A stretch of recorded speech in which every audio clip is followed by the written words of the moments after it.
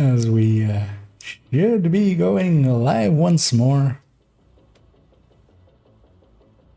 So I'll briefly check that we actually are, and that my settings are all correct, including my mic being gained in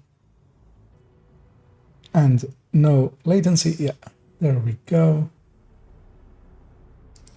As I'll refresh the stream manager and see if I'm actually alive on the internet, which I do seem to be, which is a good thing. It means that I actually exist. It satiates those fears. Yeah, so for today, we wanted to change the stream title, but I forgot, as always. But also, I'm good with the stream title being the same thing over and over again. It's fine. It's recognizable. Let's pin it on that. Area detected. And yeah, so I am on my Alta account. I'm gonna turn off these directives for now, as I have 2 goals in mind. As it is Friday, making sure that it actually is Friday. It is Friday, and that goal is to get some levels from the league, especially doing the 4 missions really quickly. We'll get the hostiles burned along the way anyway. And I want to do basically enough of the global event on this account so that I have the entire reward tracked. So tomorrow I can bring them together and share everything together. And if I can, I want to do all challenges on this list, just to show them all, basically go through them all. But that kind of also depends on if there's too many horrible ones or something. Because some can take way too long. Although I don't think there is any really horrible ones. Some I will likely just do on normal difficulty.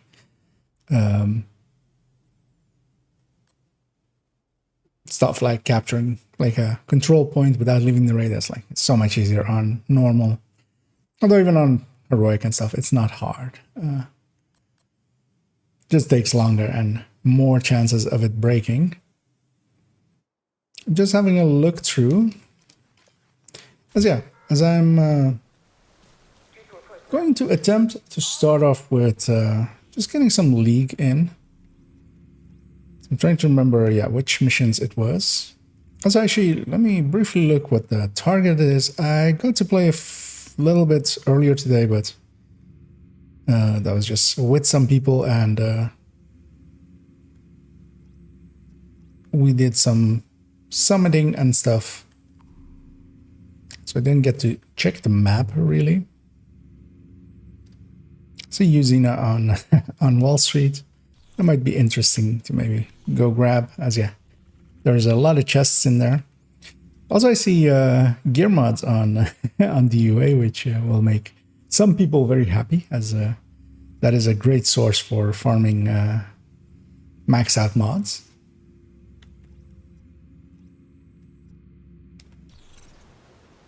But yeah, for now, I'm just going to start matchmaking starting with Jefferson Trade Center on hard for the league and see if we get anyone. And if we don't really quickly, I will just do them on Hunter's Fury. Actually, I'm going to end that matchmaker because I do want to do them, of course, with the global event on. So I need to turn that on before I forget this time. Because I want to get as many stars as well on this account as I can. Agent polarity linked to weapon switching. And As I haven't played at all on this account. I feel 0 stars.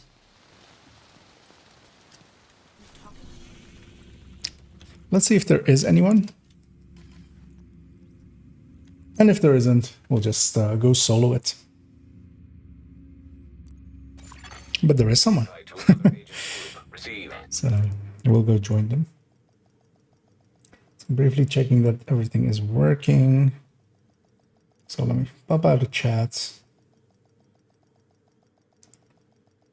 You're near Espinosa's last known position. The shade should be close. We're 3 minutes in at this point. Last radio contact with Espinosa came from a parking garage close to the shade node. Isaac has the location. Which is fine. It's Shade agent credentials authenticated. There should be a terminal that'll let you it's very much I just want stage 10s. So we'll just help them get that. Authorization granted. Please stand by. Well, yeah, we have everyone's above a K. Their skills are weird, but All you never know. Operational.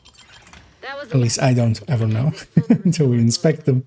But we have a ways to go before we can celebrate. But I'll just do my thing. Hopefully there's a red in the group that like gets a few kills in and kills the heavies for me. Radio And intercepted. that's all I need really. Hello? Not much else is required. I'm gonna leave my hive back there because yeah, they spawn there in a second. This channel. I try to catch this one as they're meleeing, which is yeah, like the worst thing you can do. Because yeah, they're trying to get a challenge and they want to make it harder for everybody else to actually get anything done. They'll keep them alive. They aren't stupid. Just find that hyena piece of shit and waste her.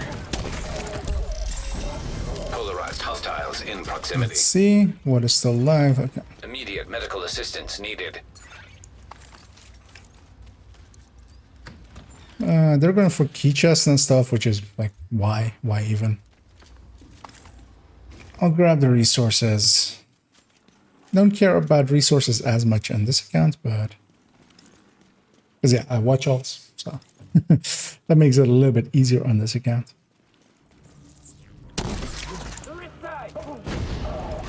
As they go for the obvious target that would spread. I'm gonna push my hive up here. I'm trying to remember what the spawn on hard was for this, but I don't really remember, so I'll just wing it and try to guess. Working out, seems.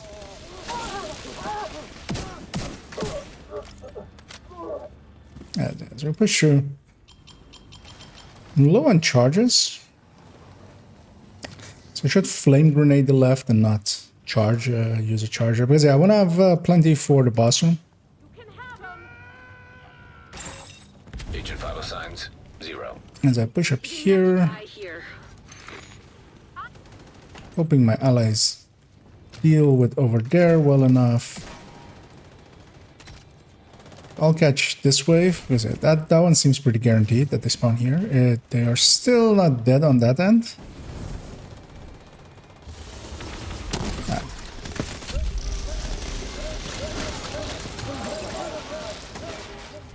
And unless that is a heavy, That bastard can't have gotten far yet. we are going through here.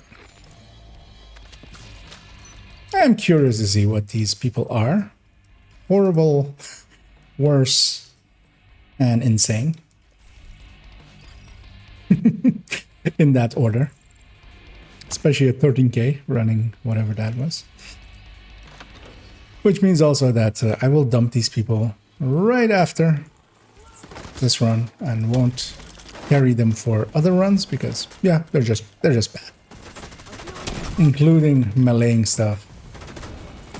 Including not shooting the stuff that is on fire, which is, you know, you would think at their levels they would have some knowledge about those kinds of things, but I'll try to catch the boss. I do.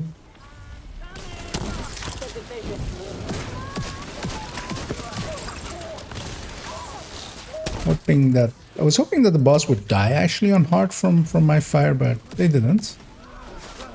Trying to get that one to spread, hopefully to the boss. It does.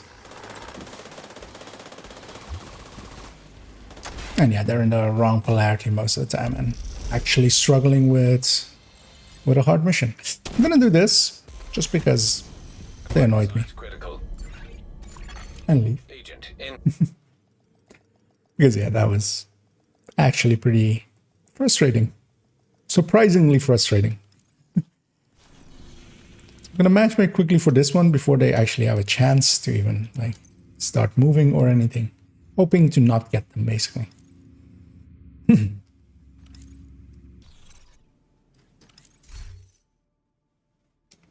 As is, I'll wait for my skills there to get a few charges and stuff. Some of these pop-ups happen. And if we don't get anyone, I'll just go solo it, which is a fine thing to do. I'll actually fast travel there, see if the snitch is there. If I haven't spawned them in accidentally already around here, which is quite common actually, as if several spawn points around here, so you will spawn them in by accident. Hostile control point nearby. But I hadn't, because he is here and not on cooldown.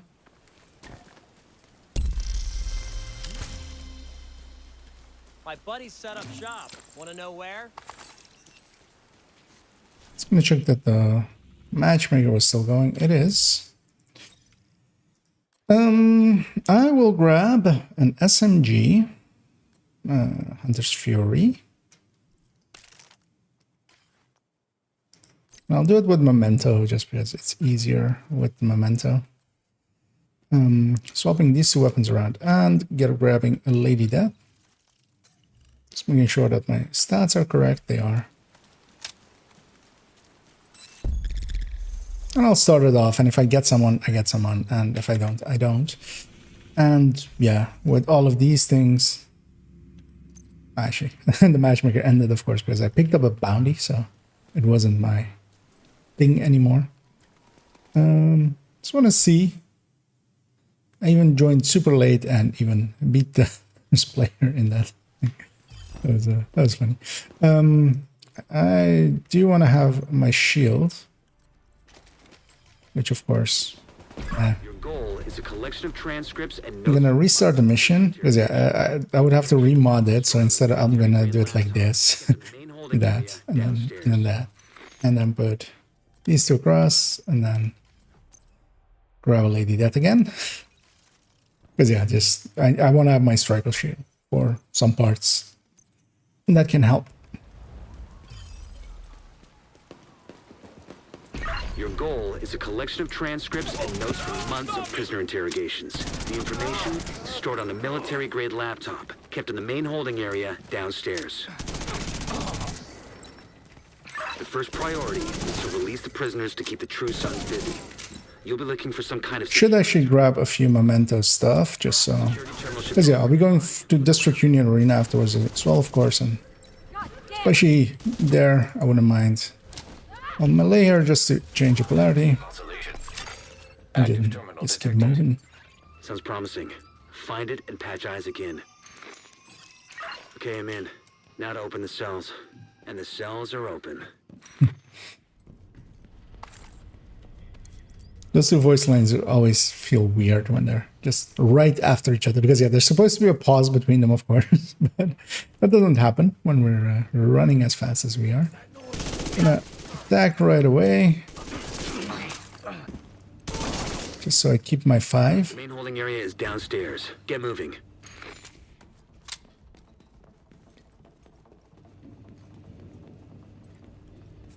Yeah, that running in speed increases. Kind of funky looking always.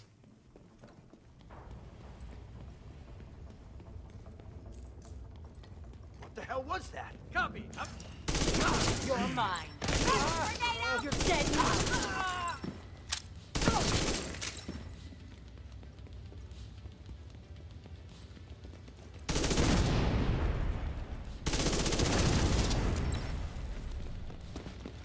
I didn't actually get a reload out of it. Out of me reloading. Oh. There, I of course did reload and then shot the wrong one.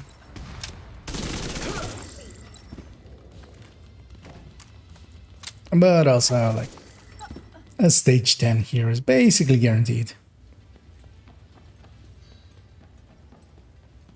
It's everybody's positive.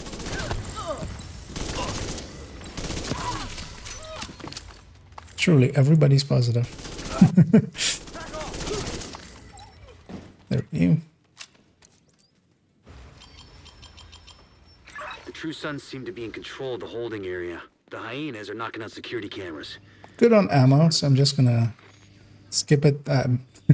Automatically went for the key as I saw it on the minimap, but that's completely unnecessary, of course. Going to shoot that guy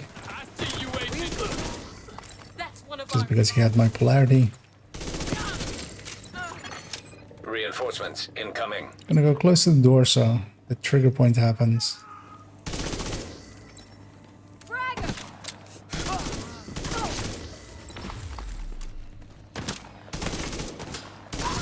Going for headshots way too much. But also I need headshots for the leak thingy, of course. So I might as well just make all of these be headshots. Damn it! You want some? Punch!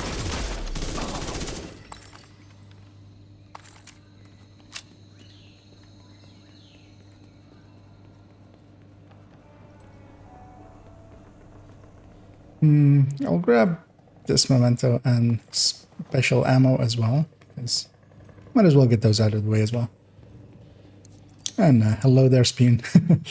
Bright and early as always, it seems. So There was a bright flash and then static. happy to see you again. As we'll go do some leaguing and some global eventing on the alt account today.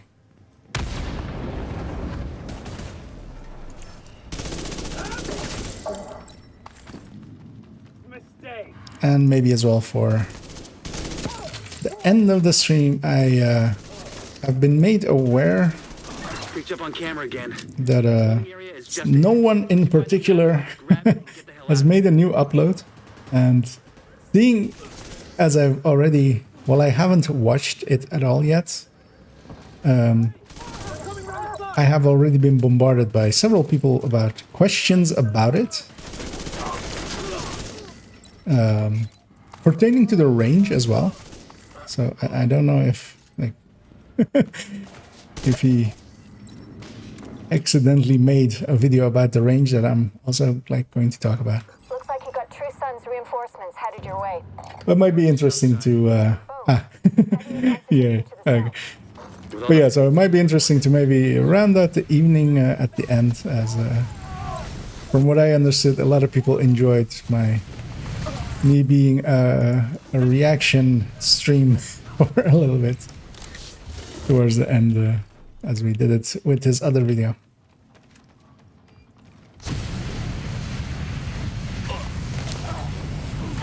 So just getting some special weapon kills might as well.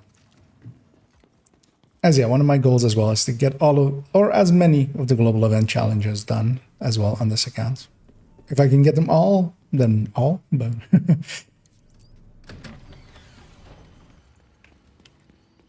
because yeah, usually I do them on both accounts, and usually it takes me like, depends on the global event as well. Usually I do it in like 3 hours, but it's also sometimes very boring because I'll just put it on normal and just go through and make it easy on myself, basically. I don't want to do that on a stream because that would be boring. So I want to stick to heroic and just, let's just see how far we get, maybe.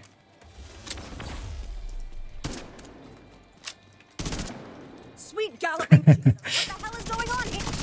Good to hear, and yeah, it's I'll gauge interest as well later on. Just the thing is, I'm very conscious about, like, I don't want to be like that guy, like just somebody reacting to somebody else. Like he's not that important to me.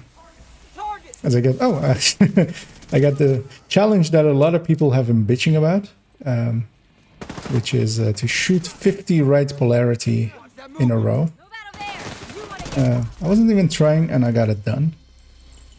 So that shows a little bit the disconnect with some people, as I saw several people bitching about it again on Reddit and on some Discords. All clear. As there's also a trick for that one, as I rediscovered today as well, as I was working on like some testing with the range. Effectively put this hellhole out again. And that is that the range targets count for that. I got that challenge done while shooting in the range, so it's interesting. I'd forgotten about that. I didn't know that like ages ago, but Because yeah, the range targets, of course, don't have actual polarity, but like behind the scenes, they kind of like it doesn't hold it against you. Going to set this on challenging for the league run. I'll matchmake first. I would much rather do this with the group so I can be in Eclipse. Also get those burns in. So I'll give it a second, as that is a names group over there that I spawned in. I won't go after them. It's not, unless this zone has really good targeted, but it doesn't. Received an invite to We did get an invite. I'm gonna become an Eclipse and then join them. And that's just so when I load in, I get all my charges back.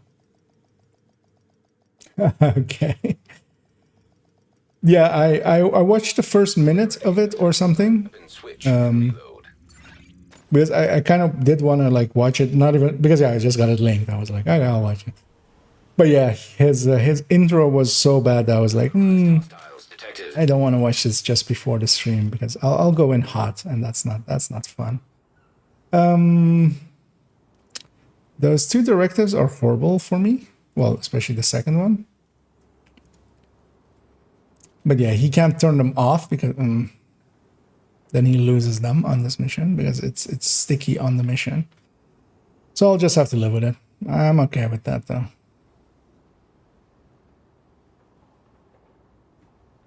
Gonna check what he is. And he's playing on hard just because he belongs on hard, it seems. If he wants to go, I'll go. Yeah. So yeah, we have the that skill one where I have to go run over pickups, get them, which is just gonna make this only harder. Like, but also it is unchallenging, so I'll be getting enough kills that it won't get in the way. Also, actually, missions, I don't mind that one at all because I know them well enough that I don't overuse skills anyway. So I actually end up better off on charges usually, unless I'm like really competing with very strong players. But also, it doesn't matter who makes the kill, but more if I'm competing with strong players, they might actually get the kills before I do. And that's more the... Because yeah, it doesn't matter who makes the kill, everybody gets that. It's not like Memento where you're competing for them. But just I will use more charges when I'm competing with others. I should get rid of my... Oh, that's gonna hurt.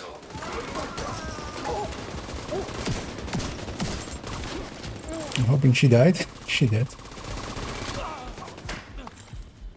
I'll use my hive here. I'll get parts for it again.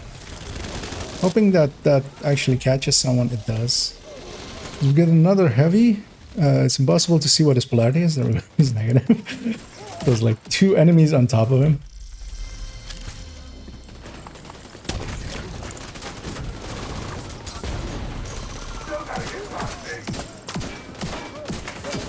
It is. We're getting a ton of challenges popped off already. I just don't look at them. Oh, Jesus Christ.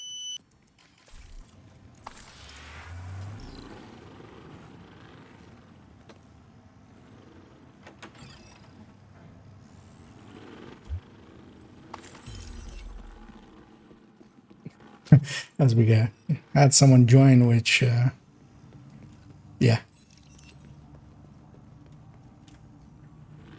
Hoping these guys will just come with me. Like, we are actually on a... like, I don't want a top time, but like just standing around doing nothing is also not what I'm after. Just looking for heavies.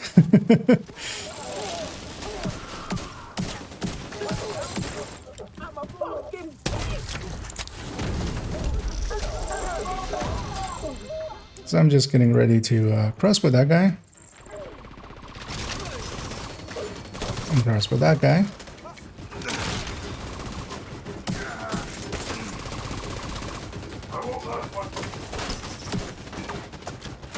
As it.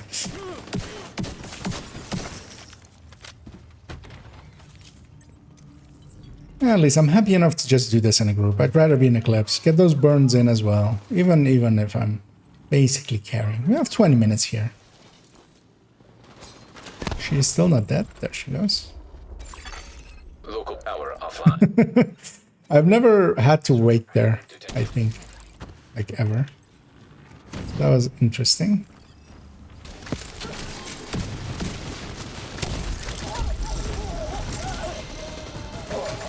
I do need to get these pickups. I'm waiting, you fuck. Micro. So one of my teammates says micro. Oh, he likely means microphone of that.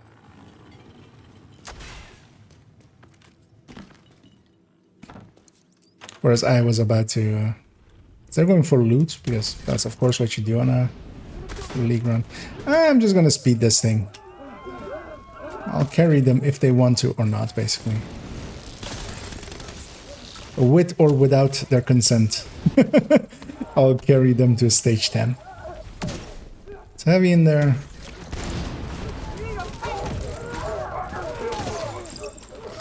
So one thing I'm not certain about is if I need to be in the right polarity. It doesn't seem so. If I need to be in the right polarity for the crossbow to actually take the heavy's chest off, but it doesn't seem to be.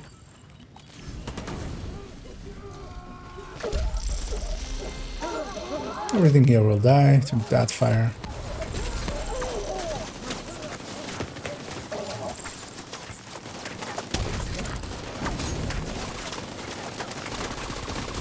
Where's my hive? Oh, it is up there. I can pick it up. Nice.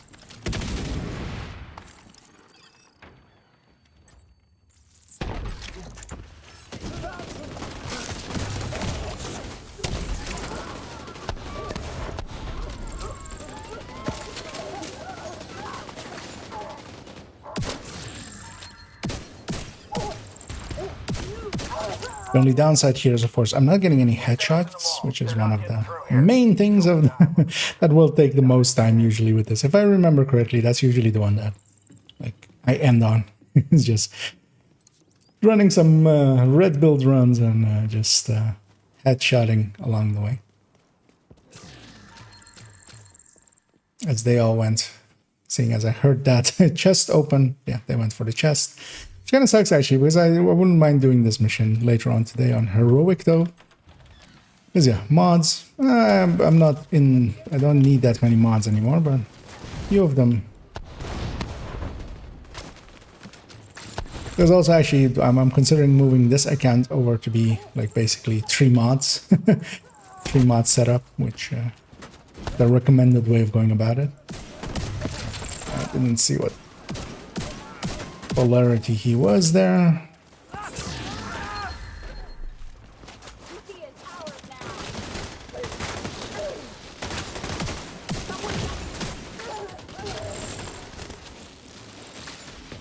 Still there, sweetie? Hello? Fuck. Everybody get yourselves ready. This situation is serious. And yeah, so my fire chem isn't doing too bad with that directive, but my hive is really hurting. Because I basically never have really any good charges on it because I pick it up and then I only run over like 3 things. But at least there's a little bit of it there just to harass stuff.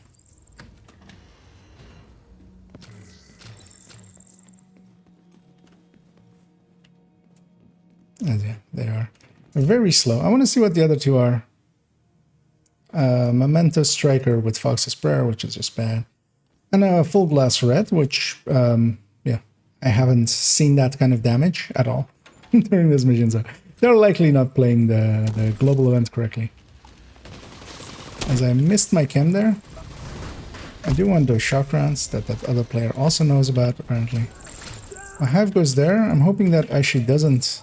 Gonna chem over there, getting the 2 back 2 gas tanks, and that's the 3rd one. Getting the boss out. Set this wave on fire. Gonna grenade that side already in anticipation for the next wave. Trying to get in the right directive, or in the right polarity directive. Just so I can try to... That wave spawned a little bit late. There we have somebody shooting the wrong polarity and doing the appropriate damage for it. I'm gonna pick some of these up. I'll shock him.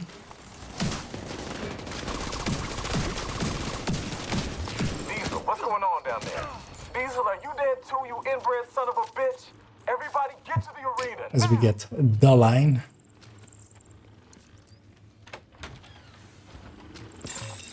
Airborne toxins at unsafe levels. Filters failing. Air filter function I'll restored. just let them come out a little bit so that they don't all get stuck in there. I'm assuming it's the same pattern, yeah, of heroic. And with how slow my allies are killing, I am going to stand by the button just in case. Airborne toxins at unsafe levels. Filters. Normally, yeah, we shouldn't get a second wave here. Air filter function restored. Or well, like a second of those. Listen up. We got devils That the gas is active, basically. all. Stand and fight. You hear me? Stand and fight.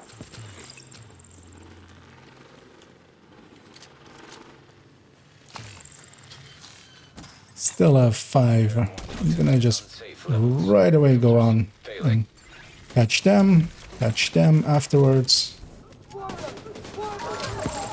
Hive up there. As we try to act as if we are a well-oiled machine. Which, I'm not. I'm barely awake. But these spawns I could do in my sleep, I feel, at this point.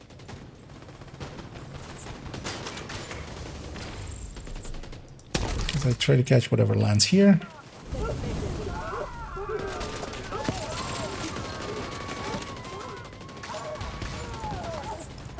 I'm gonna try if I can catch them up there. I didn't. That would be too easy.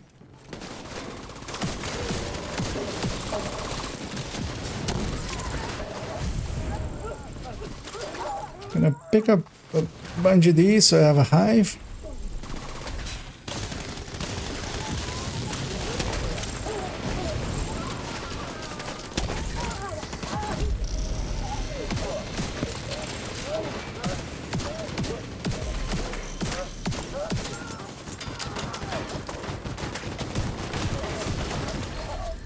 As we got a bonus wave, which yeah.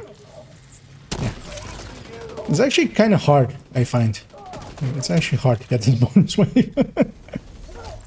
Although it's over as well, of course. As they gave up the high ground by coming down to us. Taking out the hyena leadership leaves I kind of want to see the damage. Actually, yeah, no, I'm just going to leave the group. I do want to see what the end stats there were, but I don't want to stay in the group. As yes, we have Wall Street left. I want to give it a second to get all of those pop-ups out of the way. You have left the group. As in the meantime as well, I'll actually briefly check. As I didn't, what the polarity switch video did in the end. Which, yeah, wasn't great in the end. But I'm happy I made it, at the very least, if nothing else. Just to get my opinions on it out there. And maybe convinced a few people to at least run it. But yeah, just waiting for all of these pop-ups to happen, and then, yay, damage summary. Yeah, that's about right. For that. Of course, the Eclipse is supposed to clean up in that, but not to that extent. Because yeah, there's still heavies and stuff for them to like hit. And there as well, we've done 3 missions and some challenges, of course, along the way. And that got us 10 levels. And that's kind of why it's like worth doing these challenges and the league stuff. Because yeah, that's like 10 levels for 30 minutes of work and like at least interesting content. IKEA shorts, yeah. It's way too short. They're like, this must be a incorrect upload. He just forgot how 3/4 of the video. I'll just wait for the full one. take a big sip of some mango Agent and polarity linked to weapon switching and and reloading.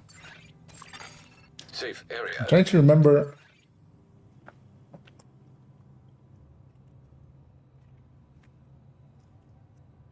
What is the English word for? How do I not remember or know this word?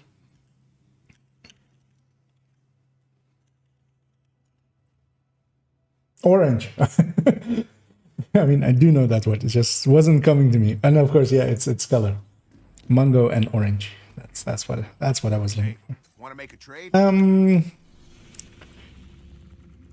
I will matchmake for this. It's on hard anyway. Because I want to get those burns in if I can.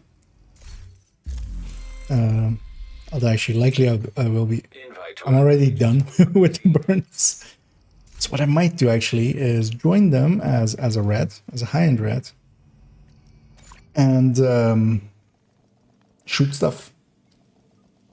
That might also be useful for the APC fight and the bosses as well. You're coming up on Dragov's outer perimeter. Remember, you're only here They for have taken a minute to go one room. Radio intercepted. And not even one room, but just two waves. Loading area by Broad Street is under attack. Which, yeah. Shell the gate. Use the APC. Do not let them raid the stockpile. Another agent is now in your group. Polarized hostiles in proximity.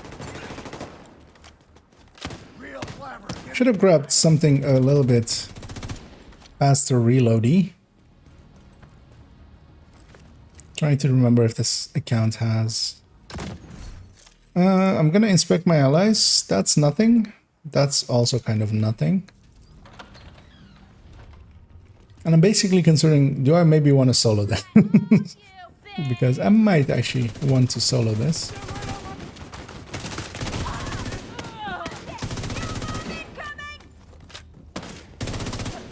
And yeah, why I went high-end red over Striker is because here actually Striker has issues stacking with hard enemies.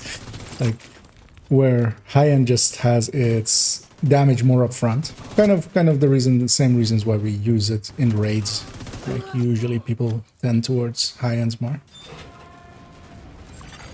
Another agent has joined your group. Protect that stockpile. Duchess, I need you to see to it personally. On it. Get that stockpile, Agent. Everything you take from them is something they can't send to Keener. Fuckers bring Tina supplies. I don't care what it takes. Take them out. Reaching to the stockpile now. Nobody else is shooting. I feel.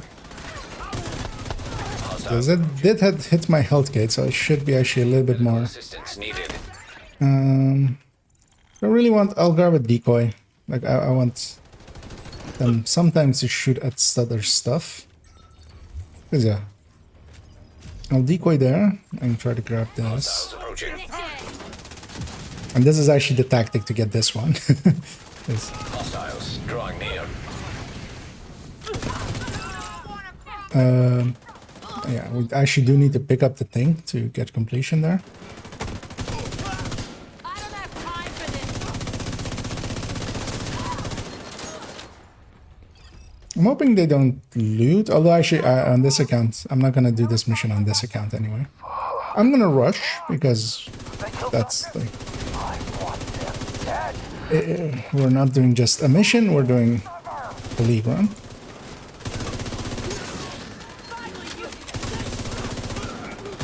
Oh, that's the wrong polarity. Hostile forces incoming. Trying to see who's what.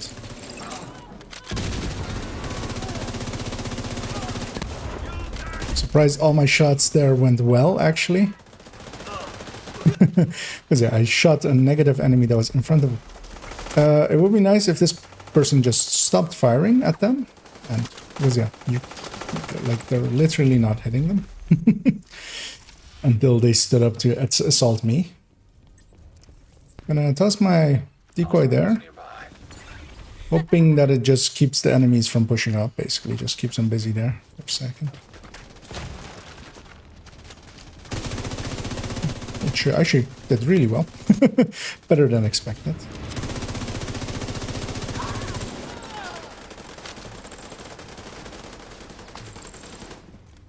Should actually aim high.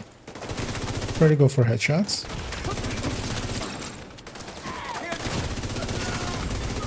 Serious trauma detected.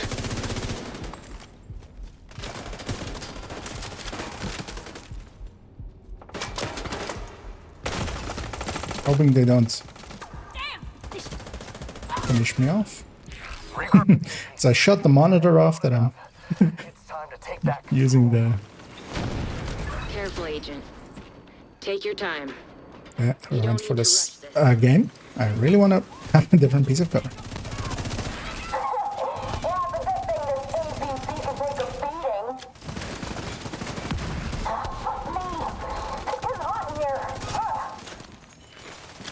It's getting hot in here.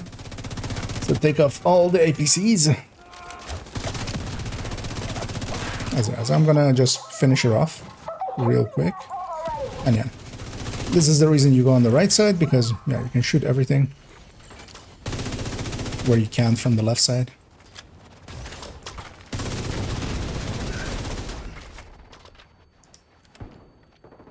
As I saw polarity to kill that guy, but there's a guy here, of course, now. Yep, that was it. I tried to pull out a shield there, but I don't have one, of course. And yeah, I'm just gonna aim high, even if I waste a lot of shots. Dragov is holed up in the exchange. Headshots are Looks like it's locked down tight. what I'm after. You might be able to gain access from the scaffolding across the street. Wrong polarity. Blow this shit. Let's fuck them up. Let's get our justice. One positive guy. Where's my special?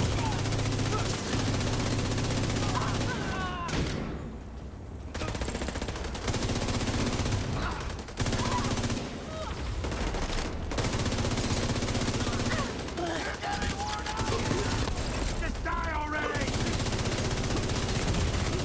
Immediate medical assistance. I'll take a kill here.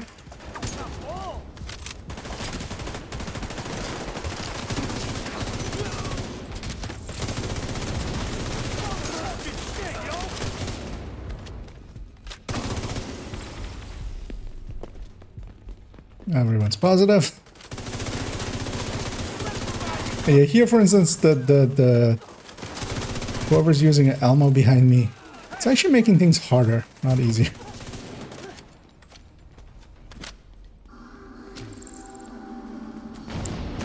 Gonna decoy somewhere. Well, bounced off something. Hopefully, it'll still attract some fire.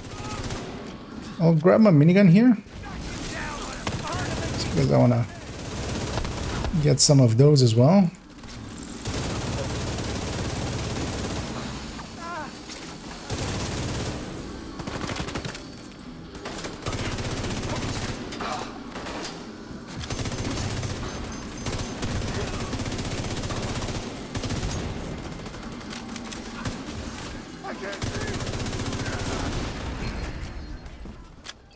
Time to make these fuckers dead.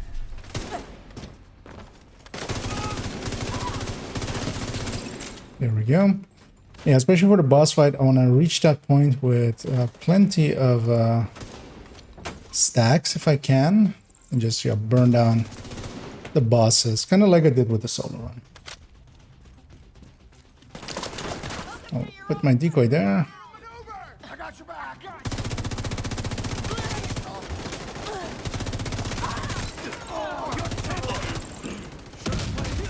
Hard to see who is what. Everyone's negative.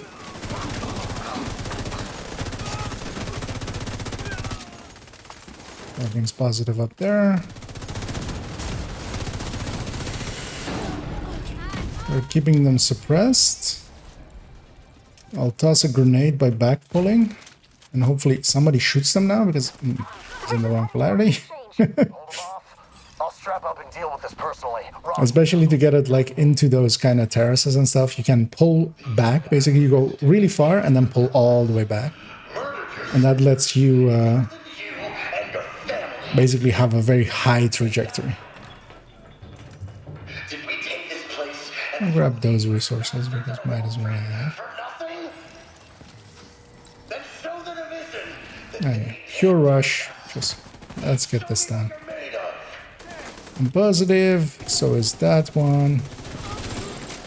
I have one goal. I need to be basically 5 at the end of this fight. Even if I have to... Oh, I've overextended. That's fine.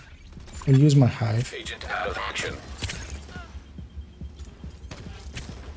What's surprising that those enemies over there were so aggro to me.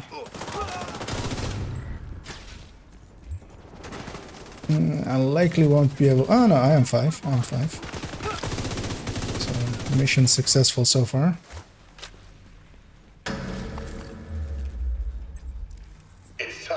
Hopefully this 5 lasts long enough for something to spawn. As yes, I'll toss my decoy there. Let's get him, boys. Time to put these. I'm hoping that is Ron. It is. I'm hoping that's Ragov. It is. Minigun power restored. As special ammo against names and stuff is not the right choice. The shock rounds actually are not helping. It's coming in for a melee. There we go. Rogue agent deceased.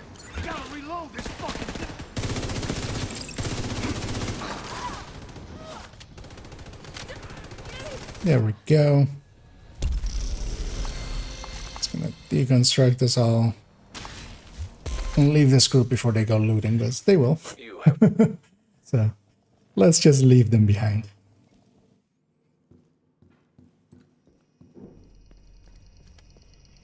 But they were meat shields for me, and they made more things spawn for me to spawn to kill more stuff, letting me more easily get up in some global event stuff. Kind of want to see how that ended up in the end. That looks about right. That's kind of how that felt. Although of course these two joined like a room later than me, so they have an excuse. What was our time in the end? 10:54. I'm kind of curious to see actually if anything that I did this week was faster than last week. I mean the wrong thing, of course. Leagues is over here. That was about the same for American history. I think I did that solo, right? Or I don't remember. This one was a lot slower. This one was a lot slower. Wall Street as well. And so was District Union, but not by much, at least there. Because yeah, the global event will cost time.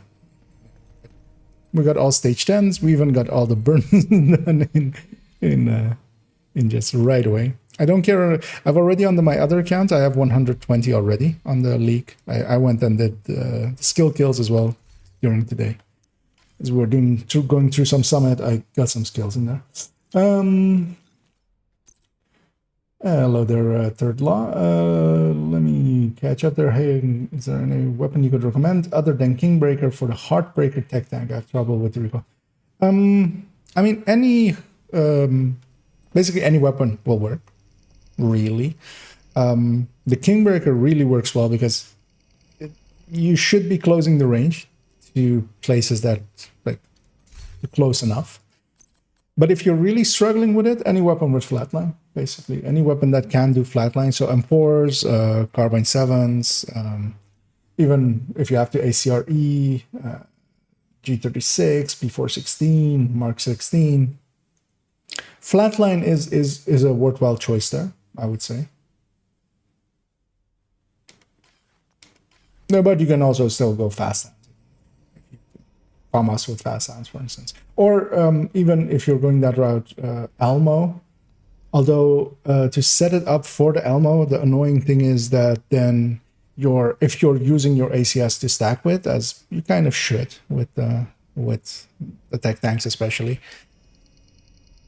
then your ACS is very low in its crit chance, because it has only 10 crit chance where the Elmo will have 20, but it still works.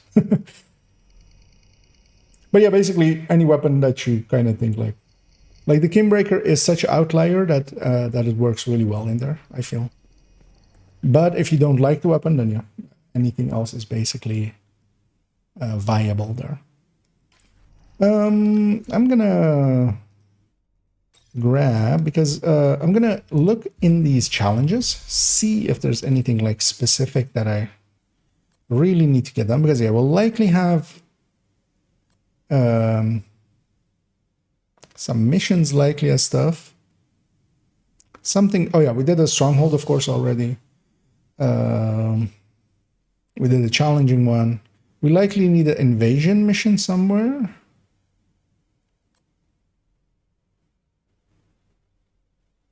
Although I'm not seeing it actually with this event.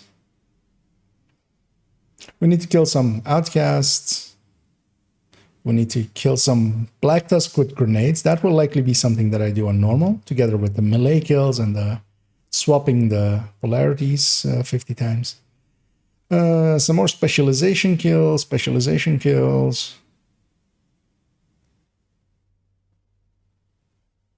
And especially, yeah, we have this capture the control point. I might go do that real quick, just without shooting the wrong polarity.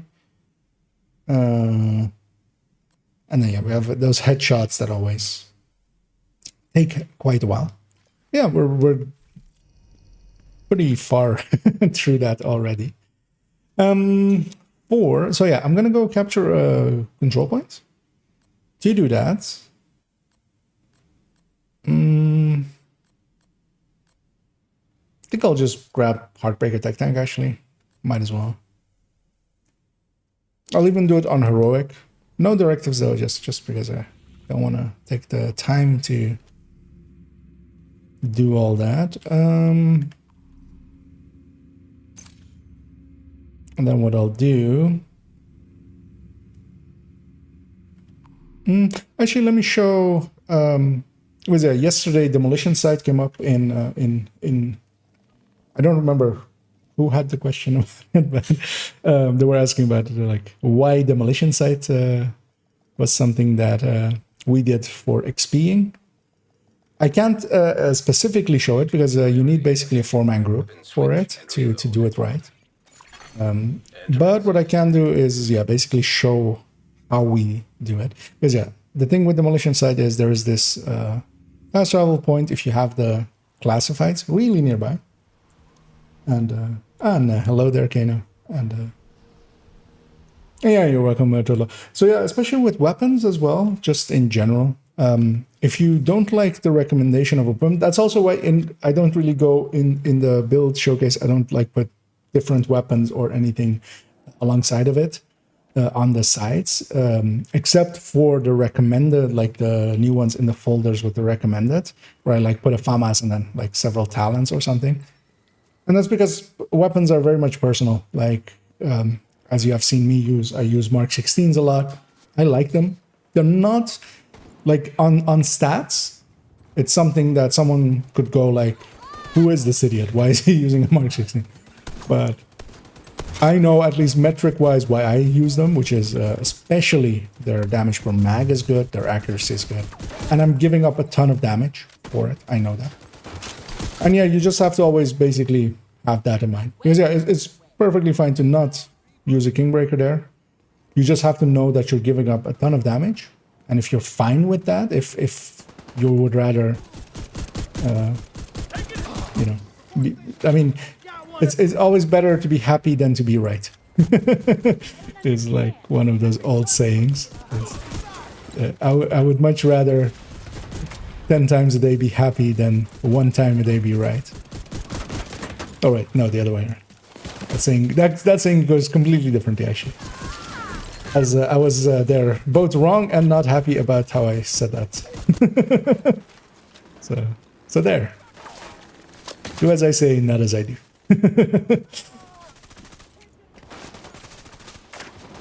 Yeah, the saying goes, I'd rather be happy one time a day than even be right 100 times in a day.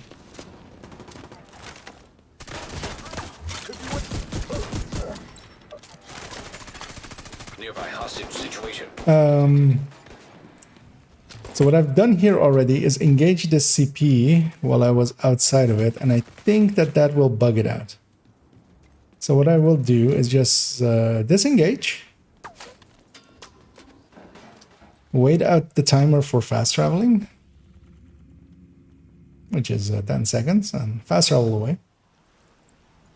And then I'll fast travel back and engage them again. Because if one of my shots, for instance, because yeah, we're trying to get that challenge of getting a CP without shooting the wrong polarity and without leaving the boundaries of it.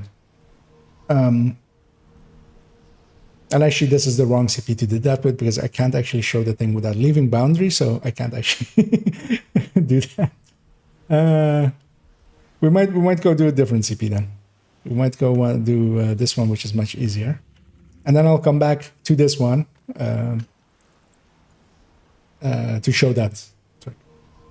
For Heartbreak build to use Countdown. I love Countdown and have special builds for it, ideas. I mean, the thing is,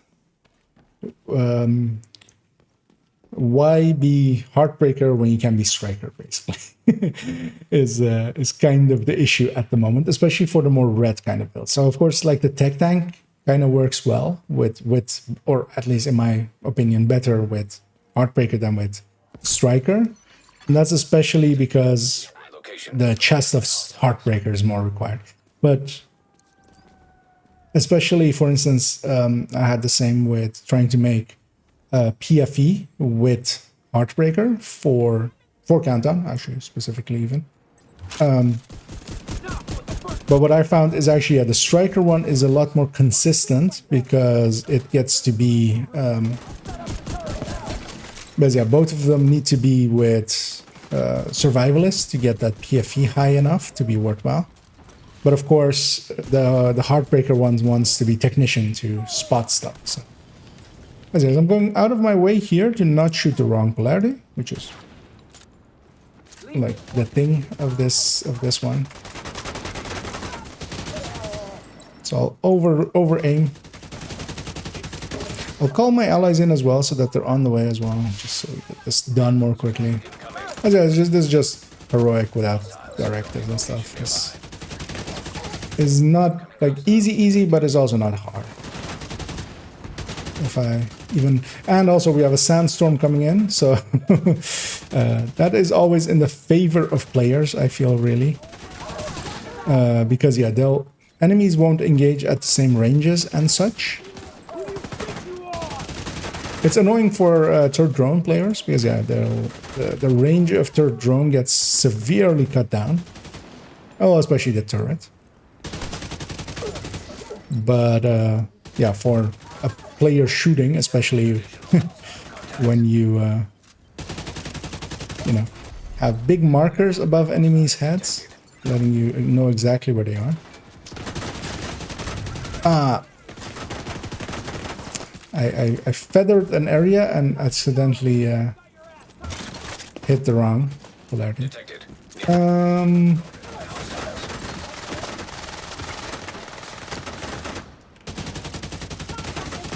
considering if I want to just warp away or if I just want to finish this now that I'm this far into it.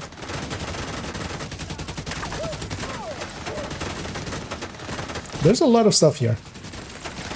Ooh, I'm fighting an elite resource convoy as well. That explains why there's so many enemies.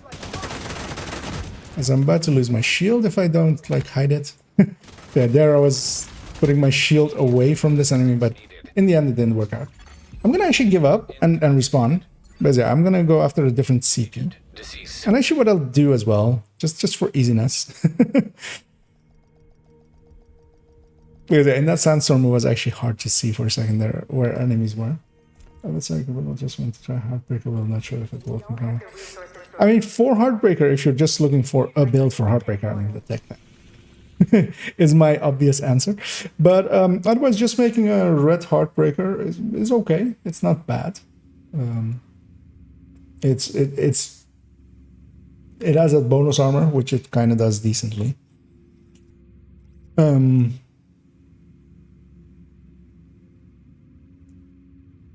But yeah, basically that. So I want to go different CP because that one will likely now not give me it. Actually, yeah, let me do because I'll do those all together. I'm going to change difficulty to normal. And that is because I am a coward and a weakling. So I'm going to go to normal. I'm going to do the shield one, the kill enemies one, and the CP one. And there was a Black Tusk with grenades one. All of those are so much easier on normal that I'm going to go do them on normal. And to do them, I'm going to grab a foam here as well. I'm going to grab a secondary Sweet Dreams. I'm actually going to track these challenges as well on screen, just so I have a little bit more easy time. Because yeah, what was this? So yeah, change polarities, which means meleeing.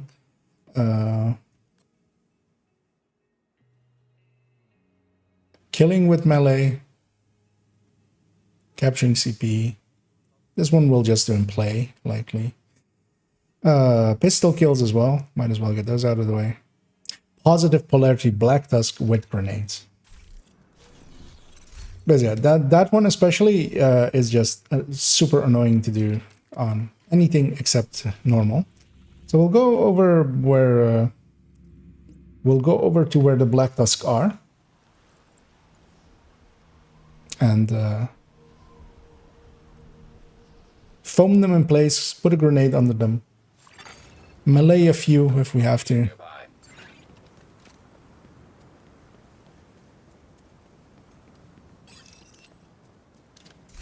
Yeah, just making sure I have the right grenade equipped. Because yeah, we need them to be reds or we need to shoot them once. So what we'll do actually is I'll run into this guy, melee him, which will change the polarity of everything around him as well. Get set on fire so I can't really easily aim. And basically do that kind of stuff. I'll go wait for them to die. They did die. I'll get these melees in. Get some kills with it as well. Once I have all the kills, so yeah, this guy will also just bomb, grenade. And I over-aim the grenade just because, yeah, you have that annoyance where Incoming hostiles detected. sometimes the grenade doesn't want to directly catch well. I'm hoping this guy's a red. He is. Oh, melee this one. I got the target right here.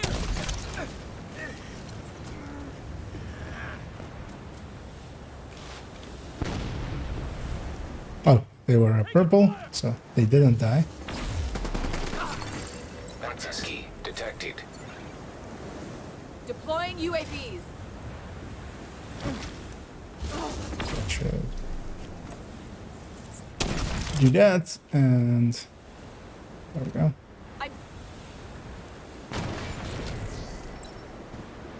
Gonna pick up a few of these mementos just for the for the skill haste coming from the memento.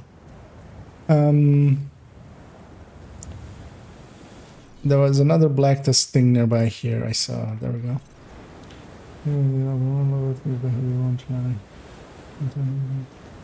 Yeah, you can always. The thing is, the tech tank I wouldn't say will work well. No build, or well, not no, but memento builds. I would say don't really work well with countdown, just because yeah, you start off without them, especially that initial fight. You're without memento, of course.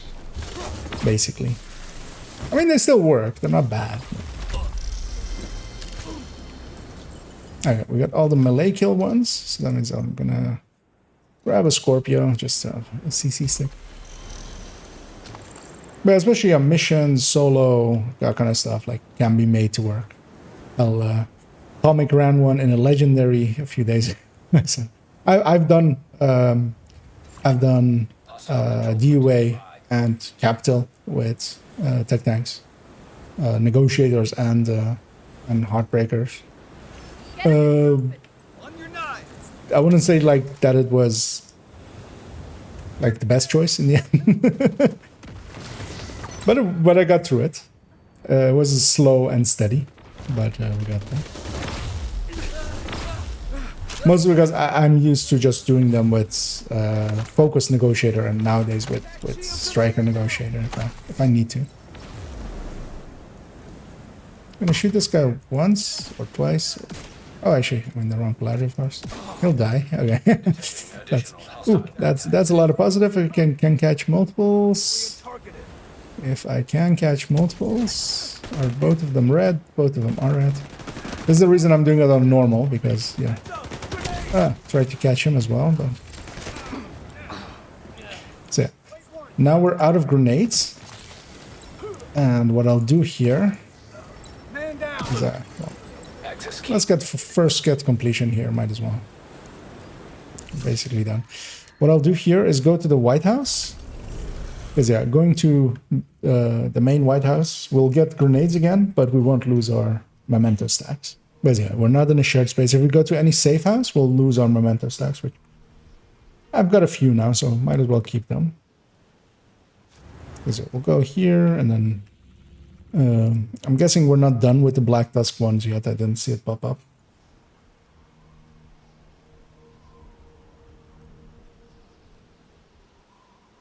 And we'll go back in and get them done. We're on 7 out of 10. I see there now. Civilians in distress.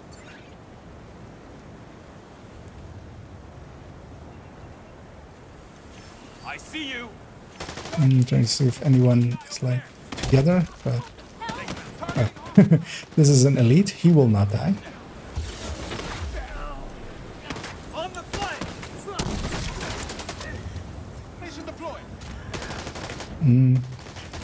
Waiting for that circle to go red, basically, so that I'm guaranteed that it's going to hit them. Because yeah, quite often what you have with grenades, like there's like here, if I were to throw it when it's not red, it wouldn't kill them. And that's because yeah. And sometimes that works in our favor as well, of course. It's not only in our detriment. Because yeah, sometimes there's those explosions. You'll hear me say it usually as well. It's like, that should have hit me, but it didn't, luckily, or stuff like that. I'm gonna melee this guy to swap him. He'll be our tent. Thank you for your service, my friend.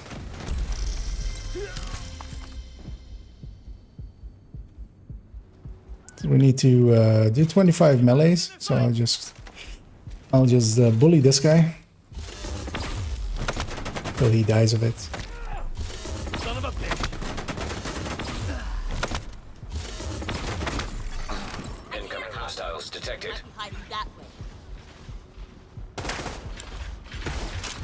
Kill this dog. He doesn't have a polarity. So we'll have a disco party here as we make colors happen.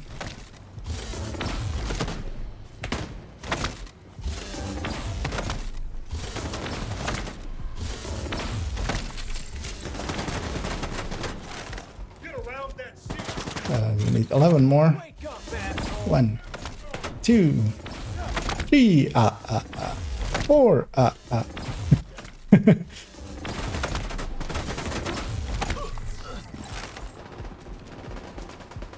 The things we do for challenges. Fuckers here. Wait, they all died? That's no fun. We need 2 more, and we need to go do that CP thing. Only reason I'm still alive is you. Thank you. And yeah, for the CP thing, where do I want to go? What's easy?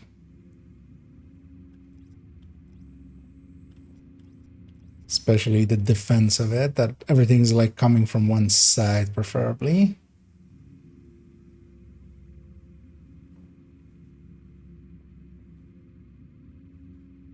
Yeah, actually, let's go do demolition site. Is everything in countdown, but change the backpack with the adrenaline? Yeah, that actually would work. Like, just putting a vigilance backpack or something even in there would work. It's mostly just memento is not.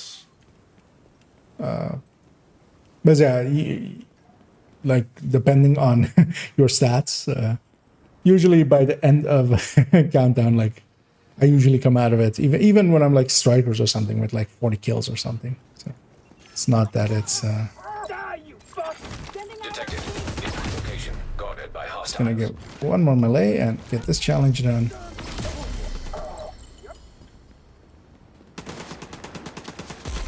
One thing I really want to do is not alert the CP here. I see them coming to cover.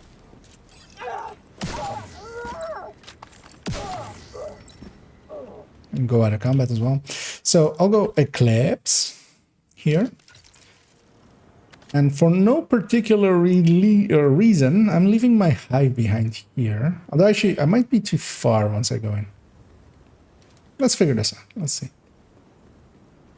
And with my hive back there, I'm going to push into here.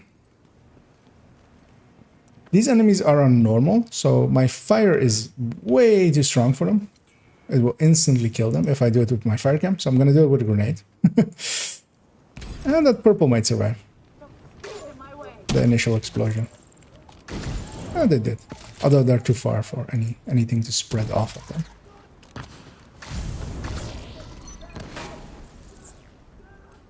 There's any red or such should, yeah, instantly die to my... but this elite won't. But he'll also evade me, because he's way too smart, of course. When that name dies, he'll spread to there. Oh, I should have called him in as well. I hope this still works. But yeah, so the reason is they all spawn over there. You'll see in a second that my hive will go wild. And this is the reason why, like, we would farm demolition site. Location nearby. Because you can do this basically in a minute, and especially if you have that bug where you have like 6-7 directives, then that kind of works as well. And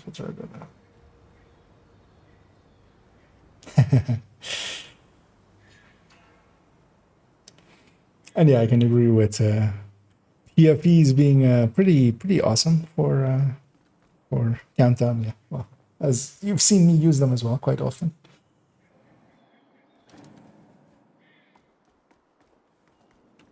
Yeah, actually, yeah, it's not a bad idea to maybe indeed, yeah, have 3 blue cores, have a backpack, just something Grupo or a Fenris, and yeah, either Adrenaline Rush or even Vigilance or Location guarded by hostiles. or even Companion can kind of work, because yeah, in Countdown you're always close to people anyway. I'm hoping this counted. It did, because I got 2 stars from somewhere, so likely that. Yeah, let's see if there's anything else I want to do while I'm on normal. Because yeah, we're basically chugging through these challenges and getting them done. Basically, I started basically empty at the start of the stream, and we're an hour 15 minutes in, and most of it is done. So yeah, I need a lot of headshot kills. That's usually the one that I always remember for this one. Took a while. Weak point, and then kills. Or well, basically getting all the armor off and killing. And some specialization ones. I need some sidearm kills as well, and positive polarity outcasts. Those we could get in missions, but I'll just go do them just here by myself real quickly. Because yeah, we're gonna take it into matchmaking afterwards, and I'm not guaranteed to get outcasts, of course. So. as my voice really goes in a weird way all of a sudden. As it had some high tones all of a sudden, which yeah, that was weird. No, as we've actually already unlocked all rewards. I'll grab the something. What do I want to grab? I was considering grabbing the tech tank, but yeah, I'm not going to stack up to that many mementos.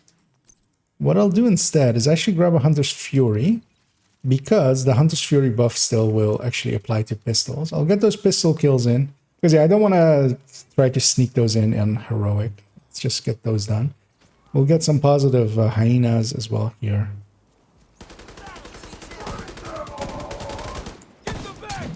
And yeah, as we all know, most hyenas are positive, although usually we aren't discussing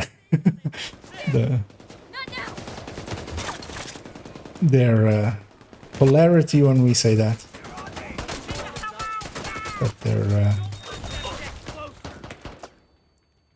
but their tendency to have the green poison. I'll go out of my way to make them positive.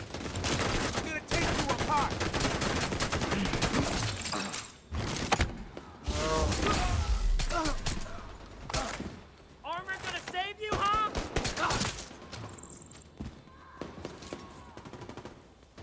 Oh, yeah, of course, this is unnormal, so we're just breezing through. I'm in trouble here. If I can get some headshots in as well, I will.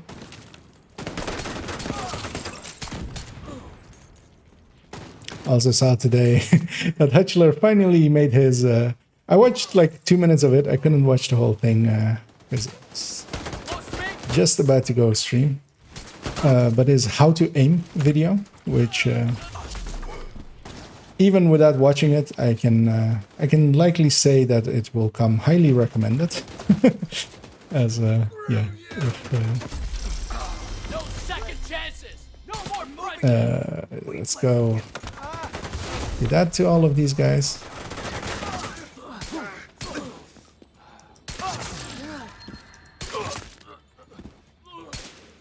Because if there's somebody that has really good aim, then it's Hutchler, and if somebody's qualified to teach others how to become better at it, he will be that person, I would say.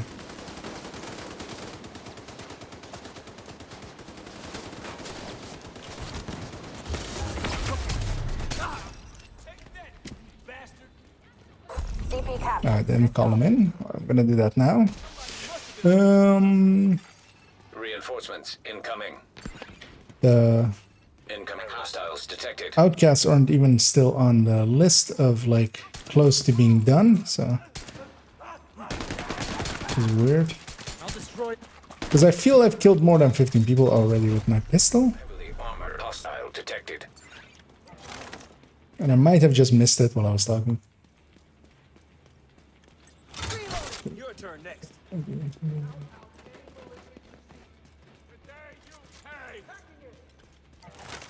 out in the open. Shoot that fucker. I got one.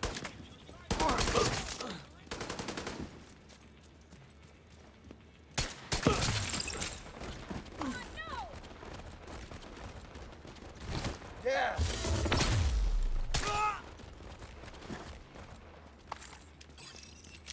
Yeah, let me go see. Did I get those pistol kills? I feel I did. Oh yeah, okay. So yeah, I'm just gonna do another of these CPs just to get those outcasts out of the way, just so we're not tied to any specific mission type, just because I always dislike that.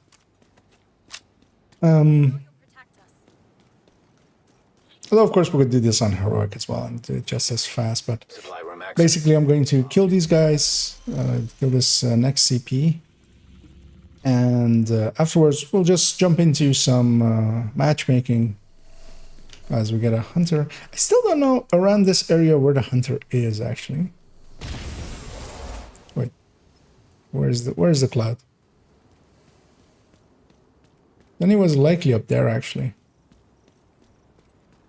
That's what makes sense. Usually they're not way too high.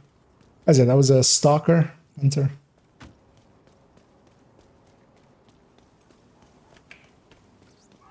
Which is a rare occurrence, but I feel most people will have seen them at some point. or at least had their effect upon them. Of Coyote, AD, Intimidate, Obliterate, Intimidate, or Obliterate. Yeah, that sounds like a good setup for it. Picked up. How did I?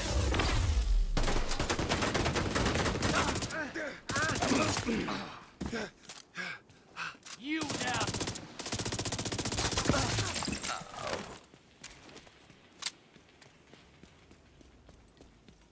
At least I'm guessing that has that you mean that as a PFE build, which yeah, basically that's what I go for kind of. And yeah, Intimidate and Adrenaline Rush kind of still work for there as well still. At least for PFEs. Just because they don't lose that bonus armor that fast. As I'll take the sneaky way into here and shoot this guy. And suddenly they know I'm here. I'll use this guy to swap everybody's polarity.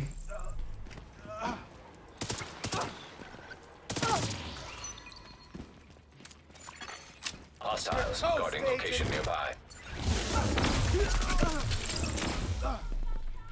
Get into it. Heavily armored hostile detected.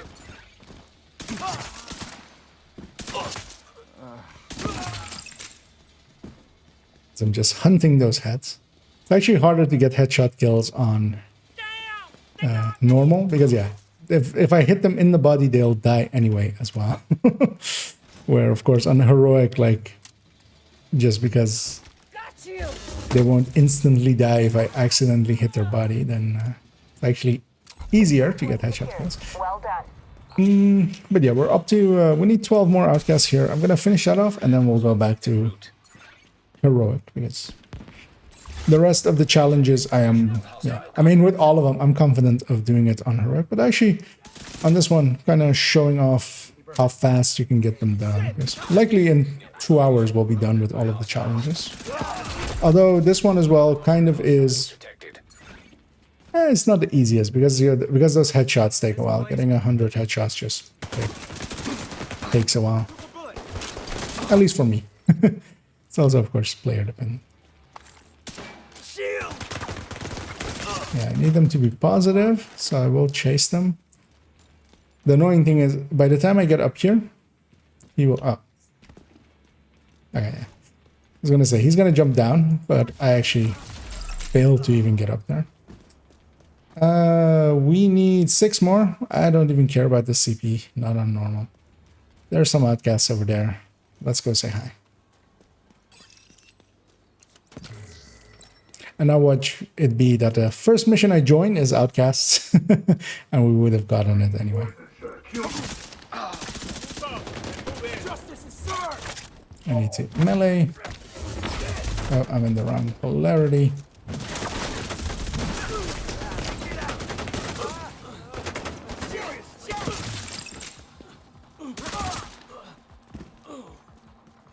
I feel I got it already. Okay, yeah, I did. Unlocked. Ah, okay. Was just waiting for the CP capture to happen. I'll get a few headshot kills here. I'll grab this bounty. Actually, no, we won't get a bounty because one of the hostages was very rude and died. How dare he? Or she? As yeah, their body is likely somewhere around here somewhere. But yeah, let's go back to Heroic World, first of all. And then, yeah, I'll just hop into some matchmake, I feel. Because, yeah, we need some specialization, positive.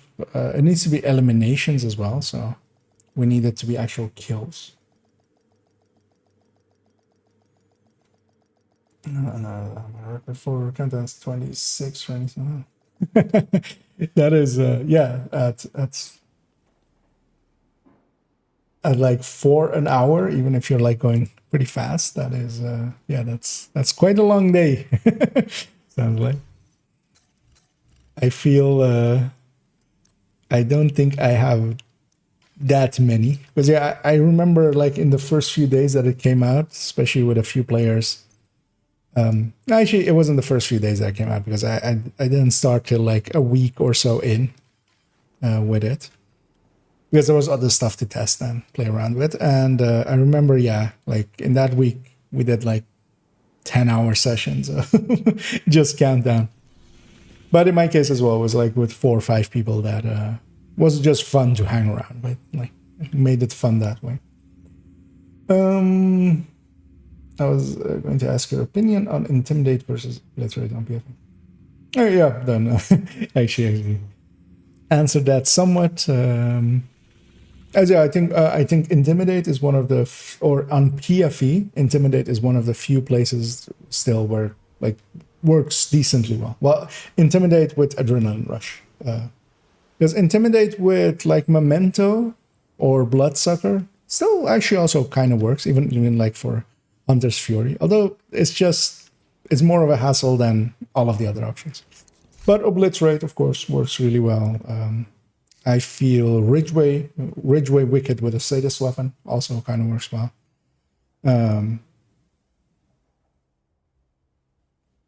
Yeah, kind of like that. The nice thing with Intimidate as well is because usually when you're in a situation that you're going to grab PFE, which is like rogues and hunters and stuff like that, the nice thing about Adrenaline Rush Intimidate is especially that works still well with a Scorpio. Because if you're using Obliterate, you really need to either stack with a SMG or AR first, then swap to the Scorpio to get like actual good damage out. Where Intimidate still like works well with Scorpio. Because yeah, Scorpio usually ends up, pretty important for PFE. Oh yeah, I was just gonna check what is left of challenges. So yeah, headshots achieve highest, which yeah, we're just going to need a few seconds to get that. Weak points and then kills, which also I will likely get. Spec weapon, positive and negative. So then I'm going to consider what do I want to run for that. I'm thinking this high-end red over a striker. But yeah, of course, this character has a good-looking striker. What they also actually have is tip of the spear in my stash, if I really wanted to do that. But I won't. I'll just take this Gen 2 high-end. But instead of the minigun, I am going to go grab a grenade launcher. Because getting kills with a grenade launcher is, I feel, a lot easier than with the minigun. And I'll just try to use it quite here and there a little bit. And yeah, what I could do as well, I think I have 4 pieces of the spear likely in my stash. Because yeah, for this account. As I catch a sneeze there. Hopefully I did actually mute correctly. I have a lot of like gear set stuff, like hotshot pieces and tip of the spear. Builds that I don't really use in here. But I don't think I really even need that. I don't really need that. Because yeah, we could make a tip of the spear kind of build, but I don't think it will help a lot. I will matchmake just for heroics and just let's go. Let's go play a high-end red in some match-made missions.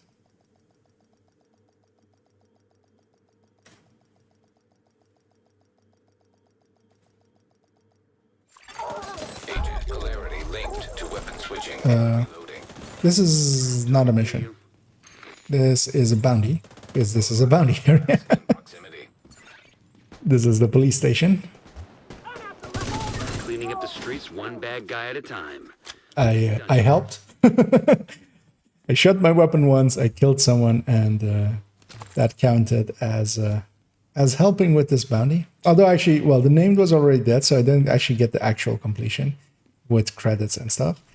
They're matchmaking for District Union Arena. And I'll go join them.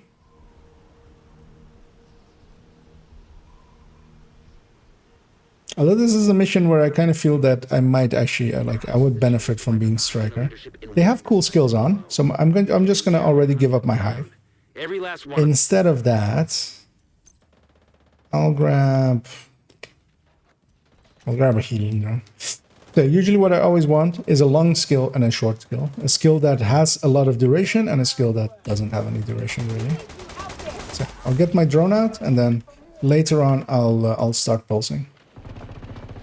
And while I don't really consider the healing drone something useful, it's something.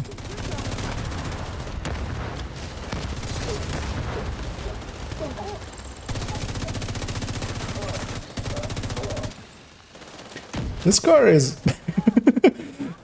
that car was very much lost, I feel. Because yeah, I saw it go past me earlier, and then now... Ah, we have armor breaks as well, actually. I should have not given a free armor break away there. And I very much like... I feel like that urge to go Eclipse. Very much so, of course.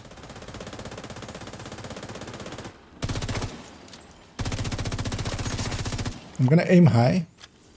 Gonna heal here, see if I am bugged. I'm not.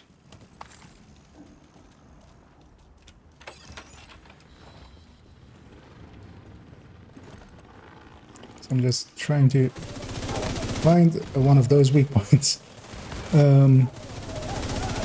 It's hard to see who has what.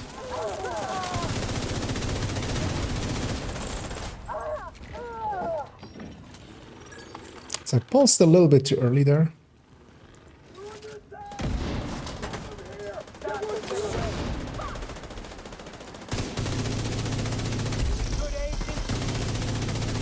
No, that's our positive ones because yeah, we killed so many positive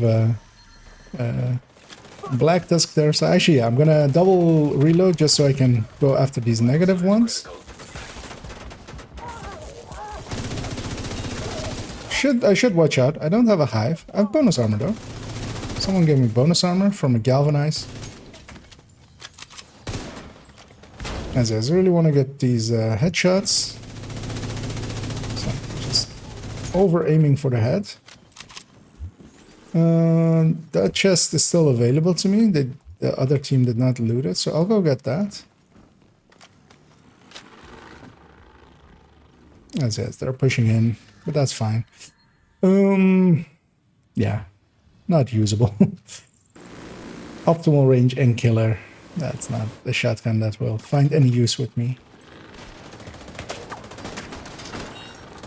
Okay, just gonna shoot that thing just to get them off of it. There's a heavy in the back.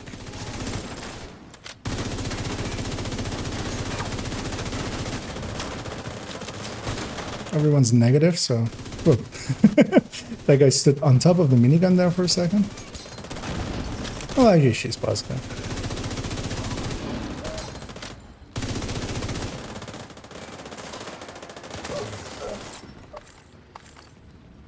This might be a good spot for me to use my grenade launcher, although I have just 2 shots. I'll hold on to it. Trying to get as many negative kills as possible. Says I'm hunting negative people. Okay, that was getting to the highest buff multiplier. 30 times. I was like, wait, did I already get the headshot one? Serious trauma detected. As I'm being very polaritist in going after all the negative people more so than anybody else. And for some reason, suddenly everything that's positive just doesn't die. It's weird when one player gives up on one side of the polarity.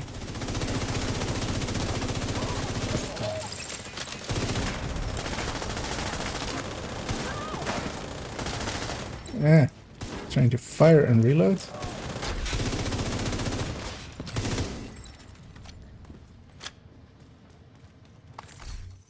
Yeah, those armor breaks are coming to haunt me, kind of. But worst case, I'll go to somewhere Why does this weapon have 50 rounds? Okay. Oh, because I no longer have the right mag for it, of course.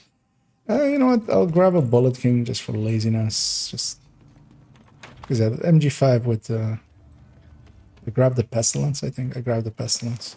That's what I meant to say, of course.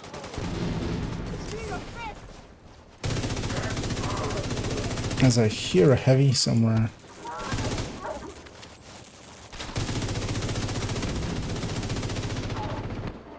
Even though that heavy was chest broken, I was going for the helmet, but they didn't let me get it, of course.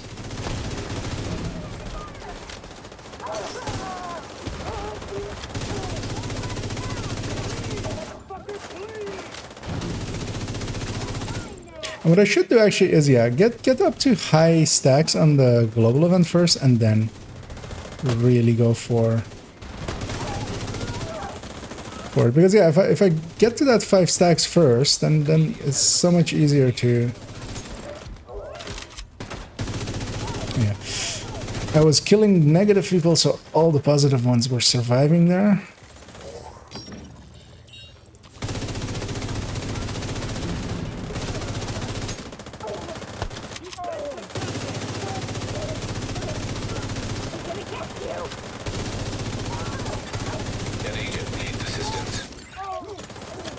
Yeah, them having a hive up means that they were really not using their other skill. Which is also a choice, you can't go for that. We'll go for the helmets. Actually, I only need the negative one, right?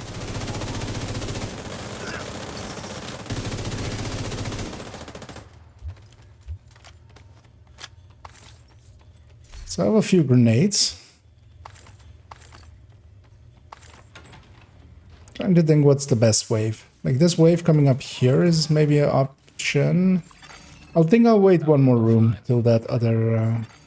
Circuit breaker detected. Because yeah, there we have the door, of course, that has a lot of them.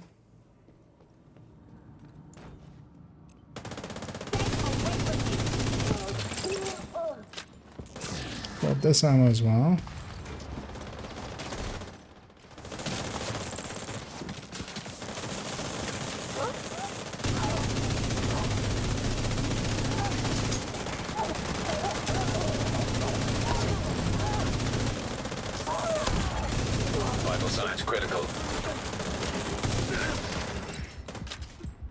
They seem to be at least playing the directive decently well. The global event. What I'll do here is actually, I'll go to the theater and back, clearing up my... because I don't think in the open world that they had fragile armor on, and this will clear up my fragile armor. Or at the very least, it will give me my med packs. Because yeah, they have a long run there anyway. There's that one chest, I'll miss out on that one. But I had 3 armor breaks, I had only 2 med packs. I'm a high-end red. I don't want to deal with it. But I think they had the thing on, but I have 4 med packs at least. I can clear it up, but yeah, they have it on the open world as well, which is one of the reasons I usually don't have it on the open world, and then just so you can do stuff like that, going and clearing it. But at the very least, I have 4 med packs now, so I can at least clear some of them in a second. I'm gonna get ready, even if I'm like being a dick, kind of. Just to do this to this wave. There's so many elites in there, sadly. I was hoping for a lot more reds. Because there were so many elites, not much of them died.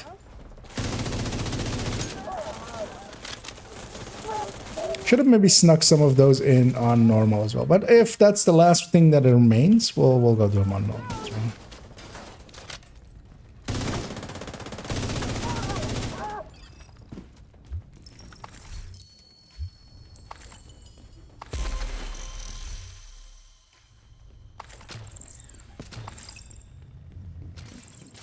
I'll pop my drone, even though it's useless.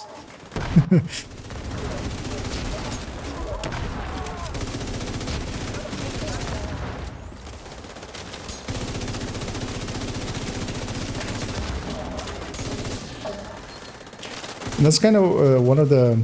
Well, sharpshooter doesn't get picked for high-end reds often. I actually really like it for... I'm gonna actually, clear up two of these armor breaks. I'm negative. Let me kill this guy.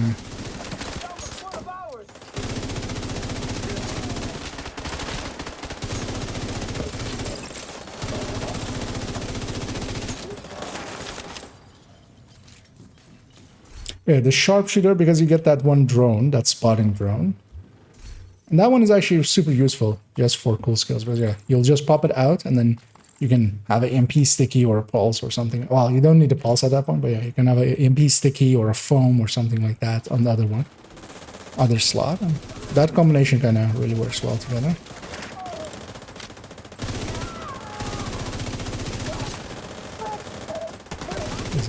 So I'm very much hunting negative people.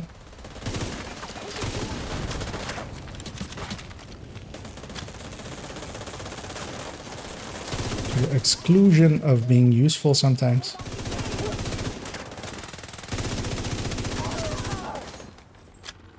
We're set up in the mall. They're not We'll getting go see if Don't die. they... Oh no, they did not pop this chest. Okay. So my accusation that they did earlier on in the league was unfounded, and I have committed perjury, and I'm sentenced to debunking more of Fog of War's stuff. Wait, what?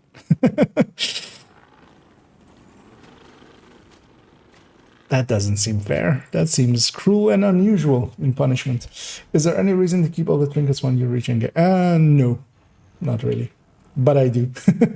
I've never sold my trinkets ever, and that lets you the load of having 4 toy cars or something or whatever I have. But yeah, they have no purpose. They used to have a purpose in the past of being used for some weekly and daily project. You would have to basically donate some of them, and some of them were quite rare, so it was actually, you wouldn't always have full amounts of them.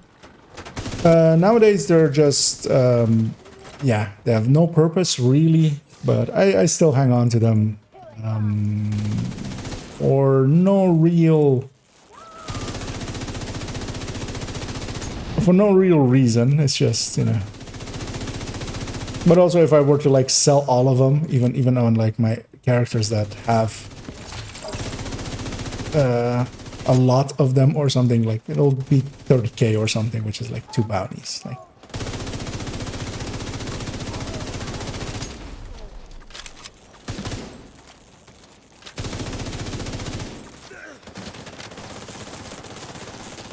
but yeah, technically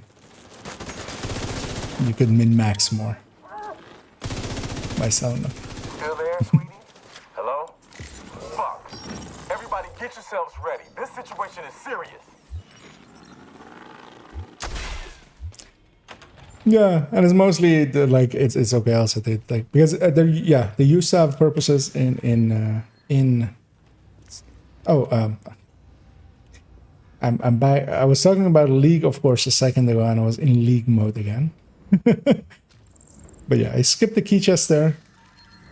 There's no Fog of War, or there's Fog of War, so I can't see if there was an exotic there, because I might have like fast traveled to my allies there, which would put me back upstairs. But also, I'll go. Because yeah, so one of the interesting things is like, because I have it likely on this character as well. Like most of them are very much full, but you have stuff like the screwdriver, like this toy car, insulin, and gold necklace and stuff, which are very very rare and drop very infrequently. But also each item is 10, I think, just flat rate, meaning that even if you have 100 of an item, it's just 1k in credits.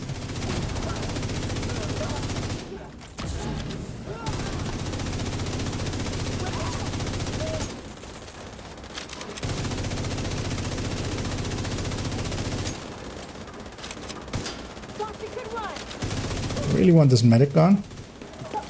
as I lift up my gun as she runs through it.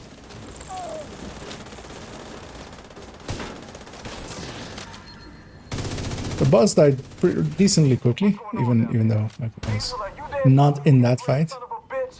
Everybody get to the arena now. So that's good to see. I'm full on grenades, or well, for this grenade launcher. So I'll go use some of those. This coming wave seems like a good target for it. It's very big. I just need some of them to step out. So what I'll likely do is actually, yeah, I'll run in here. I'll run past this thing, letting my ally touch it. Hopefully. Thank you. I'll see about getting this into this door.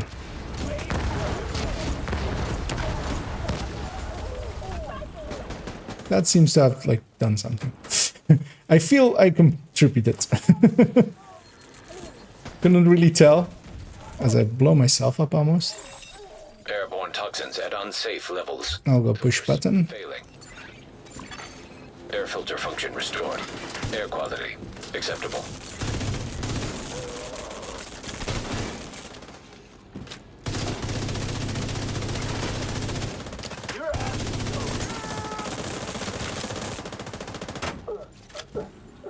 Listen up. We got devils in our house and they mean to kill us all. Stand and fight. You hear me? Stand and fight. Especially those spec weapons if they're the last thing remaining. They're pretty easy on normal. Failing. Because yeah, the scaling is much lower. But I still have to get those headshots anyway, so might as well do those on heroic.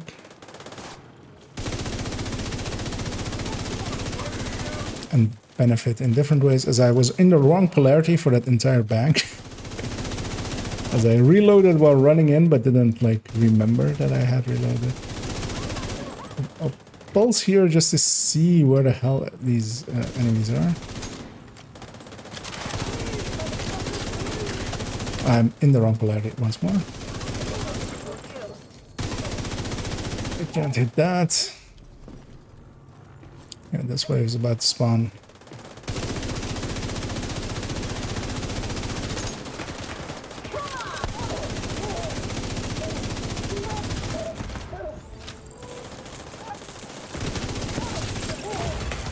Serious trauma detected. I overextended there. They have me.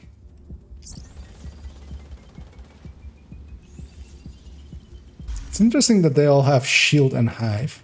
Like, that's not a combo I would stick around with on heroic, and that they also all have their hives still.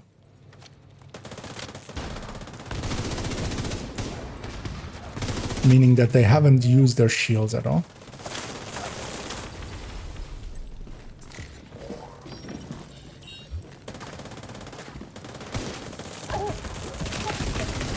Immediate medical assistance needed. I'm just gonna heal up here. The boss is aiming at me. I'll just not die.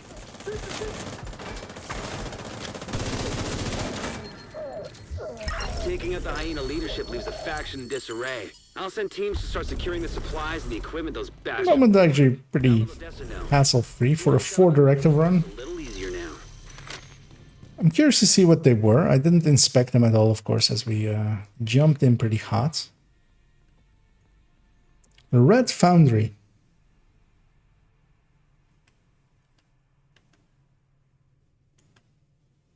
I mean, you can, but why would you?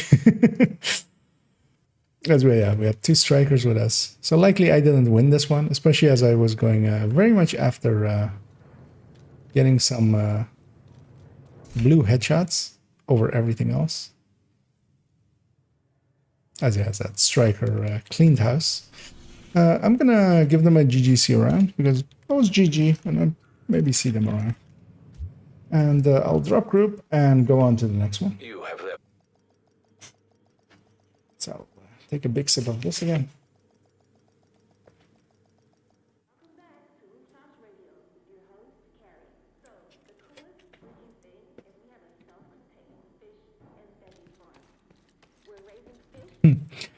Yeah, one thing I do like about this account, having just one character on it, all my weapons and stuff that are graded are on them. So I actually get to use my graded weapons, which on my other account, I of course like usually just don't care enough to go get them.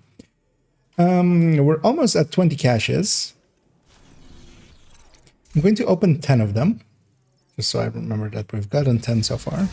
Because I kind of want to see like how many we've gotten by the time we get all of the challenges on the global event done and stuff. As I've lost count already, as I said I wanted to open 10, but I can always back out here and check there. So we need to open 5 more.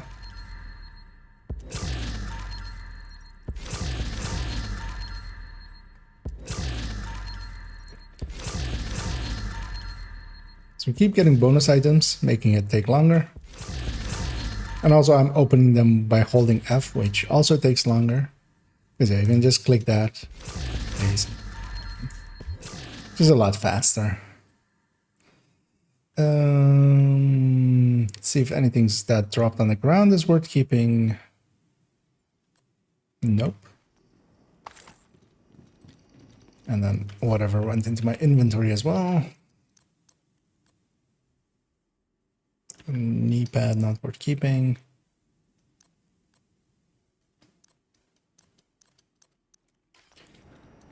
And everything turns into resources. Kind of want to see how full up I am on resources. Pretty full. Almost full on printer as well. Might go spend those in a second, but first... You know what? Strikers is maybe not a bad idea. I'll make it an Elmo one. I need to remember what piece again. So this backpack.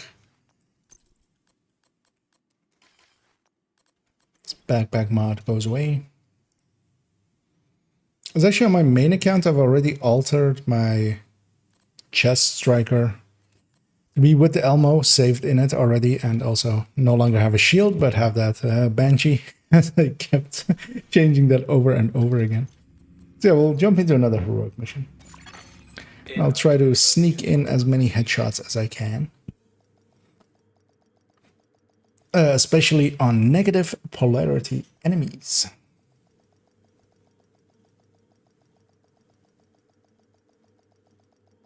There's bound to be more of them.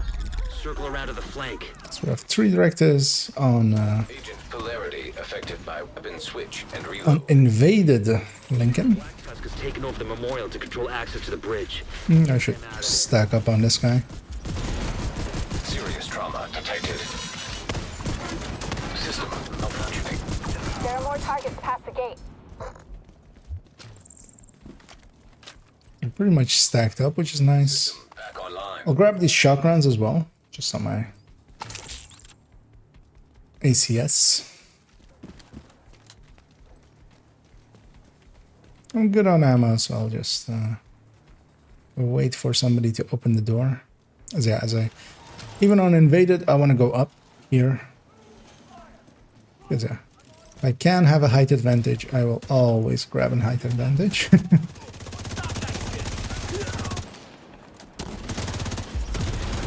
As I keep doing the wrong thing with my pulse, which is to think that it's a normal pulse, which it isn't, of course. Vital signs critical. We're just waiting for them to get aim at something else. So there's some Oxy stuff happening.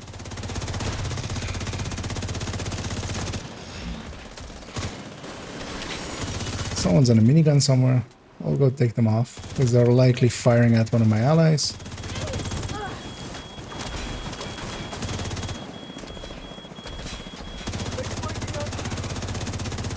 Even though that heavy has its chest broken, I really want its head, so I am not helping my team much by doing that, but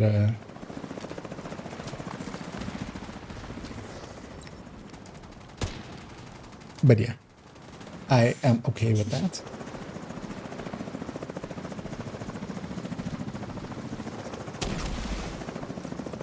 The Oxy against these choppers actually should work okay.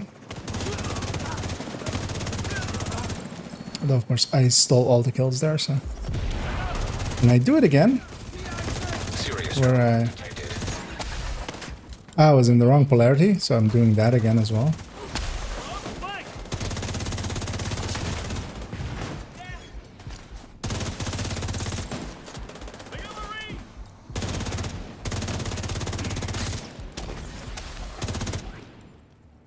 Solid hit. That was a weird sound there. I think that came from a mic. Maybe. No more contacts. Good. Head in and secure the Apparently. underground. Maybe. No chevron, no targeted. I don't care enough to run all the way back there. Apparently I have 4 armor breaks or 3 armor breaks. I do. I'll take all of them off because we'll likely get some more med packs here. And worst case, again, we have that long corridor of them going downstairs. I'll fast travel away and come back.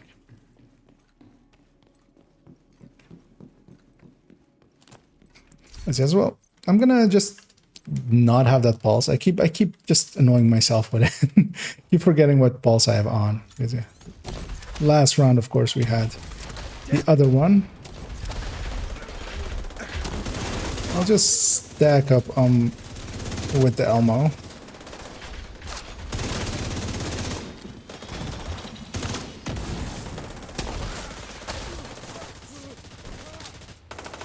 Push up to here. Really hunting these negatives, of course. Where I should just kill. I should just be smart about it and murder. We just lost the guy. As we get a ton of negatives there. Yay, negative party. Immediate medical assistance needed. Ah. System disrupted. Agent incapacitated. Why was I disrupted? Did the dog die? System reactivated. Hoping some of my allies get me. My assumption there was I'm gonna go down. It doesn't matter. I have a hive. Vital signs critical. Agent down. Agent down. As I overextend once more. Someone else's hive is getting me as well. Oh no, I still had my hive, of course. I didn't lose my hive. And because it did not get used. This, it's me and this minigun tank or minigun dog or having a moment together.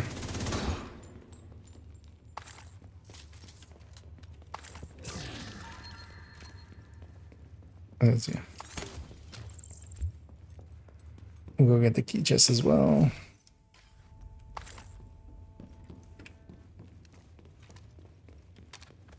I'll grab this minigun ammo, just because, yeah, we can maybe try to sneak in some minigun kills, maybe. So knowing that I don't have a hive for the skill room, that's actually going to be annoying. I have 3 med packs though, so I'm not going to go away and come back.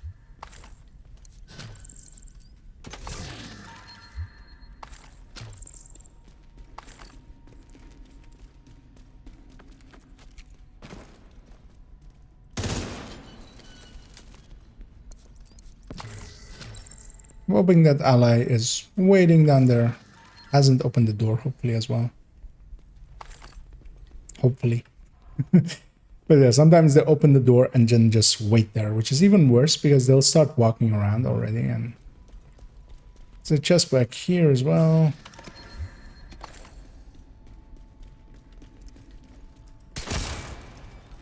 Okay, they've opened the door and are waiting there, which is the worst thing. Because, yeah, they've spawned in. They're all already, like, all over that room. Oh,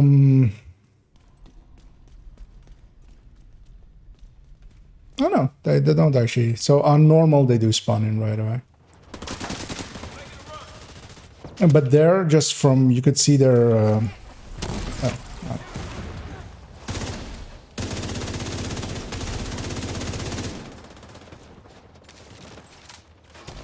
Yeah, really trying to get that negative one, but I shouldn't. Ah, that was a bad shot on my part. Because I tried to body shot there to get the... Yeah. I should just give up on going for negative only. Let me just be a team player for a little bit.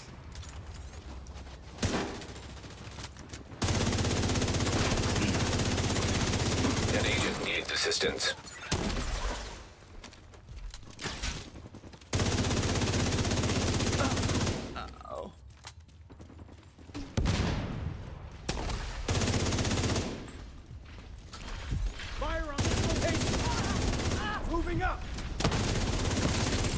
Don't wanna... Nah, I'll use my hive. Fine. Immediate medical assistance. Although, of course, I'll need it myself a second later. As I get... as I accidentally popped her backpack off, which was the worst choice I could have made there.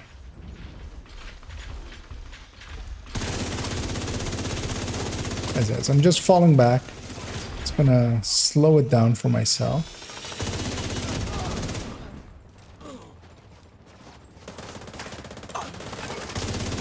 Gonna kill them. I'll get a few blue headshots in. Because I still need 16 more of them, of course.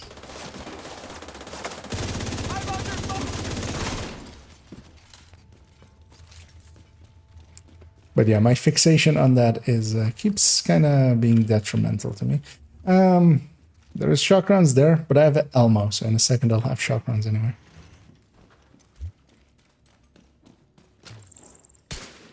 It's actually interesting that they spawn differently on Invaded against Normal. Because yeah, on Normal, the second you open the door, they start walking around already, and if somebody does that and just waits there for a while, all of the enemies will be just all across that room. As I automatically go where, of course, on Normal, there's a key chest there, but there is none to be had here.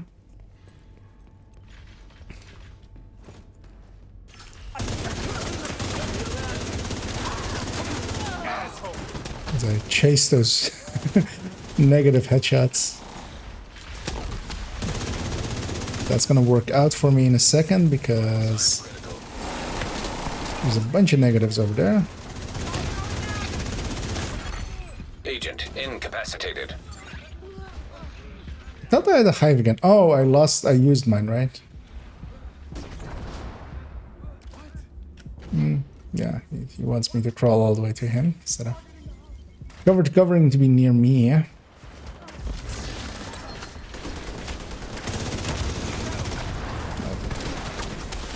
Sniper dogs and such are very dangerous to your health. There's multiple of them here.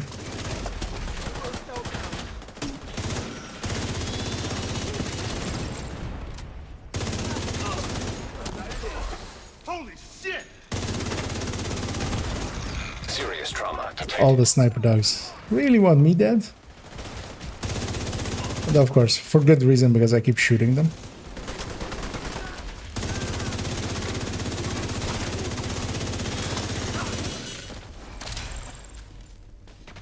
As we have one guy who's made it all the way back out here.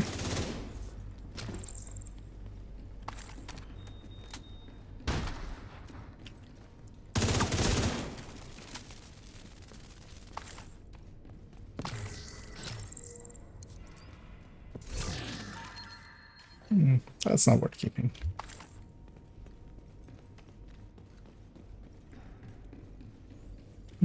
I'll go see what this loot is as well. Oh, the target is 511 here today.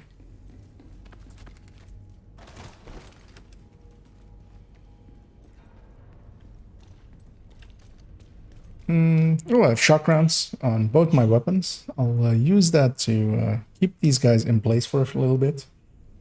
Because yeah, in this fight, The command room is secure. I'm hoping somebody else opens the door for me. They do. Find them and neutralize them. I'll try to get a grenade in position. Follow that up with my shock. Follow that up with another grenade. Daichi. Yeah. Worked out really well together with that Oxy player. Incidentally, almost.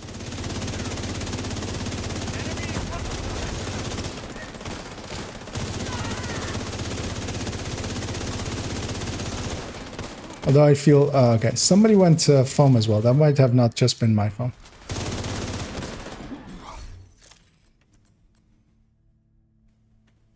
With a cherished. That is an interesting choice. Again, he was a true Oxy and striker without the backpack, with the chest, which is, I feel, like the worst combination. I would much rather have the backpack be of striker and the chest be of something else. I don't know why they are going looting over there. Like, there's special ammo and stuff over there, but like, are you really staying in this group with them? Also, wait, weren't they striker or weren't they Eclipse? Why do they have that much armor? Oh, because they have a blue core charge. Okay. That explains it. That explains it. I don't actually even know what the cooldown on the cherished is. It's 20 seconds, right? Instead of 30 here.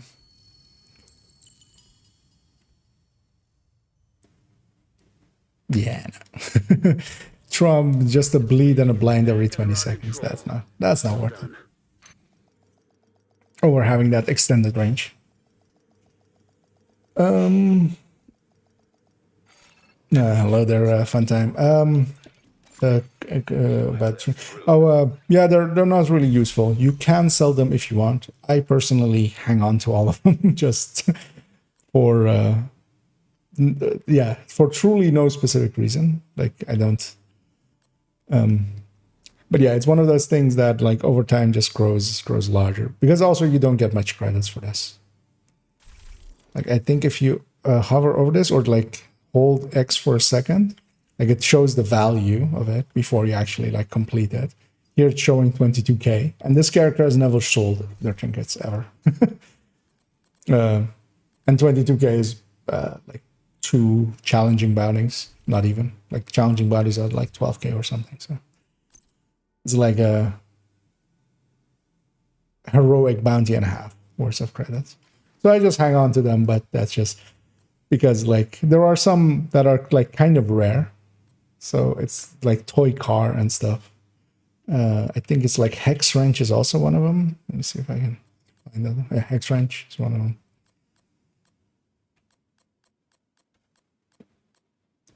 So I want to get all of those to 100 as well. But yeah, for instance, yeah, this character of course has like thousands of hours. Let me actually see. Inspect I underscore yeah. This character has 1.4k hours playtime. And like still like only a bunch of toy cars or something. Like, you would think you could just walk into a toy shop and just loot a billion of these. Because yeah, they don't have any purpose at level 40 anymore. At level 30, there was a purpose to them, which was that they would be used for some projects. For some of the projects, you would have to donate specifically like toy cars or insulin or stuff like that.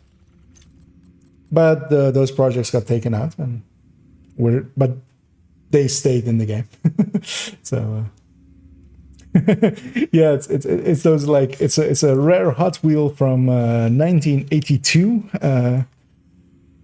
as I just changed the way I sit a little bit, as my right leg really didn't like how I was sitting, it turns out. Yeah, I want to see how much I have left on the global event. Because yeah, one of the goals we're doing for now is basically we're 2 hours in. I haven't even like try-harded, because I could just go normal and just get these quickly done. Just the headshots and stuff, do them on normal. We did do some of the parts on normal, but I basically just have the specialization kills and like 13 more headshots and some weak point kills. But this one is also going up pretty quickly. So, or well, not even weak point kills, but hitting the weak point first and then killing them, which can be a weak point kill. So I'll just jump into even more heroics and Received an invite. and let's see if we can get it done under 3 hours. Because yeah, some people always complain that those things take forever, the global events though. In my experience, it's not really that bad.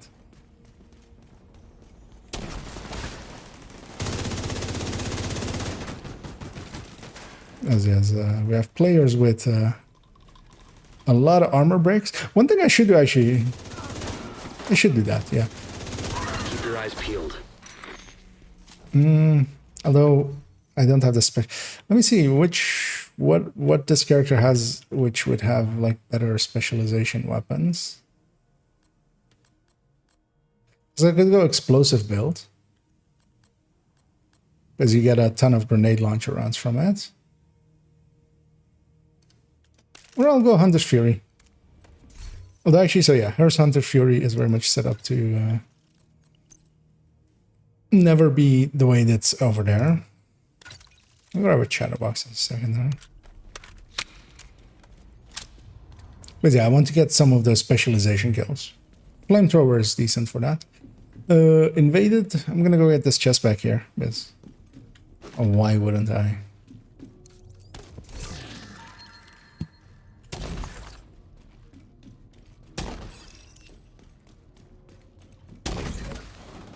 It says we have another Oxy player. At least they're Oxying a door that a lot of stuff will spawn from, so that's good.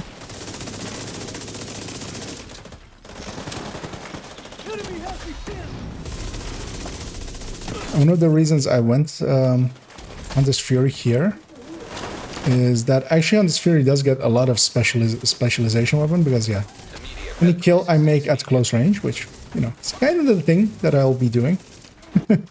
Will give a bonus group ammo thingy.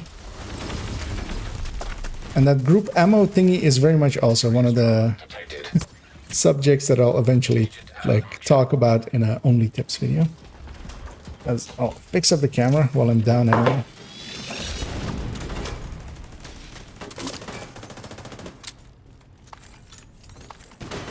Because I feel a lot of people don't understand that one anyway as well.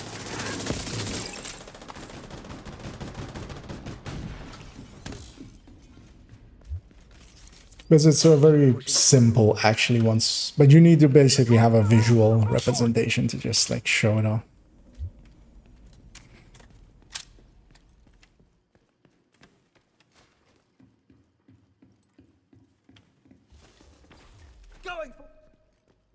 I'll just let these guys come to me.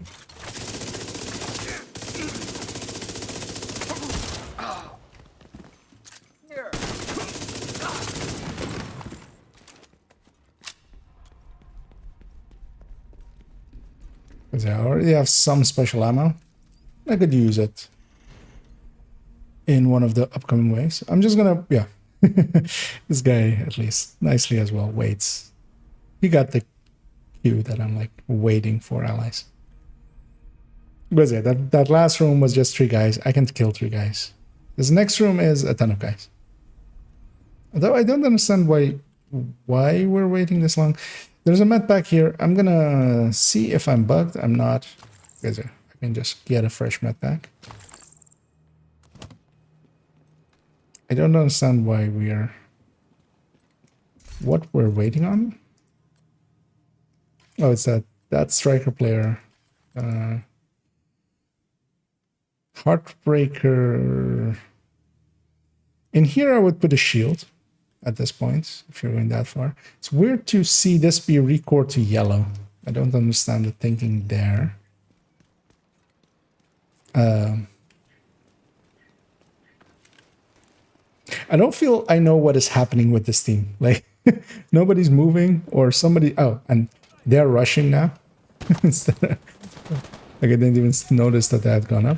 There's a mini tank to my left, which could hurt. I lost where they went as well, which could hurt. Because I'm very much overextended, but I kind of want to be close to this coming doorway. So I can do...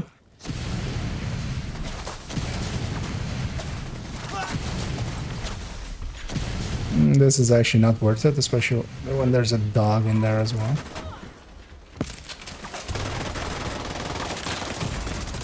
Immediate medical assistance needed. Agent down. Oh. Agent down. You know me making fun of that other person a few days ago? They had a dog behind them and they didn't hear them. I feel I understand now what they were thinking. I'm trying to shoot once and reload, but the game really didn't want to let me do it. I'm trying to be in the right polarity.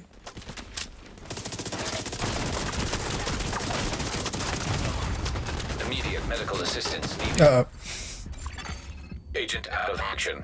I was just trying to cross over there to get away from... but yeah, I did hear a grenade dog behind me there. But I ran straight into an exploding mini tank. Him just holding there is not a great idea. Like, it's much better to go into some cover. As I'll wait to be caught up, and we have a blue screen.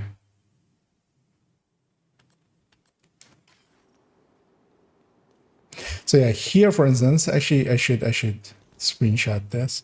So here we have a blue screen. A blue screen does not drop from targeted currently, unless you have the thingy. But here, for instance, as well, I haven't gotten this from targeted, even though it's marked as targeted, of course.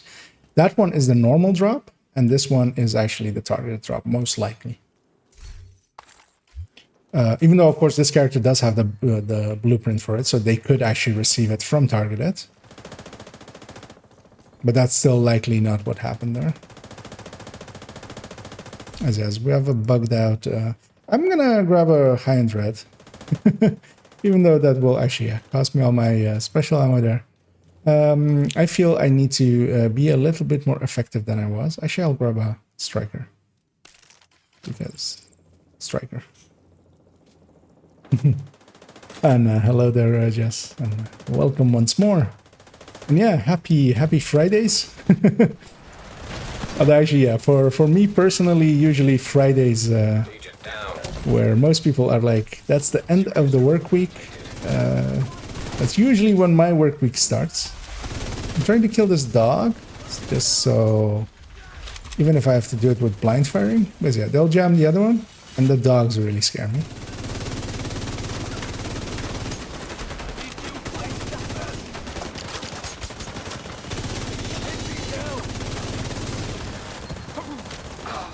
And yeah, I really want to push up here and catch this wave out and be in here. It's annoyingly hard to see what had what polarity there.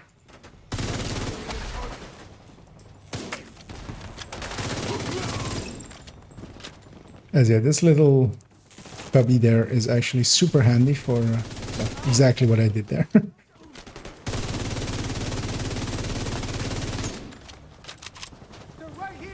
Because yeah, this is very much a room where they spawn all around, and yeah, you can get caught in the middle. I'm in the wrong polarity to kill this guy.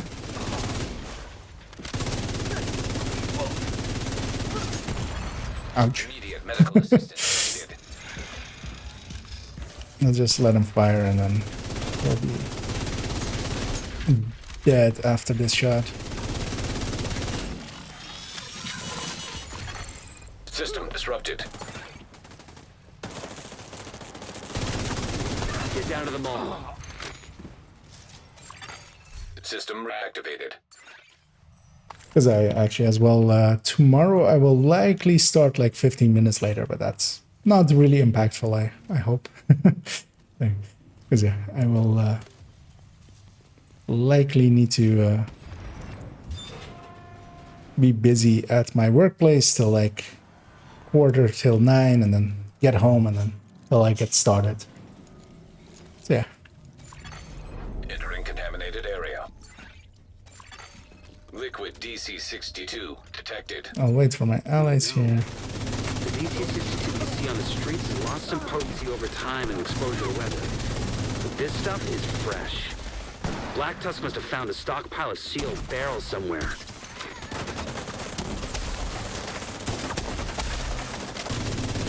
Curious to see actually what this Oxy is as its chest talent. Glass. Glass and Vigilance. Why Vigilance? Vigilance does not apply to you. Active terminal detected. Transmit any data you recover. I'm just gonna do this to these guys. Black Tusk is up to. Didn't work out for me because they still got way too many shots off on me in walking into here. Says I'm really hunting still these negative headshots, so keep going out of my way to be in negative. We're done there. I got this one.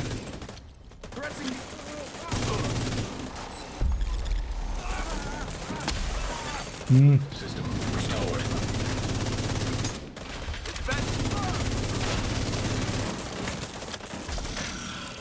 I'm likely in range of that thing, but shooting a mini tank that is deconstructing is not something players of that level that are with me should be.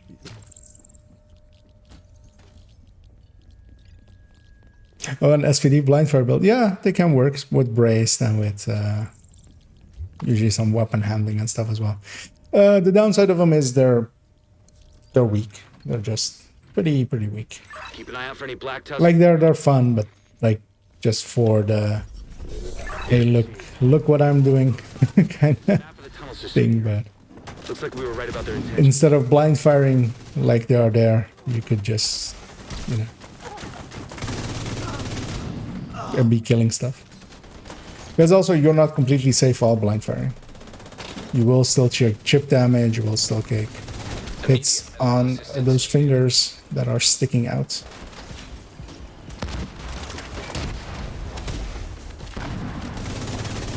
An agent needs assistance. I'm trying to catch who's what polarity.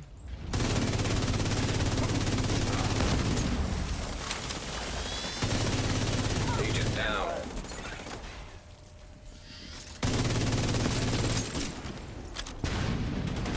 One more. They're gone.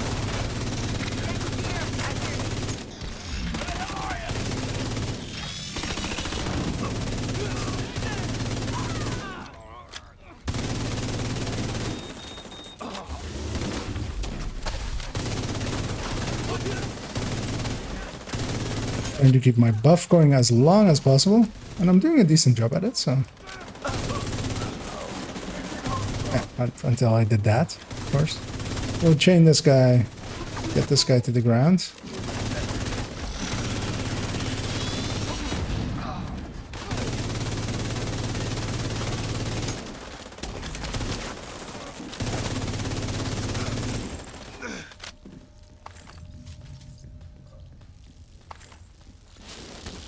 So we basically just have the specialization weapons and the weak point stuff.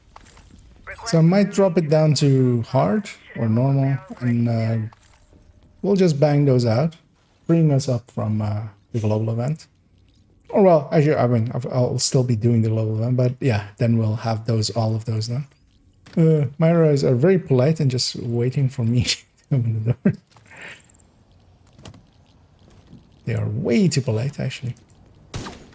It's almost insulting how polite they are.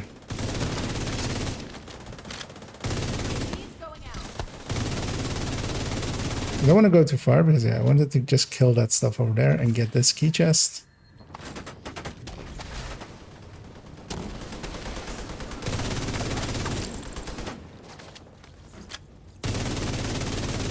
We'll kill this mini tank because just to get it out of the way.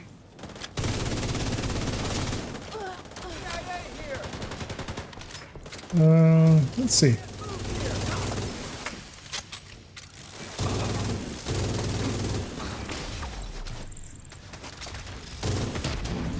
Need it to be in the right polarity, so it needs to not be dogs. Although, let's just get this dog out of here. Vital signs critical. As a heavy walked out. But I still had hive, so I was okay being a little overextended. Get to the plaza.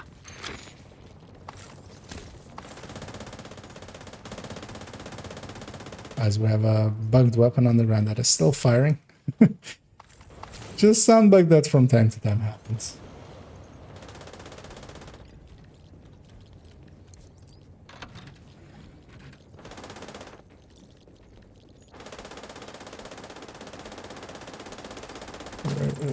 Where do you say? Oh, FOV. I thought like I read fog there as yeah, he's on my mind apparently. The FOV is in one of the gameplay settings. I feel it's one in one of the settings menus. After this fight, I can have a look for you there.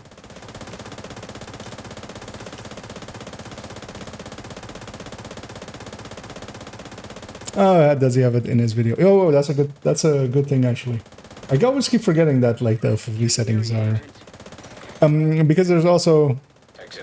You know, I'm curious to see what he said about it, but there's actually a good tip with FOV as well, which I'll hit up. As yes, we have that weapon firing sound going on continuously, which is actually very annoying and a little bit distracting actually. I'm hoping my allies are taking care of everything behind me. They were at least shooting at them, so they weren't shooting at me. That sniper seems determined to deprive you of viable cover.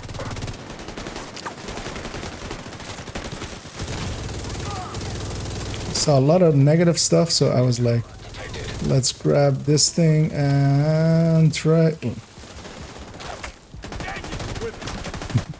I'll just take a heal and sit back down with my tail between my legs because I got sniped in the face.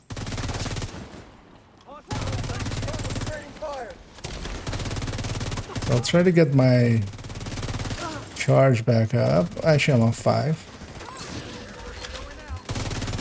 Because yeah, I was gonna use that to kill the boss real quick. Oh, there's it. But somebody beat me to it, so that's good.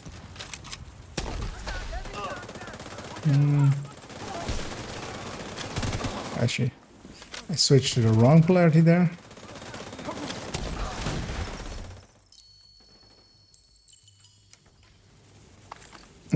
As we just need to pick up that phone, that completes the mission. Onto something with those DC-62 warheads, but they lacked ambition.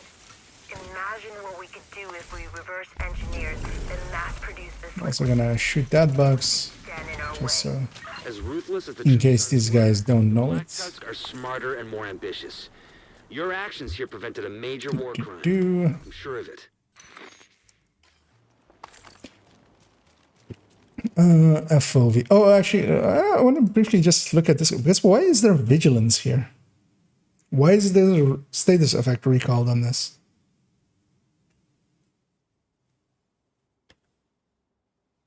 Because health damage does not apply to Oxy. Vigilance does not apply to Oxy. Status effect does not apply to Oxy. Contractors does, so why would you not have that in here? And of course, famously, Fox's Spare does apply to Contractor or to Oxy, which is the other thing you want to have in there.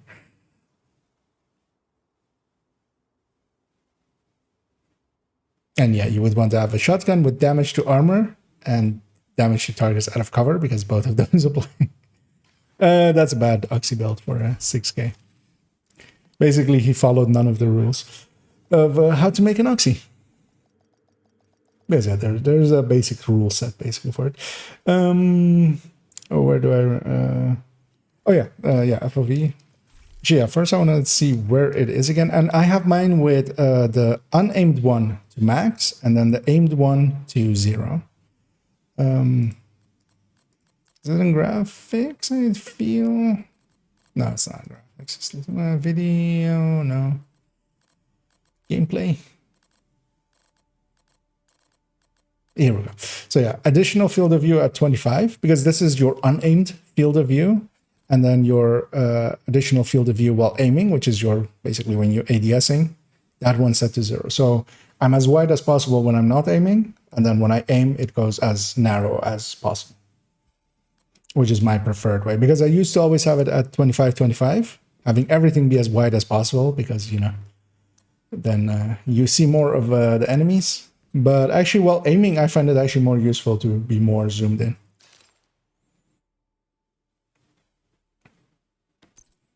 And that is also usually my recommendation to others to get used to that, if you're on a 16:9 screen, especially.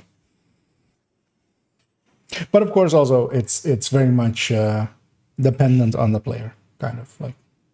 Some people are more okay with because the FOV kind of also alters your sensitivity indirectly, basically, because your sensitivity is linked to your FOV in Division 1 and here as well. Well, Division 1, you didn't have the setting for it, but you could have like ultra wide monitors and things.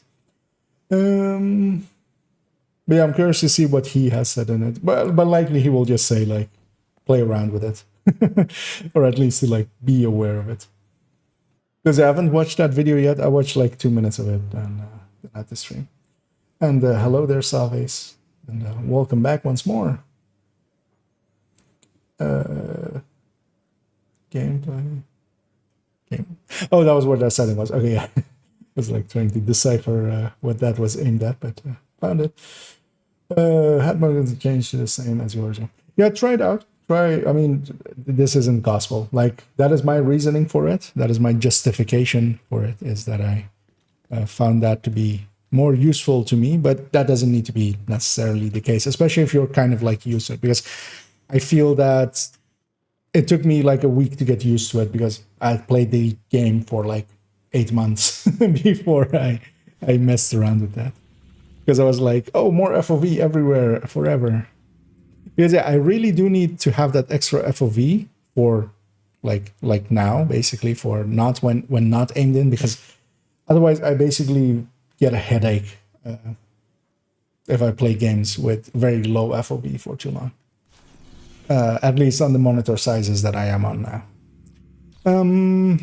So yeah, the global event, what do I still need to do for it? I need to get some more specialization kills. Trying to think what specialization, because yeah, the grenade launcher is nice, but it's also it doesn't hit the other polarity as hard. I might just stick with minigun, because yeah, the minigun actually does benefit a lot from those once you're charged to 5. But yeah, the reload is so long that you basically have to pull it out and just kill the polarity that's in front of you. So yeah, I'll just matchmake for one more and see if we can sneak a few in. Invite to another agent's group. Receive. And yeah, it does change your perception of like speed. Because yeah, that's famously in video in racing sims and stuff. It's very much important to set your FOV to be kind of correct, to match reality somewhat. Because yeah, it's Agent polarity linked to weapon switching and reloading. Alters your perception of speed. Protect the equipment and eliminate any Black Tusk personnel that you find. But yeah, it's one of those settings that like never gets talked about, I feel. So it's good that he's bringing some attention to it at the very least. Because yeah, I do have actually one of like a very in the future only tips will be on menu settings, or well, game settings. Because there's also turning on the ability to see what your allies' skills are. Like that's, I think, still not on by default, where I feel that like that is something that I want to have 1000% of the time. Or even stuff like having, because I always notice that a lot for watching some other streamers and stuff, or gameplay. I have my UI on at all times, and I could not imagine not having this. Because just so I can see, because usually then otherwise if you're just running around you don't see your ammo pools and stuff like that, or your buffs. So because usually out of combat is when I look down and go like, oh, we have 2 coyotes in the team, oh, we have future initiative in the team, stuff like that.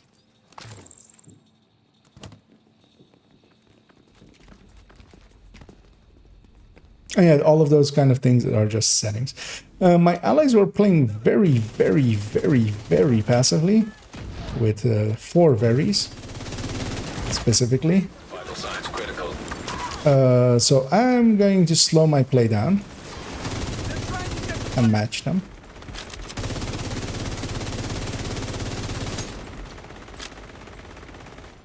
As I hear a bullet can go off there.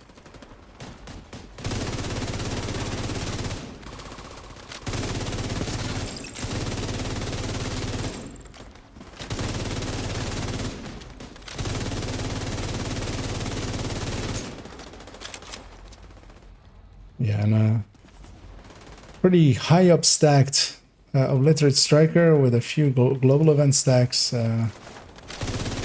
They hit hard.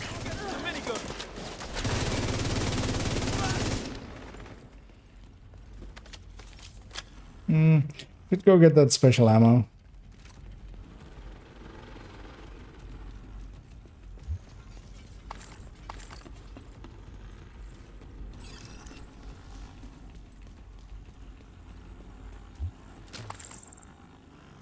Curious to see what my allies are. Why was there... What are you headhunting? In that.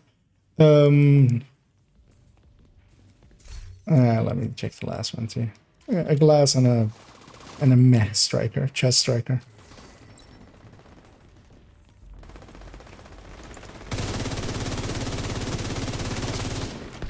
But I get the feeling because yeah, he's negative there. He was shooting a positive ally or a positive polarity enemy. So that already tells me kind of why they were as passive as they were. Just gonna kill this mini tank because it will likely kill me otherwise.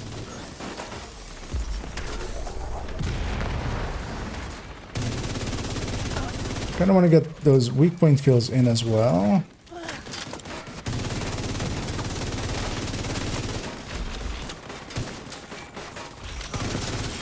Gonna get shocked here, but so is everything else around me. So it's not fine, but it's fine.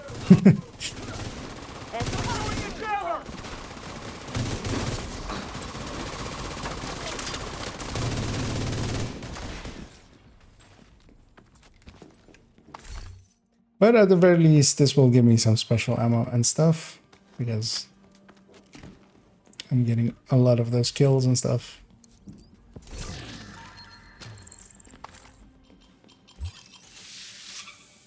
This guy rushes in solo, he gets to go in solo, but he went for ammo anyway. We're moving in as a blob, that's good. That was weird that I went for this side of the cover. I was very close to the other side. I was expecting to be there.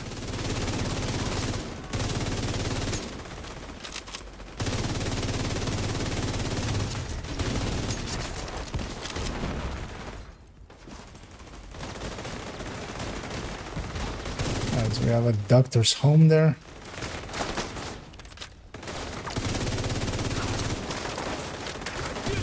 I may have overextended here. Immediate medical assistance needed. Trying to just run. Agent out of action. I was trying to cover there, but then it suddenly stopped cover to covering, and then it took me a second for my brain to go like, we need to run away. I wasn't expecting that wave to spawn. I'll kill that thing. I don't want all that overhealing to happen.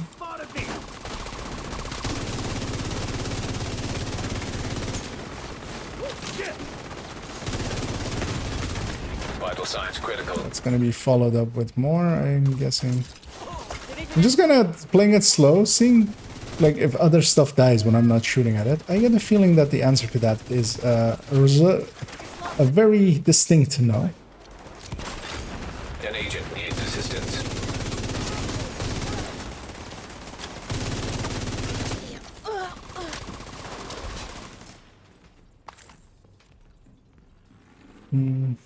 Oh, that's always oh, and at least then, at least it's fine that nowadays it's because I do know a lot of. Well, fine. It has improved. I feel for a lot of colorblind people with more settings, because in the past, of course, colorblind was just a setting of on and off. But there's Black Tusk are attacking the satellite. many ways of colorblindness, Satellite dish C under attack. and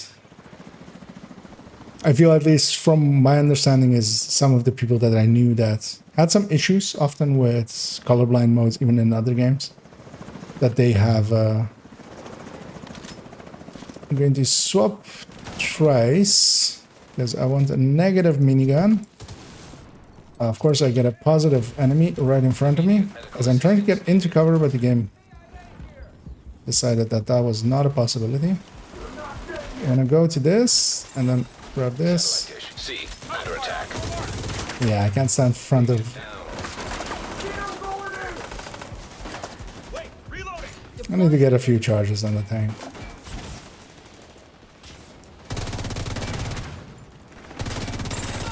Satellite dish A. I was in the wrong polarity there. My hive wasn't back yet? I assumed my hive was back, that's why I was playing so stupid.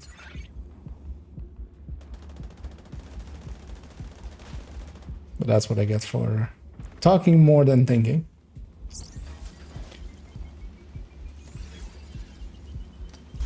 I was just really wanting to get her weak point backpack. More than anything. I was trying to sneak in a few special weapon kills. An agent needs assistance.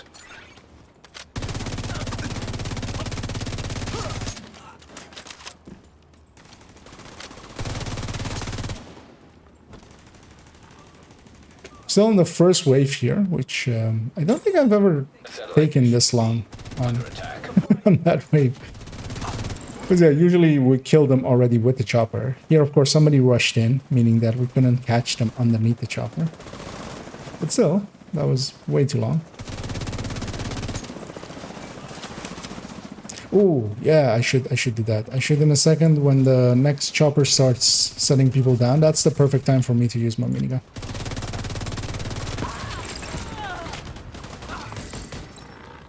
Because yeah, I'll just pick a polarity basically. Satellite dish A under attack. Yeah, exactly. I'll pick positive. Oh, that's an issue. As they're stacked up together, of course.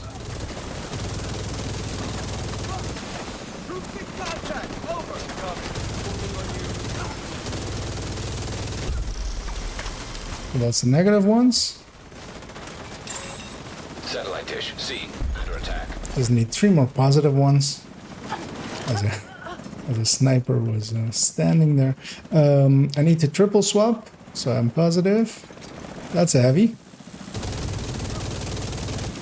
Ah, didn't work. I was in the wrong polarity there. Because otherwise I would have gotten 2 kills there, and instead I got 0.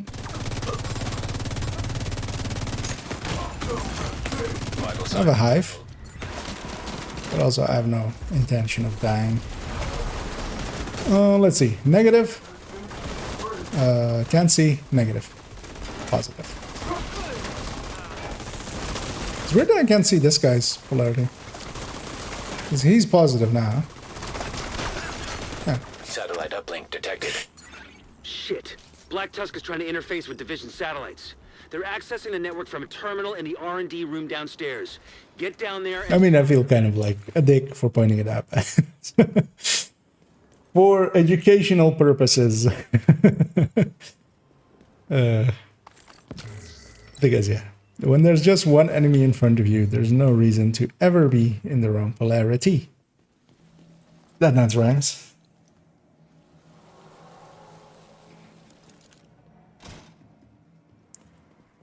Yeah, I'm full up on ammo. We'll jump through this window and go get these resources. The resources over here. I'm hoping this guy doesn't just engage right away. When there's 3 of us, I'm fine, but... Because yeah, this room can go bad. Likely won't, but it can. Especially like when 2 boxes are about to go down.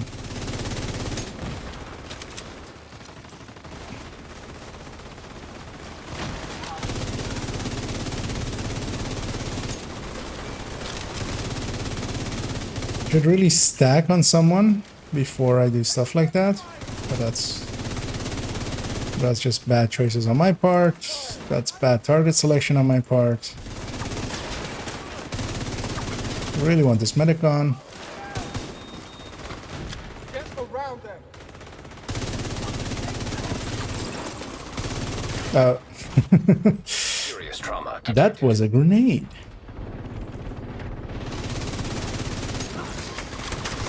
Gonna finish off that dog before he even gets a shot off. And once I'm stacked and I have a few of the global event stacks, I can carry this hard, but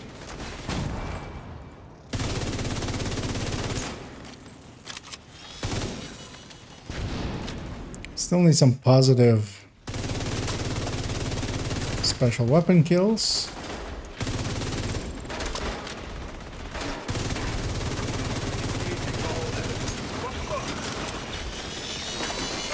Oh.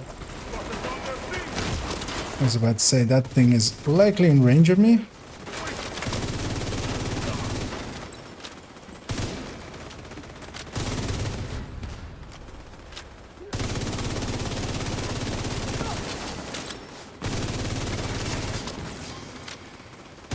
Oh, I'm in the right polarity.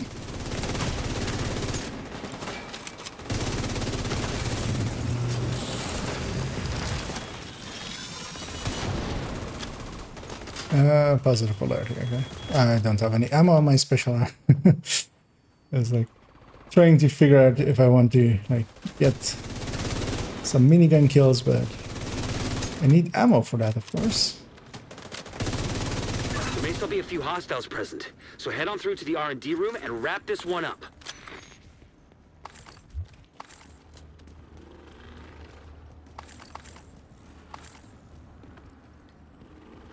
I have 2 packs of special ammo, so should have 100 rounds. Also go get this key chest.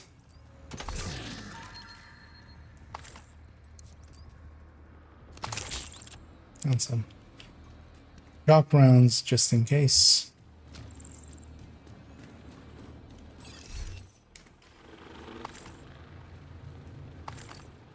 Hmm.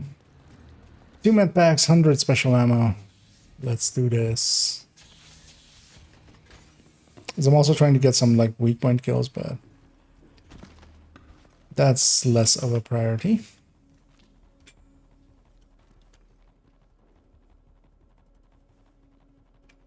Allah is gonna get pulled in a second. Take a quick sip.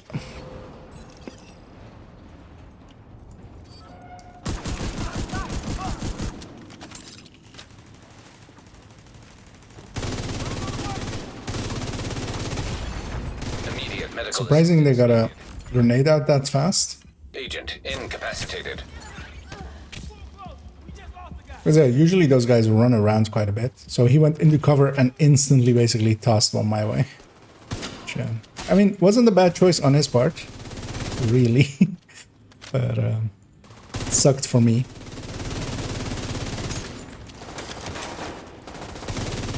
And here as well, you can just kill instead of going for the objective first. Like, we have 3 minutes to get that objective done. There's no reason to overextend and get yourself killed if like the team is weaker or stuff like that.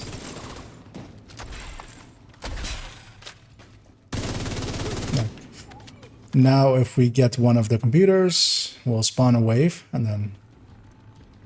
Actually, no, I think actually now we have to get all the computers and that'll spawn the bosses. Actually, I'll go set up up there, up this balcony, because nothing spawns up here.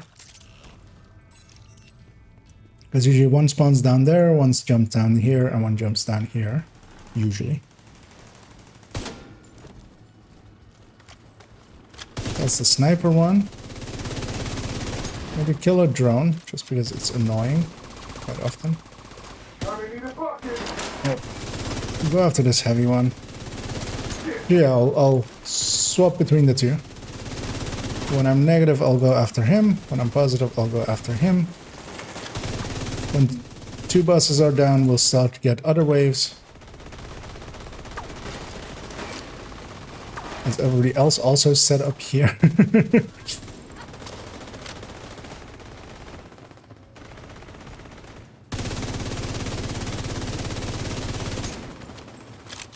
These shots are very much outside of optimal range.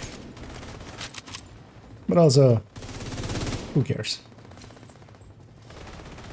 Ah, there's stuff inside in the way of my grenade there.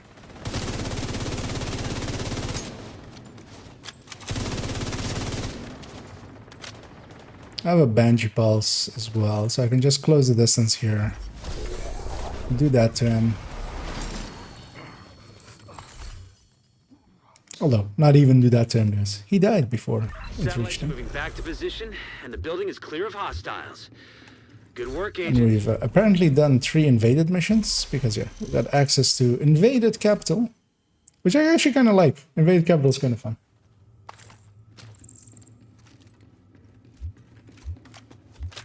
As especially the boss room is very much about just Agent is no longer not stopping for anything. Just kill and move. has been promoted to group leader. Curious to see what my allies did here. And as expected, kind of, I joined in the first room, but inside of that entire mission, only having 12 kills or 10 kills is very much indicative of not playing the global event to the strength of the global event. Safe area entered. Let's see. Got a Hermano. Not gonna keep that one, of course. So yeah, up to now, in like 2.5 hours, we've done 24 levels, because yeah, I opened 10 caches already, so we've done 24 levels, which, I mean, is decent. It's not convoy farming or open world farming fast, or, you know, floor 10 fast, but it's not bad. And that's kind of the thing with these global events. It's if you play them right, they're not too bad. We've done everything except getting those last 3 positive ones. And what I'll do...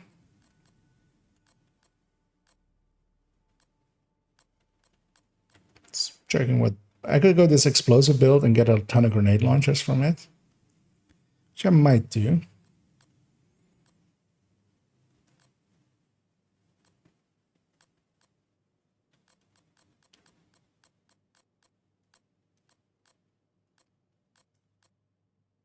Or I could just go this, or like go grab a sharpshooter, and that at least, even on heroic, can quite easily kill. And I will. I'll go grab sharpshooter as my specialization. The minigun isn't bad, but I feel I could get more special ammo for the...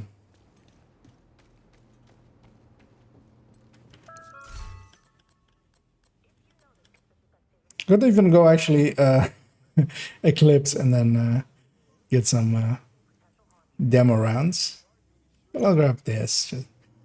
Just don't want to drop it down to normal just to get 3 headshots. Or well, 3 more specialization kills for on positive enemies. We'll just do it like this. Because I'll matchmake for a random mission. Let's see where we're headed to. Invite to another agent's group. Strand the tanker.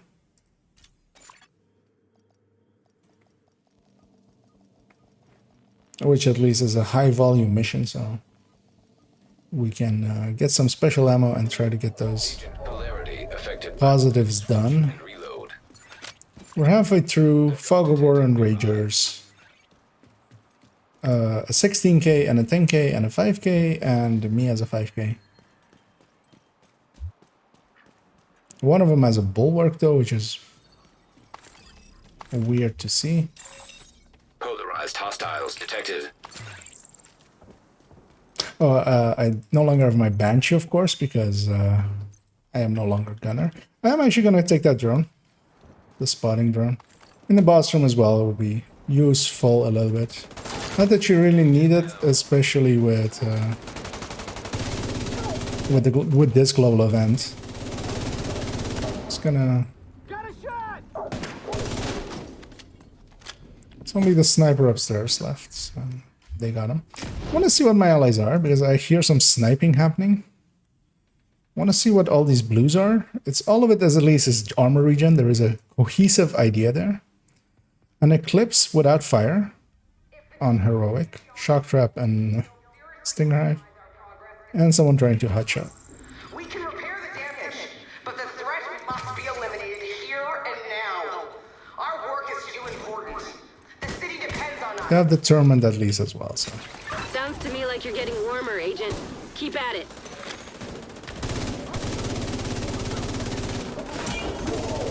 Kind of waiting to see what the Eclipse actually does. Okay, shock rounds go out at least. But his Hive still isn't. Which is like the one thing that he could apply here.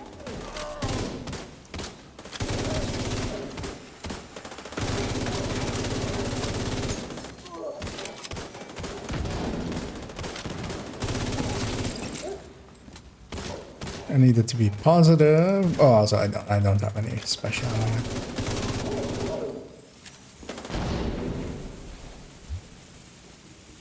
As guys, we'll move in.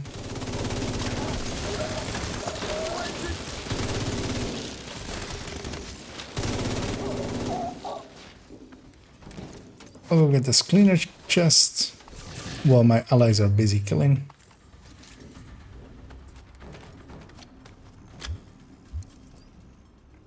I'll deconstruct my drone here.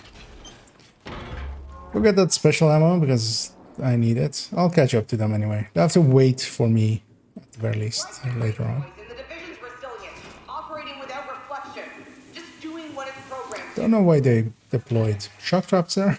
But we're experts with 5k you would think they would know where the division. Just like we'll eradicate the virus and finish enemies are, usually. The cleaners really did a number on her. Jesus. But yeah, they did know at least that chest as they shot the wall there. Although they took like 2 mags to do it.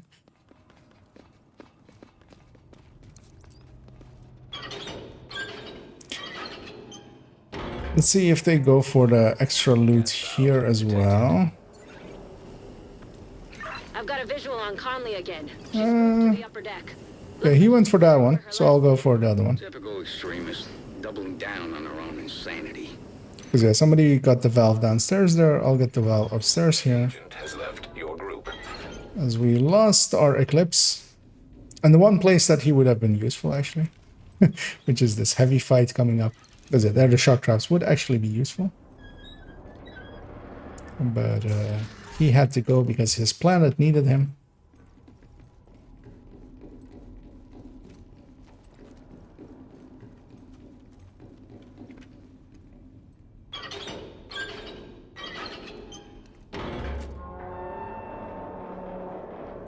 I have 2 rounds of special ammo. At some points I need to sneak into headshots on...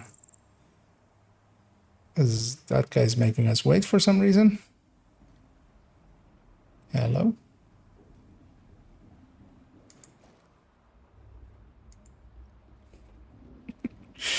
Under threat of shooting him in the face, he decided to join us. I'm hoping nobody pushes up too far here. Because that's always annoying when somebody does.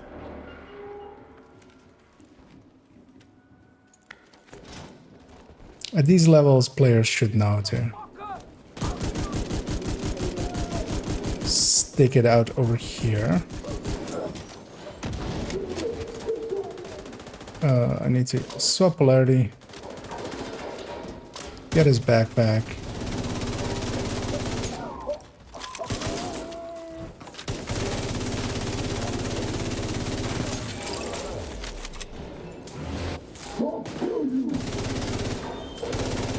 Need him to be turned towards me. I could likely break his chest before he takes his helmet off, but also, like, once his helmet is off, it's done for them. Because yeah, just popping the backpack, just waiting it out.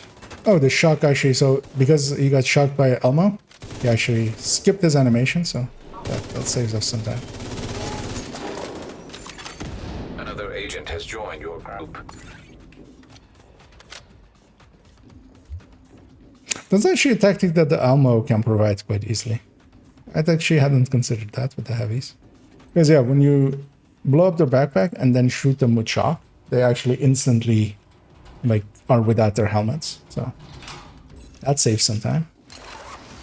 I'll put my drone there. I'll grab these bleed rounds as well.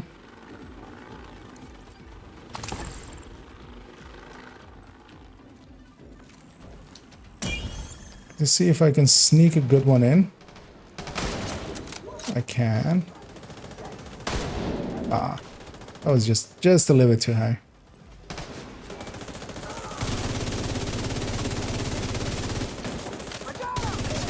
But yeah, we need 2 more, and we need a few weak point kills, which yeah, these guys will provide us with very easily.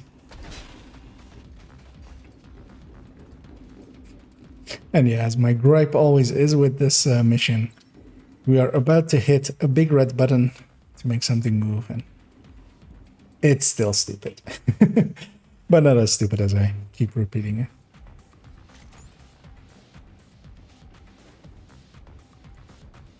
Curious to see what joined us. Companion is only weapon damage, right? Yeah. So why have companion and go yellow cores and turret drone? I shall not know.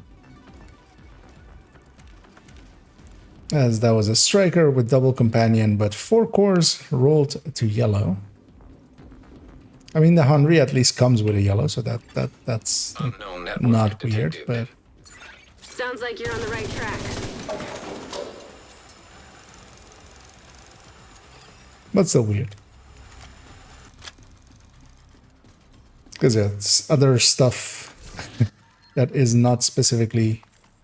Companion would... I mean, the companion at least gets triggered from his turret if he sits next to it, but you could have Overwatch or something, which applies to both of your skills. You could have Glass, which applies to both of your skills and your weapon.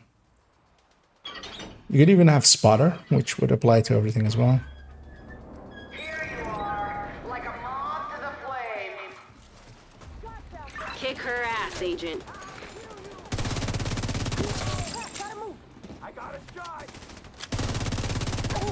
So I'm playing this as if I'm on a tech tank, but which I'm not, but it's working out for me so far, so you know what?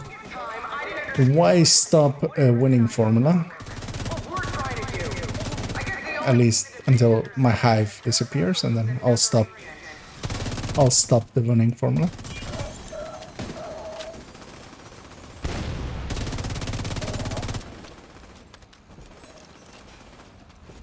I feel it's time for this thing. Hello? Rhodes, that fire tower there, anything we can do about it? Just gotta be a power source on it somewhere. Destroying that usually does the Hoping trick. whoever's on the other side gets that side, because yeah, it's very much targeting us, so I can't shoot its backside. Trying to get that. There you go. Easy peasy. Power source knocked out. Tower. Yeah, special ammo. Could try to sneak one in. That's bad guy code 4. You're doing really great. I'm unsure what hit me there. They were above me, but they should not have been able to, like, they weren't that high above me for me to be able to be hit. There's nothing behind me, I feel.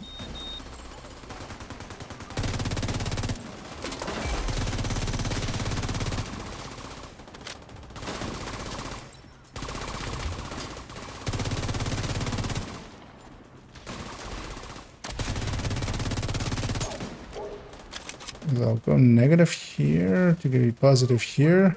Hoping for something positive to spawn here. Yeah, another wave spawns in. It's set on fire by something. Immediate medical assistance Sucked. needed. Yeah, I was trying to get that... whatever that positive guy was. I can still do it. Because I don't even need it to be a headshot because I have 5 stacks. And actually, let's finish this. Gas valves detected. Time to improvise. See if you Really? can do Oh, anything. I felt that was his knee. Although actually it wasn't. That was a bad shot. Oil gas pressure redirected.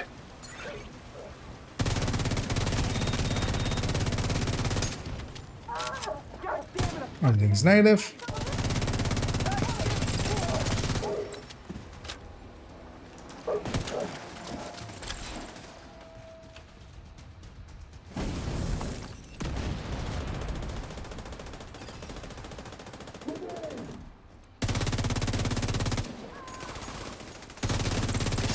You flushed her out, Agent. Now take her down. Gonna go to the chest of this heavy.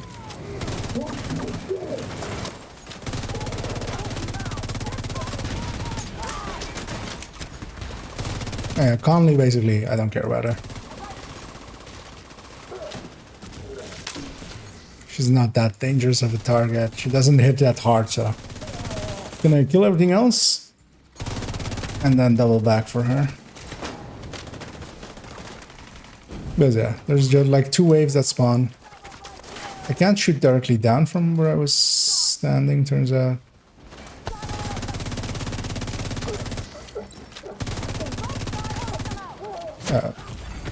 Serious trauma detected. Luckily that did not ignite.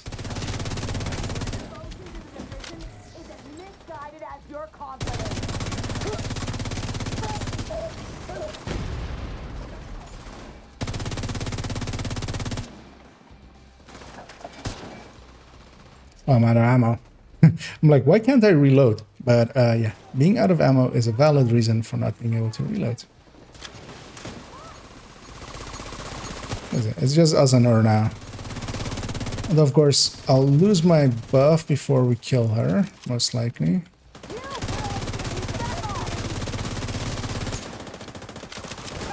Yeah, these guys are all in the wrong polarity because... Yeah.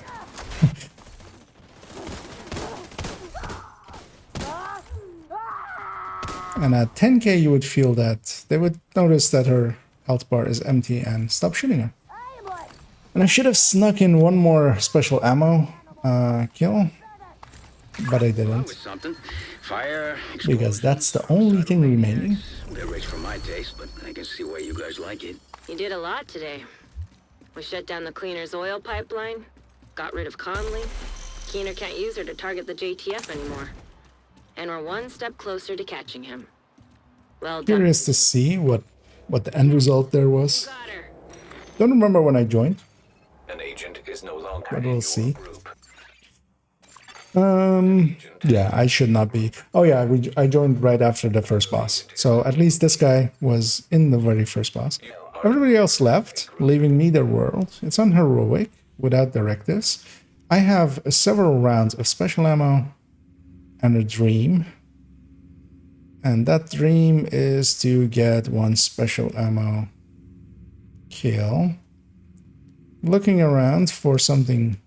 that place will likely have a red. Hopefully they'll be positive. I'll give him a tickle on the head with attack 50.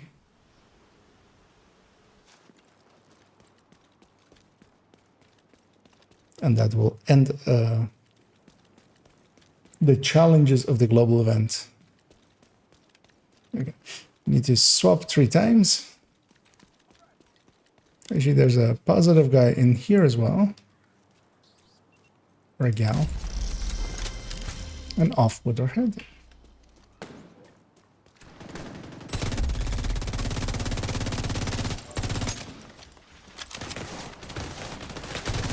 There we go. Oh, there's a minigun dog, so he'll likely stagger me out of fast travel, except I actually didn't, so. I'll go to Haven yeah, we did all of the challenges in like 3 hours, which was actually slower than I usually get them done. Because yeah, normally I would just drop it to normal and just get everything done really quickly, but I felt that would maybe be a little bit boring for stream. So, and we ended basically 3 hours with 26 levels, which is a decent amount. I'll pop all these caches.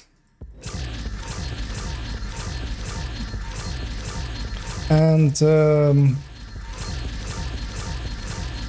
we're not too late yet, so I want to maybe do a mission or two more.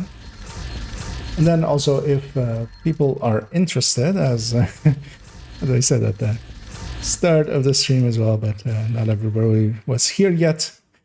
A certain someone has, of course, put out a video today, and I got a ton of messages of like, well, first people asking me for my opinion on it, and also a few people of like, is this part of what they are saying true or not about it? I didn't watch their video yet, but I thought maybe if you guys are interested, we could watch it together and I could give my unfiltered first viewing opinions. Hey there, you got something to trade?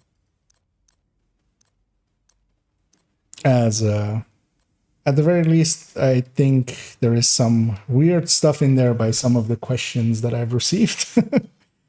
Because yeah, it's let me see, can I bring it up?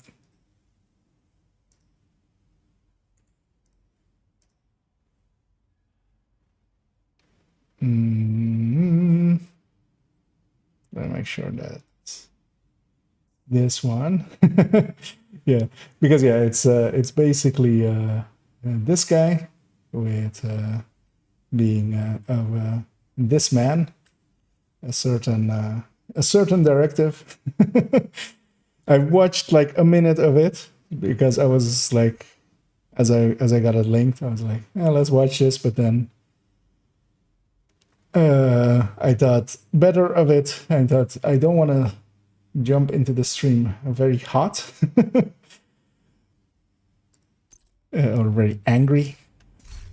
So I thought maybe I'd save it to for in the stream itself. Actually, I wasn't planning on actually doing it, but I thought I actually kind of enjoyed my last time watching a video. I don't know. I gotta because yeah, nobody really like. A few people went like, "Oh, you should watch this. It's bad," and a few people had questions about like, does the range actually work like this? And I was like, you're asking the wrong person. I don't use the range ever, basically, except for getting damage numbers out of it. Like, I don't know mechanically how it really works. I know that it doesn't work, basically, and that makes me not use it, the firing range, at least, I mean. But yeah, seeing as there is some interest in that, we'll do that. But I'll do a mission or two first, just to get some fire eclipsing in there, as I miss setting stuff on fire. And oh, is it about burst DPS? Okay. That would be interesting for him to do after my last conversation with him, which ended basically with me like going, stop talking about burst. You do not know what you are talking about. So yeah, maybe it will be fun. Agent polarity linked to weapon switching and reloading. I feel I joined someone. Safe area. I was kicked from the group. Okay.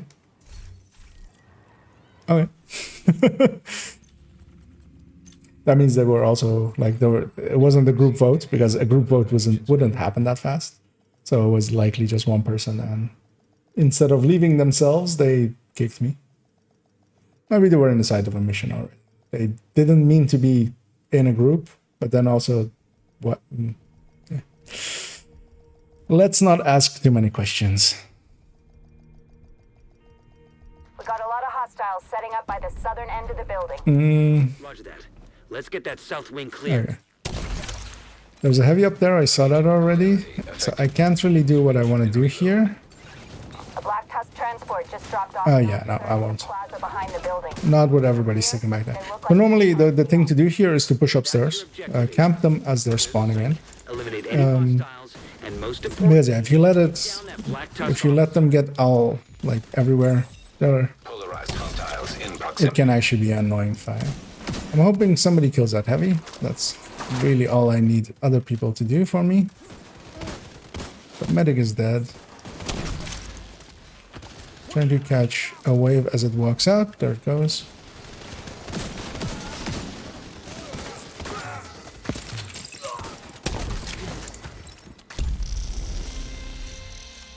I got that other wave. I'm just gonna have a look at what my allies are. PFE with Memento, a hot shot with Determined, and an Obliterate with a Pesty, looks like.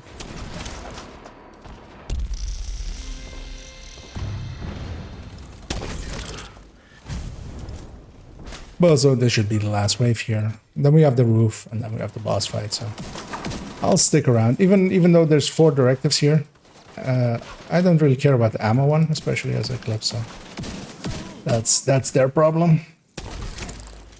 Though I feel this heavy should be dead by now.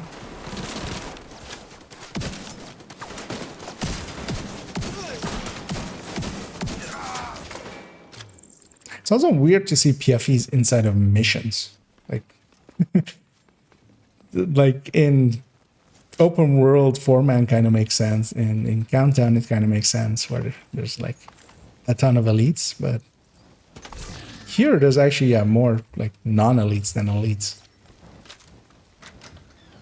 Like all you really need is a purple sniper dog to really end your day.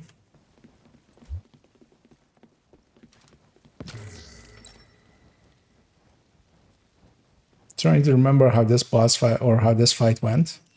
It's just, yeah, they just spawn on both doors. Actually, that's all what happens here. Hoping they spawn from there. They do.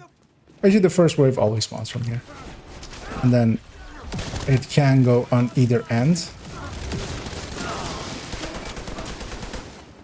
This vest is wasted. Hey, going out. So try to direct impact there because, yeah, shooting up is hard. Hoping my allies just help a little bit. They spawned over there. I'm gonna toss a flame grenade to catch some of it. These 2 mini tanks are gonna, yeah, just keep me here basically. I'll only get to poke out and set out a camp once. That'll be the extent of my usefulness. Agent down. I don't understand how he died. Yeah, there doesn't seem to be anything near him that could have killed him.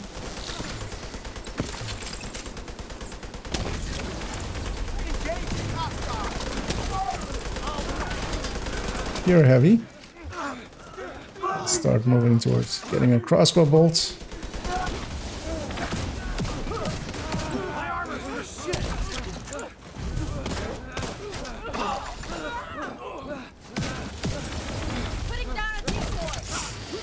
Yet another fire going.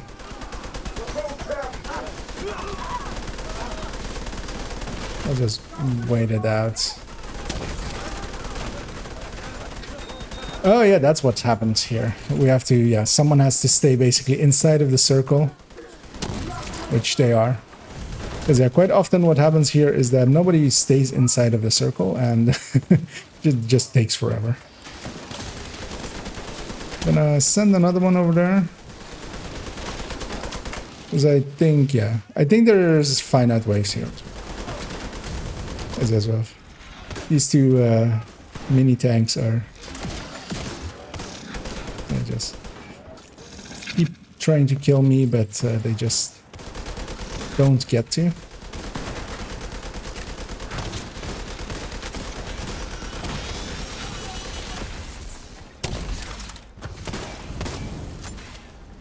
Everybody, no, he's still in it.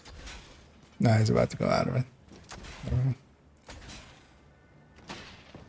Somebody has to basically be in here, so I'll do it. Oh, he came back as well.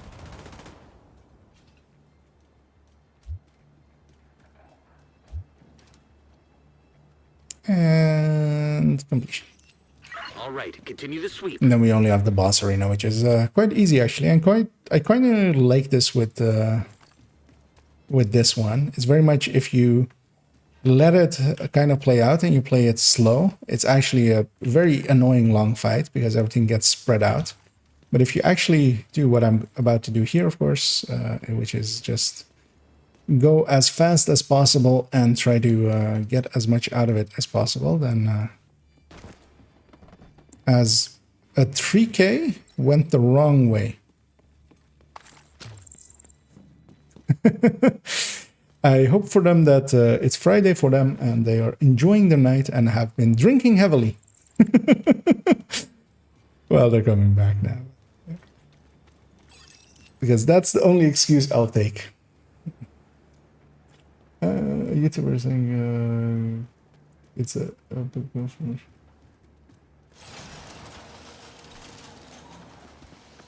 And what was that reference to? That it's a good build for missions? Oh, PFE. I mean, they're wrong. Just, let's not beat around the bush. They're just... PFE has its time, PFE has its place. And that's mostly countdown, rogue fights, and... So we took care of that chopper wave. The next chopper is going to land on a platform over there. And basically, yeah, if you let these guys, if you don't run up right away here and kind of catch these guys, then this can be kind of like if you're doing what they're doing.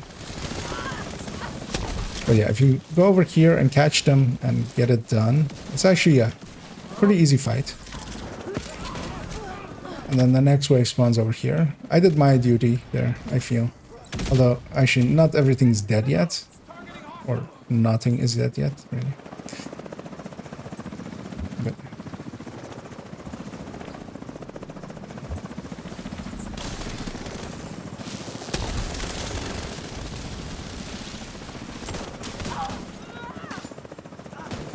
then in a second we'll have the wave over here.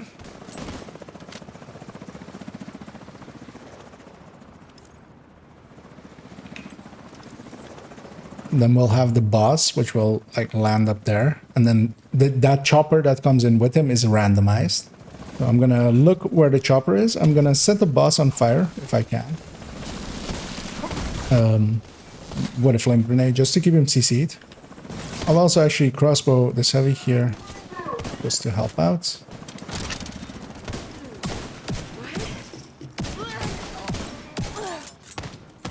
I'll set a fire on him as well. But yeah, I'll set this on fire, and I'm looking where the other chopper is coming down, which is that one. Actually, it's right here as well. We got the easy one, because yeah, that one can be basically all the way back there or something, and then I would go chase that chopper because I don't do much against the boss anyway.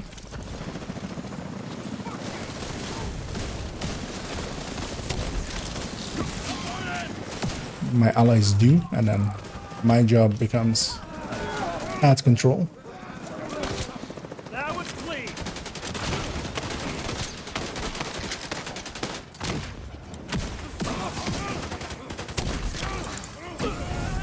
Yeah, likely only the heavy will survive here.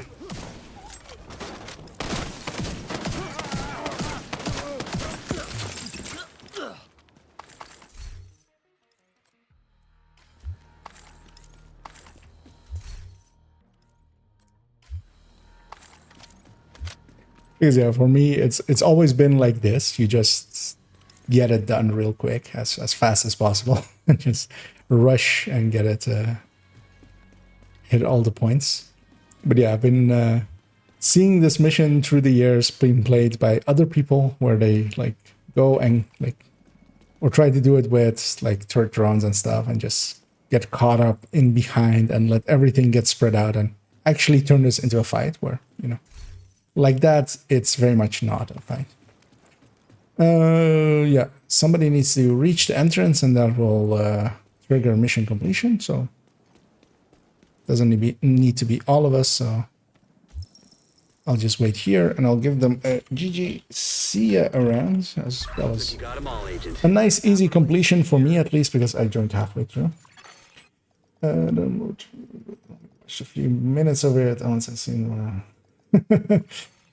Entering safe area. I mean, for open world, for 4-man CPs, it kind of works because there again as well, you have a ton of elites, but just solo, like there's so many better choices for open world,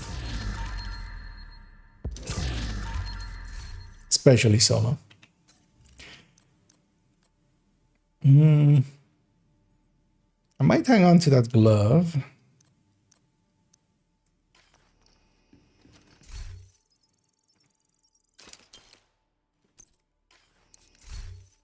Because one of the builds I'm considering making on this account is remaking a crit damage, headshot damage SMG build, which was a bad idea the first time I made it, and it's going to be a bad idea the second time I make it. But could at least be like a fun, interesting thing.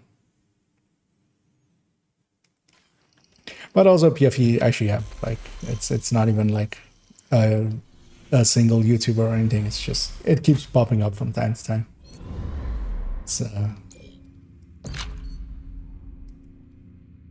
I've seen basically every major name bring it up at some point. Kelsey is open actually. I haven't been there to her this week yet, so I'll go have a look at her. And then likely actually afterwards we'll jump into Mr's Bug Wars video called Fact ? Which as I said in my last video, it's mostly him that believes anybody in this community is using the word fact at all, because most of us aren't. There are very few facts that exist outside of like hard metrics, like outside of like crit damage is 12 on a level 40 max roll. Like, that's a fact. Outside of that, we don't really deal in facts and stuff. Just want to see especially what kind of gear set parts she has, of course. Oh, she does have a crit chance holster, although of course, yeah, with the Elmo now, you don't use a crit chance at all on strikers anymore, but it's at least usable. But yeah, she doesn't have, I was hoping maybe a part for one of the weird tech tanks we've been playing around with.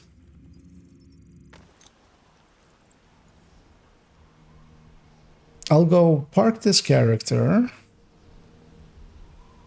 and then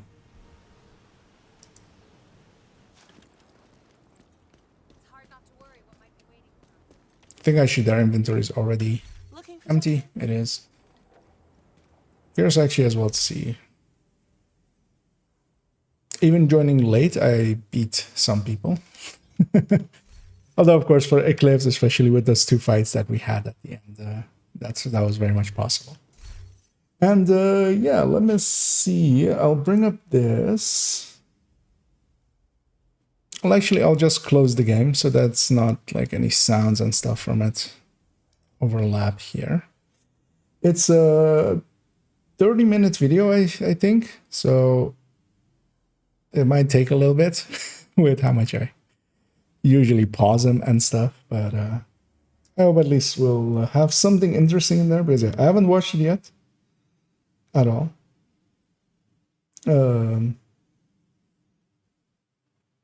I'll pop up chat to be over here just so I can still see it and still see the entire video. And yeah, I'll take it from the start because yeah, I just saw the intro of it. I'll also turn it up a bit because likely otherwise it will be too soft when I talk. Okay, let me know if the balance is okay once we get going with it. And yeah, I wish I had some popcorn at the ready for myself as well. But yeah, let's hear what Mr. Foggy has to say. I'm curious actually. So he released it 9 hours ago. Let me refresh it. I don't know how long I've had this open. It's got 400 views, so he's doing okay for himself for his 4K subscribers. That's not too bad. So yeah, let's hear what he has to say. In the simplest.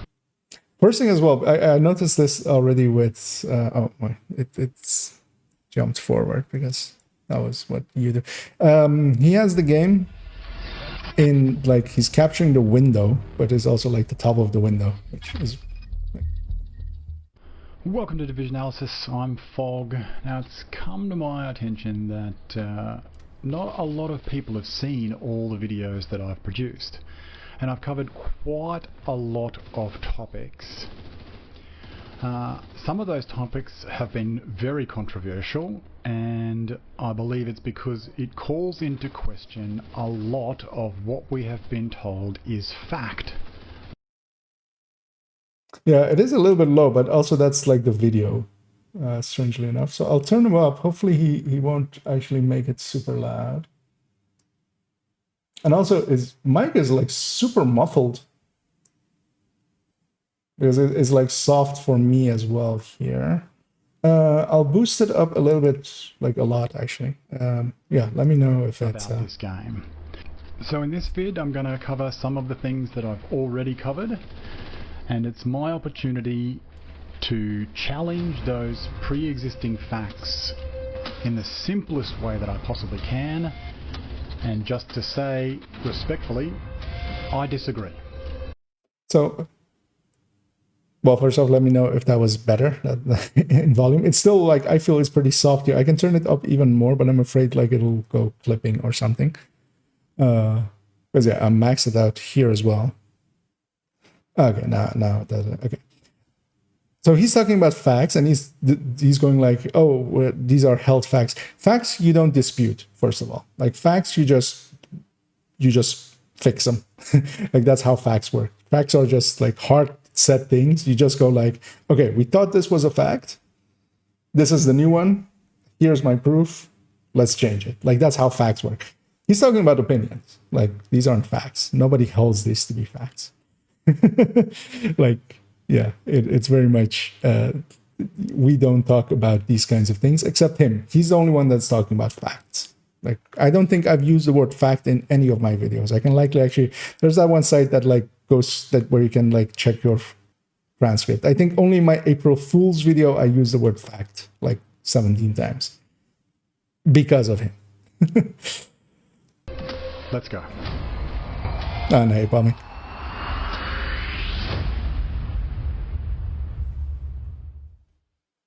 Now, what is considered established fact in this game? So these aren't like nothing he's going to say here is going to be an established fact. Because like the established fact is like spotter is 15%. Like those are things that are like fact. let's see what he has to say. To confusion about real world results. So once again, I'm going to do this very simply. Let's say that you have an enemy that has 3 health points. Joe has a weapon and build that produces a weapon damage of 1. His weapon fires 1 round per second. And I think we can all agree that it's going to take Joe 3 rounds to kill the enemy. A burst DPS calculation will tell you that Joe's DPS is 1 per second. I'm curious where he's going to go with this, because in my like that comment thing that we went through with him, it's obvious that he doesn't understand burst DPS at all. So him trying to talk about it is like already like has me like on edge of like, where is he going to go wrong? Because also still the issue here is, where is this enemy? Like, is this all enemies? Because that's why we use burst DPS. It's universal across all.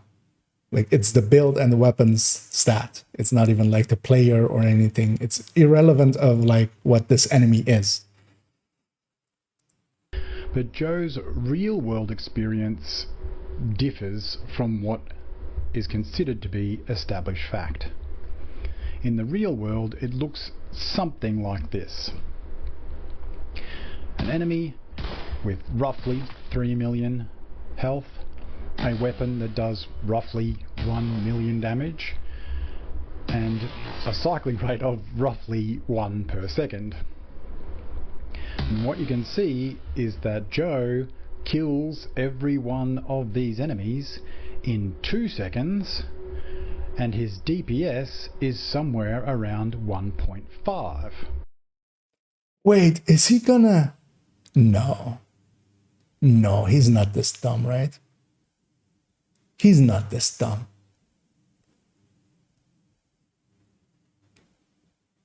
Is he this dumb?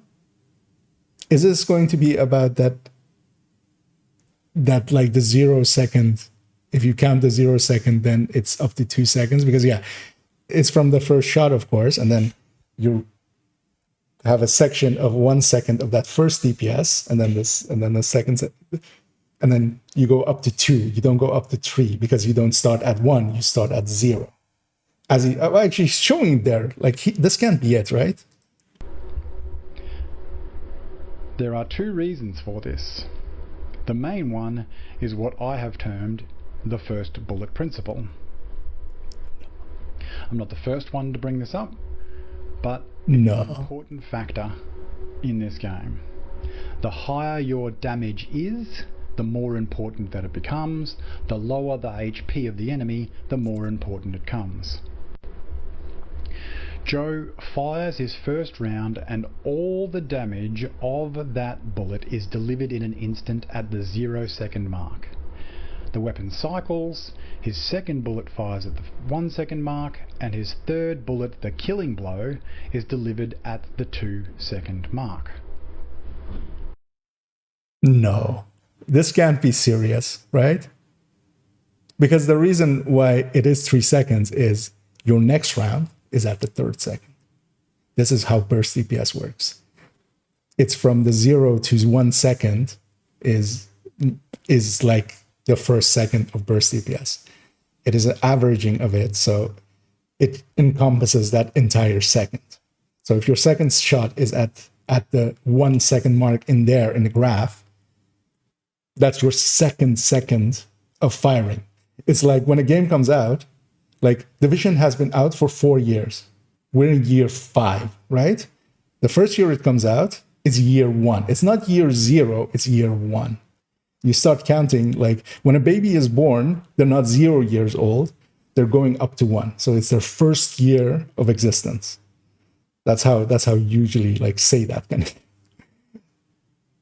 But the reason this is 3 seconds and why it's in the burst calculation goes up to 3 seconds is because the 4th round is going to go up at the 3 second mark.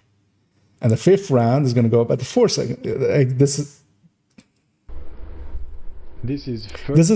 pure, like, this is like understanding of burst 101. Like you need to, because if you make a graph of this, like it's instant. You understand instantly that in that first second, it goes from 0 to 1.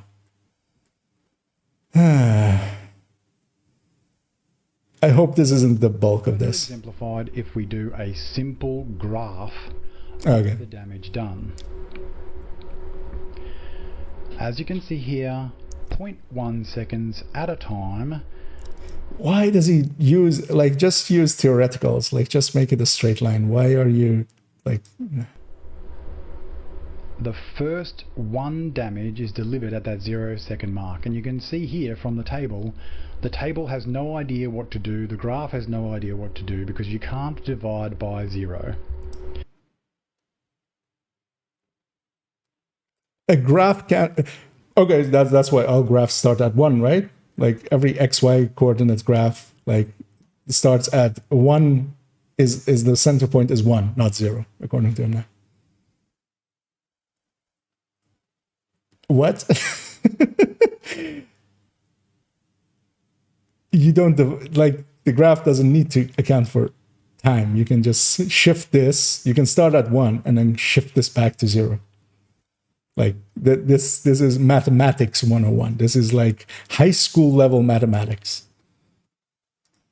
But at the 0.1 second mark, we now have 1 damage divided by 0.1 seconds, which means that Joe, technically, at this point in time, is doing 10 DPS. And obviously it very quickly drops to a point just prior to the firing of the second bullet, where all of that damage is expended in one single fraction of a second, jumping his DPS. Why does this map talk about burst DPS? The reason that the graph, that the burst DPS is that it's averaging it out. So all of the damage of 0 to 1, you reach that point, not at the 0 point, where like in real life it happens. That damage is averaged out over 0 to 1. That's why it starts at 0 and goes like up to, like this isn't even division. This is like basic graph making. This continues until the third bullet is delivered in an instant, killing the enemy at the 2-second mark. Okay, but then your next round, when does that one go up? Because that's why we use burst DPS. It is consistent across its entire line. Like just because you've killed that guy at the 3-second mark, that doesn't matter to burst DPS. Burst DPS is a straight line going just straight up into the sky. Like it's linear. It doesn't care about like if you ran out of bullets or anything. It doesn't account for anything of that. Like if you need to reload or stuff. When is the next round? Because it's not at exactly then. Because that's like if you're going to graph it like this next graph starts the second that this is like, or the millisecond that this is over. So at 2.1 here, the next round should go out then, if you're going to do it this way. 3 HP divided by 2 seconds is 1.5. And where this leads to confusion is results from the firing range. The firing range is effectively doing exactly what this graph is doing and plotting DPS per 0.1 of a second. Except it knows... Trying to guess where this is going, because this is not how the range works. We know this kind of stuff. Like this is testable that it's not. What does the range? That in the first second, those DPS figures are unrealistic, unattainable. Why does this man talk about burst DPS? Like, I want to strangle this man. They're unattainable? Really? If you just unload a FAMAS with a build on a target for 1 second and they're just standing still, which you can at the range, they are perfectly attainable. It's just not outside of the range. You know, stuff moves outside of the range. But then you have moments like Razorback, where, you know, Razorback doesn't move much when you're shooting his main weak point. Like, DPS is achievable. Or it just simply cannot divide by 0. You don't need to... First off, you can divide by 0. There are mathematical ways of dividing by 0. But also, you don't need to divide by 0. You can graph at 0. Like, that's the whole point of graphing stuff. Like, you don't need to divide by 0. Like this, you can literally shift this to 1, which is like the most basic thing. Like, they teach this, hopefully, I believe he's American, right? I hope they teach that in like high schools. You can take this to 1, be 1.1, and then shift it back. Your graph is still correct. You just don't need to divide by 0. You don't need to. Unattainable, or it just simply cannot divide by 0. So it has a couple of mechanisms built in to protect itself. Oh, is he? Oh, yeah, actually, he does. Yeah, he does sound Aussie. Let me actually catch up on what the poem said there. When I watch it and you explain something, I get what you're saying, but now I'm confused what Fog is trying to say. Yeah, like this. The thing is, this would super confuse me, except I've seen this one before. Like this is literally dumbness 101. Like this keeps popping up once in a while of someone going, oh, but your shot starts at like this 0 second that you're firing. Your shot is, of course, like you're doing like 1 million damage if you're like, or in this case, you're at 1 and then you move up, right? No, that's not how burst DPS works. Burst DPS is averaging that first second. If you're doing 1 damage in that first second, it's not the starting point where it shows 1. It's at the end point of 1 second in where it shows 1 damage. That is 1 DPS. Because yeah, you don't start at 0. I mean, you start at 0, but like it's averaging it out over that second. And then your second goes, you're instantly doing the damage, but DPS doesn't care about that you're instantly doing the damage, because there's a point at the end where you stop, right? So you will kill 1 second faster than your DPS in real life, but that's not what the purpose of DPS is, what burst DPS does. I mean, I don't think this is a school thing, because yeah, I mean, I've seen the conversation that Rossi and stuff has had with him, like entire comment sections of videos that he has now as well hidden, because he has basically like hidden those conversations. So only Rossi and him can see it, but he's explaining it to like his best of his ability. Like everything in there is like textbook, like perfectly explanations of like burst and sustain and what they mean and why they matter. But this man.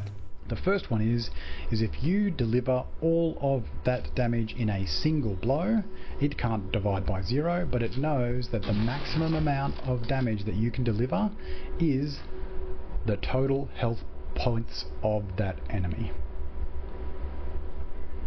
Okay. The second defense mechanism that it has is that it doesn't have any defense mechanism. What the fuck is this? It will hold that damage that you delivered in the very first instance, and it will hold that for 1 second. At the 1.1 second mark, it realizes what's going on and starts dividing the damage that you have done in the first second by 1.1, 1.2, so on and so forth, displaying your damage per second.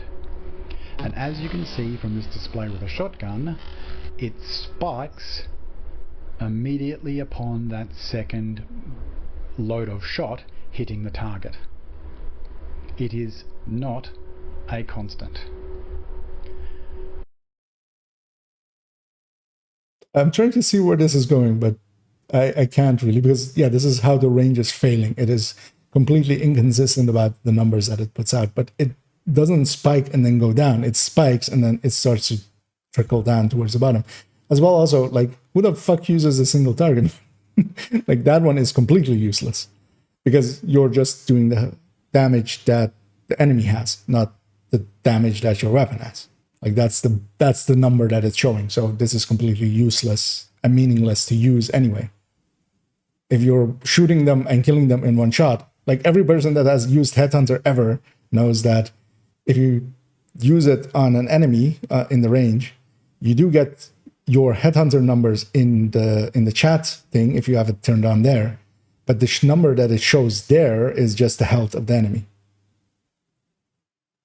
So I'm curious to see where this goes. Now what you can see here is a very good example where a sliver of health is left on the enemy, meaning that Joe, if this is him in the firing range, has failed to kill that enemy with that second bullet, and then is required to deliver an entire another round of shot at 3.2 million average or whatever it is per shot, in order to deliver just 6,000 damage to the enemy in order to kill it. That tiny little sliver is the difference between Joe showing on the DPS readout in the range a difference of between 4 million and just over 2 million. That's only because, like, in that last shot, he effectively only dealt like 1 pellet's worth of damage to the enemy, or whatever it had left, basically. And that, of course, takes down your DPS average. Or is this something else that he... And that's literally the difference of one crit hit. So when people are told that DPS is a constant rate,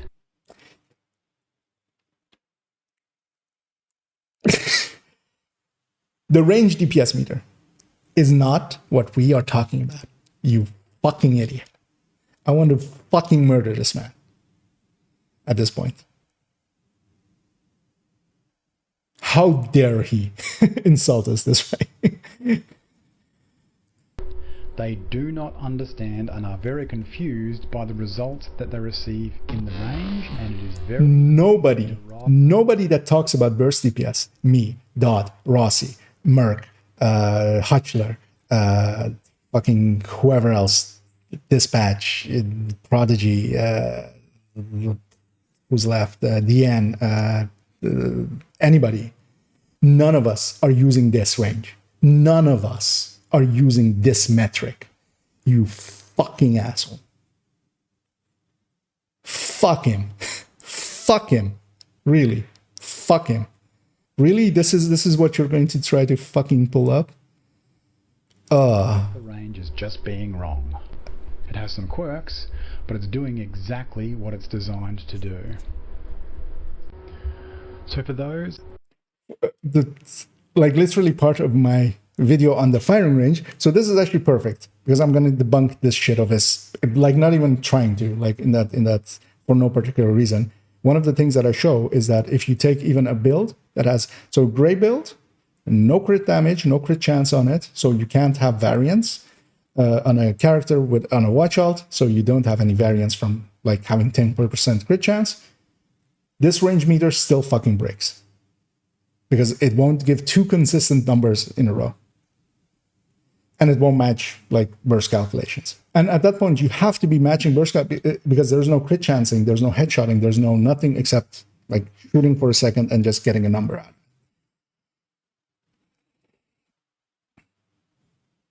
But I can't even imagine that he thinks that this is what burst DPS, when we talk about burst DPS, that this is what we're talking about. Like I can't even imagine it, that this is what he thinks.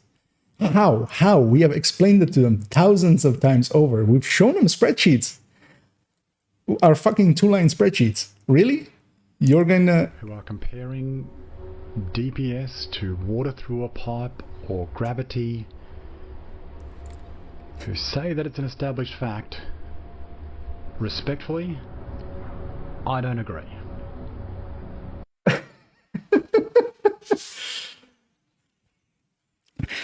Gravity is not a constant rate. You want to know why?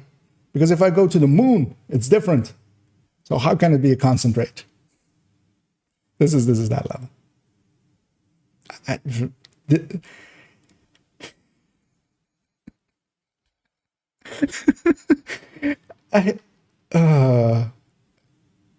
The thing is now, I basically want to do it like, I wanted to, of course, like keep him out of this and like not make this a war. This is like a declaration of war to me. This is so stupid that like I want to make it literally now a video about it, like talking about this idiot and just going full on hog on him, like just. Because if this is your thing about bursting, who the fuck uses that beat meter as a thing? Like literally go into any forum and go like, hey, I've been just Orwell forum, like a Discord or something, and go like, hey, I've been talking, I've been checking out like the range and stuff. Hey, this is my burst CPS number. Like you can go do that, by the way. Like if you're not familiar in the like build advice or in Dodd's thing, literally anyone will go like, don't use the range. Here's a DPS calculation meter, mine or Rossi's or whoever's or Kettle's or someone's, and just fill that in and. So he's backing over. He says in the shit. Oh, does it get better? When you begin to accept the fact that DPS... When you begin to accept the fact. This kind of wording, it fucks with me as well. Like, this is literally like, this is flat earth talk. When you begin to accept the fact. Like, no, first off, you don't accept facts. You either like agree with facts, you go like, okay, I understand this fact, or I disagree with this fact. And usually if there are actually facts, you really can't. You can you can't say like, oh, I don't think that the speed of gravity is acceleration by 9.8 meters squared per second or something like that on Earth. Like you can then go like, okay, on Jupiter it's different or something like that, but you can't like because they're facts. That's what they mean. What he's against is claims, because burst CPS, or how important burst CPS is a claim. They aren't facts. No, none of us uses the first fact. I don't want to take sides in this, but honestly, try being a bit more civil in your line. Oh, the thing is, likely, hi, Skagan. Thank you for your chats. This is a long story. And if you are getting into it at this point, you have missed quite a long story of it. And at this point, I'm done being cordial with this man.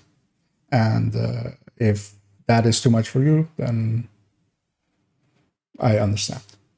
I understand fully. Like I'm being a dick towards him, somewhat for comedic effect, somewhat for like having fun, but also I am pissed off at this man.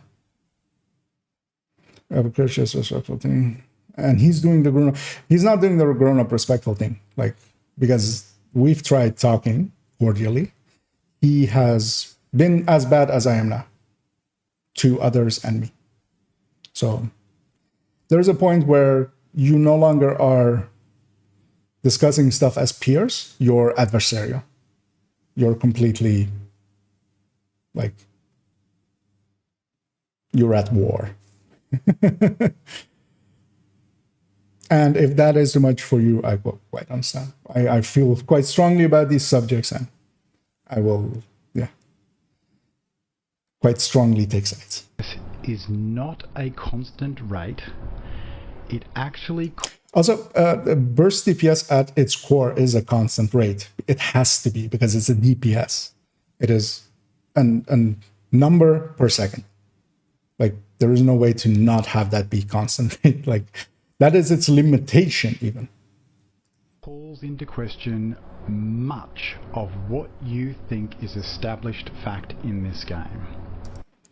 And also, like, this flowery language kind of stuff. What you think is... Like, this is all flat earth stuff. This is literally all flat earth stuff. For instance, more damage does not equal more damage. Let me explain. I mean, the more damage does not equal more damage. Like, he debunks himself almost at that point. Like, more damage means more damage. Like, if you want to say like more damage is with a weapon that has less accuracy means actually less damage, then that is fine. But that's not what burst DPS like is about at all. It is a theoretical top of output, not considering anything else. Let's go back to Joe. Now Carl comes along and he's been told that more damage is better. So Carl adds 10% damage to his weapon, giving him 1.1 damage. He still fires 1 round per second. This is Carl. A burst DPS calculation that assumes that damage equals damage says that Carl's DPS is 1.1 per second, and therefore his time to kill should be less. Sorry. As you can probably guess, Joe and Carl fire their first bullet at 0 seconds, their second bullet at 1 second. Carl does not have enough damage to kill the enemy, so is still required to fire a third bullet, and both of them kill the enemy at the 2 second mark. The more damage that Carl has produced has not been realized and converted into actual damage on the enemy. This is a massively important point that many people have skipped over, thinking that more damage on their build means that they are going to kill things quick. Simple question. What if you have 10 enemies? Now the other 10% more guy will kill one enemy faster than the other guy. That is why you choose more damage. The question is never like, is more damage not worth it? It's like, what are your choices? It's an opportunity cost thing, because there's nowhere where you can go like, oh, do I just not have 10% more damage? Like if you can have a full expertise weapon or not a full expertise weapon, some enemies you will likely kill with a bullet less, letting you move on to another enemy. Raid bosses, you're killing them 10% faster. Or well, you're not 10% faster because you have reload speed and stuff like that. Your damage side of the thing is not, if you have 10% extra in your damage side, it's not instantly 10% more burst DPS. But if you could have 10% more burst DPS, why wouldn't you take it? Because here again, this is basically the fucking average NPC again. Like this is average NPC number 2, just as enemy. So what if that enemy was at like just above the 2 shots and now you can kill him with 2 shots with the new one? What about that situation? What about the situation where like every shot now this guy can kill where this guy can't? Because this is the inverse, of course, exactly of what he did with the Elmo, where he put like 2 enemies and the Elmo could kill them, but the FAMAS couldn't. Like, this is insane to me. And it's insane to me that people like don't call this shit out. Like, this is a very simple example of where that is not the case. Now, let me go back to an example from my last video. And I'm going to say this very, very slowly because people took this out of context, misconstrued, and really didn't understand what I was saying. I have an M4 with flatline. It has a higher burst DPS than the St. Elmo's. It has a higher burst DPS than the St. Elmo's by roughly 10%, just like Joe and Carl. And yet, when I fire at this target, at this target, you fucking idiot. Yes, that target. Now go fire at Razorback. Now go fire at Boomer. Now go fire at Buddy and Lucy. That is where it matters, not at one single red that you can't, like, where it doesn't matter if it's 1 shot more or less, because it isn't even, because both of them will kill at like 4 shots in this case. But what if you're shooting at something where you actually have to like do continuous damage? And even then, like it's more about, then you go more about sustain and stuff. But this isn't like, I don't understand why he thinks that this wouldn't matter.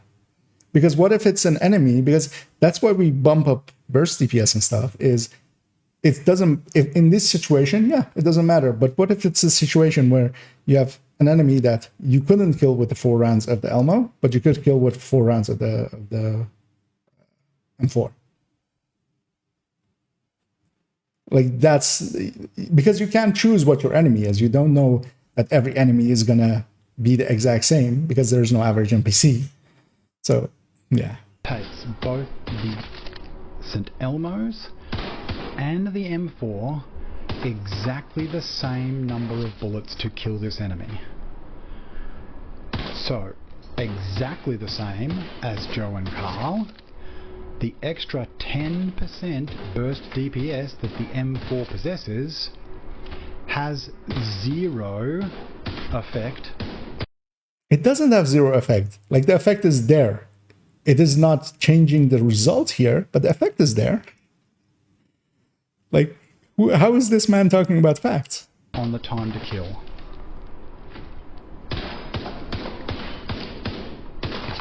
The higher your damage is... He even says it, for this target. What about the other targets then? Like, what about a point where 10% more will kill that enemy with like half a mag less? What about those situations? Because you can't control for this enemy. You can control for your build. The more prevalent this becomes. What was that sound? In the case of Joe and Carl, in order for Carl to actually have a faster time to kill, he has to deliver the damage required to kill that enemy with less bullets. So what if you have 10 of these enemies? Like, is that really too hard to understand for him? Like, what if he stacked 10 of these, then suddenly this 10% more will kill one more enemy? Instead of 10, this build can kill 11. Like, that is the basis of it. That's why we like DPS calculations. In that case, likely not with sustain. Although actually, well, 30 rounds or 33 rounds, that is in an AR. So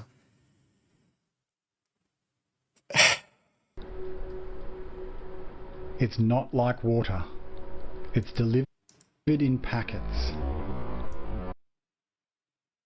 it's not like water, it's delivered in packets.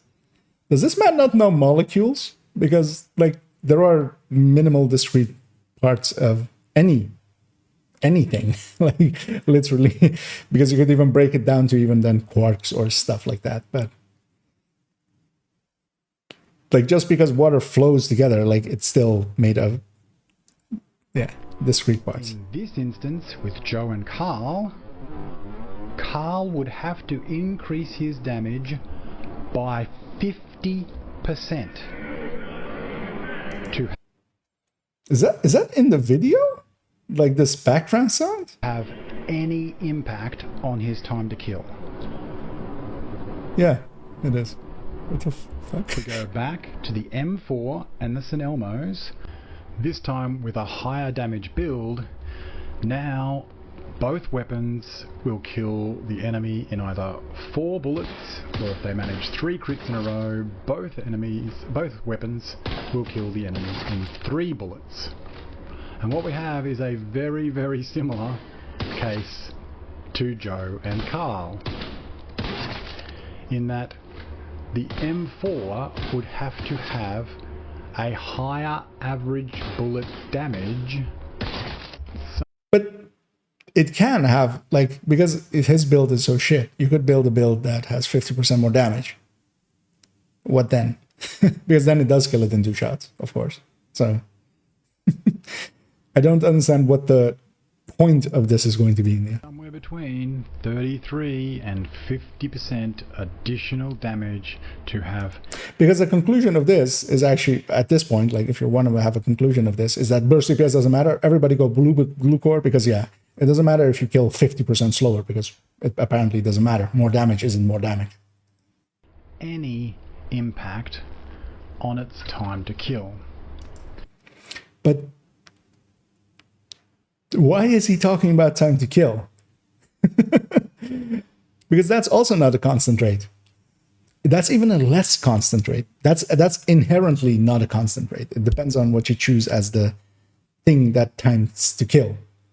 Like, how is this a better system than burst DPS? Like, that's the reason we use burst DPS. It's independent of all of this, all of build. Like, it's just the build and a weapon's number. Like, it's like horsepower. Like, it's a metric outside of, like, how fast you can drive it around the course. To say for sure he plays it. I mean, he has never died, or he hasn't died in the last year or something. What was it? Like, he hasn't died 5 times in the last year. Like, yeah, good for you. That isn't something to be proud of. I have died 500 more than likely. I've died 5,000 times in the last year, and I'm proud of each and every time because I was putting myself in danger. Now, even if you managed to accumulate 33 to 50% additional damage, you can. Like, that's how build theory crafting work, because otherwise we could just go, like, just put whatever together, and then you go, like, okay, but then we start comparing them on a metric, let's say burst DPS, and then we'll try to maximize that out. Like,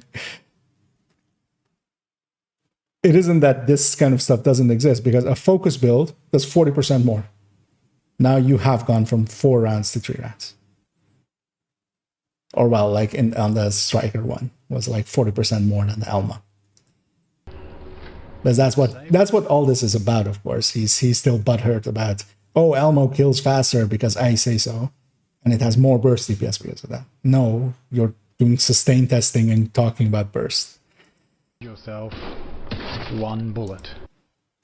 Well, no, he did. But in like his rebuttal video to Dodd, like Dodd dies like a lot because of course he does, because he's just farming the open world, and he was very like pissed off that like, oh, how can his build be meta if he's dying 5 times an hour, or he had like timed it out and stuff. And he was like, oh, I haven't died 5 times in the last year or something like that.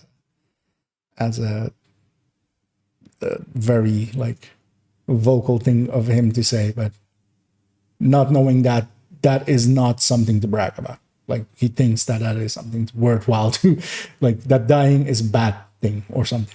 Because yeah, usually most players that play aggressively, they will die, and that's fine. Like you understand that if you want to get the most damage out, you can't be super passive. And he apparently does not understand. And as I'd explained last time, that 1 bullet amounts to 0.07 seconds. On one enemy, yes. What about 1,000? What about like what about on a like an entire speedrun? Now if we go back to Carl and Joe's very simple world, Carl chose to put 10% damage on his weapon, on his build. I'm gonna do a thing here. I hope you guys don't mind, because otherwise it's gonna take forever. And I'm gonna put it on 1.5 speed. Because he talks this. Unfortunately, it didn't make. Oh, that's maybe too fast. I'll put it on 1.25. Because otherwise they'll be here forever with how much I'm pausing him, because keeps any difference to his time to kill. How much better is that, by the way? Like on 1.25 speed.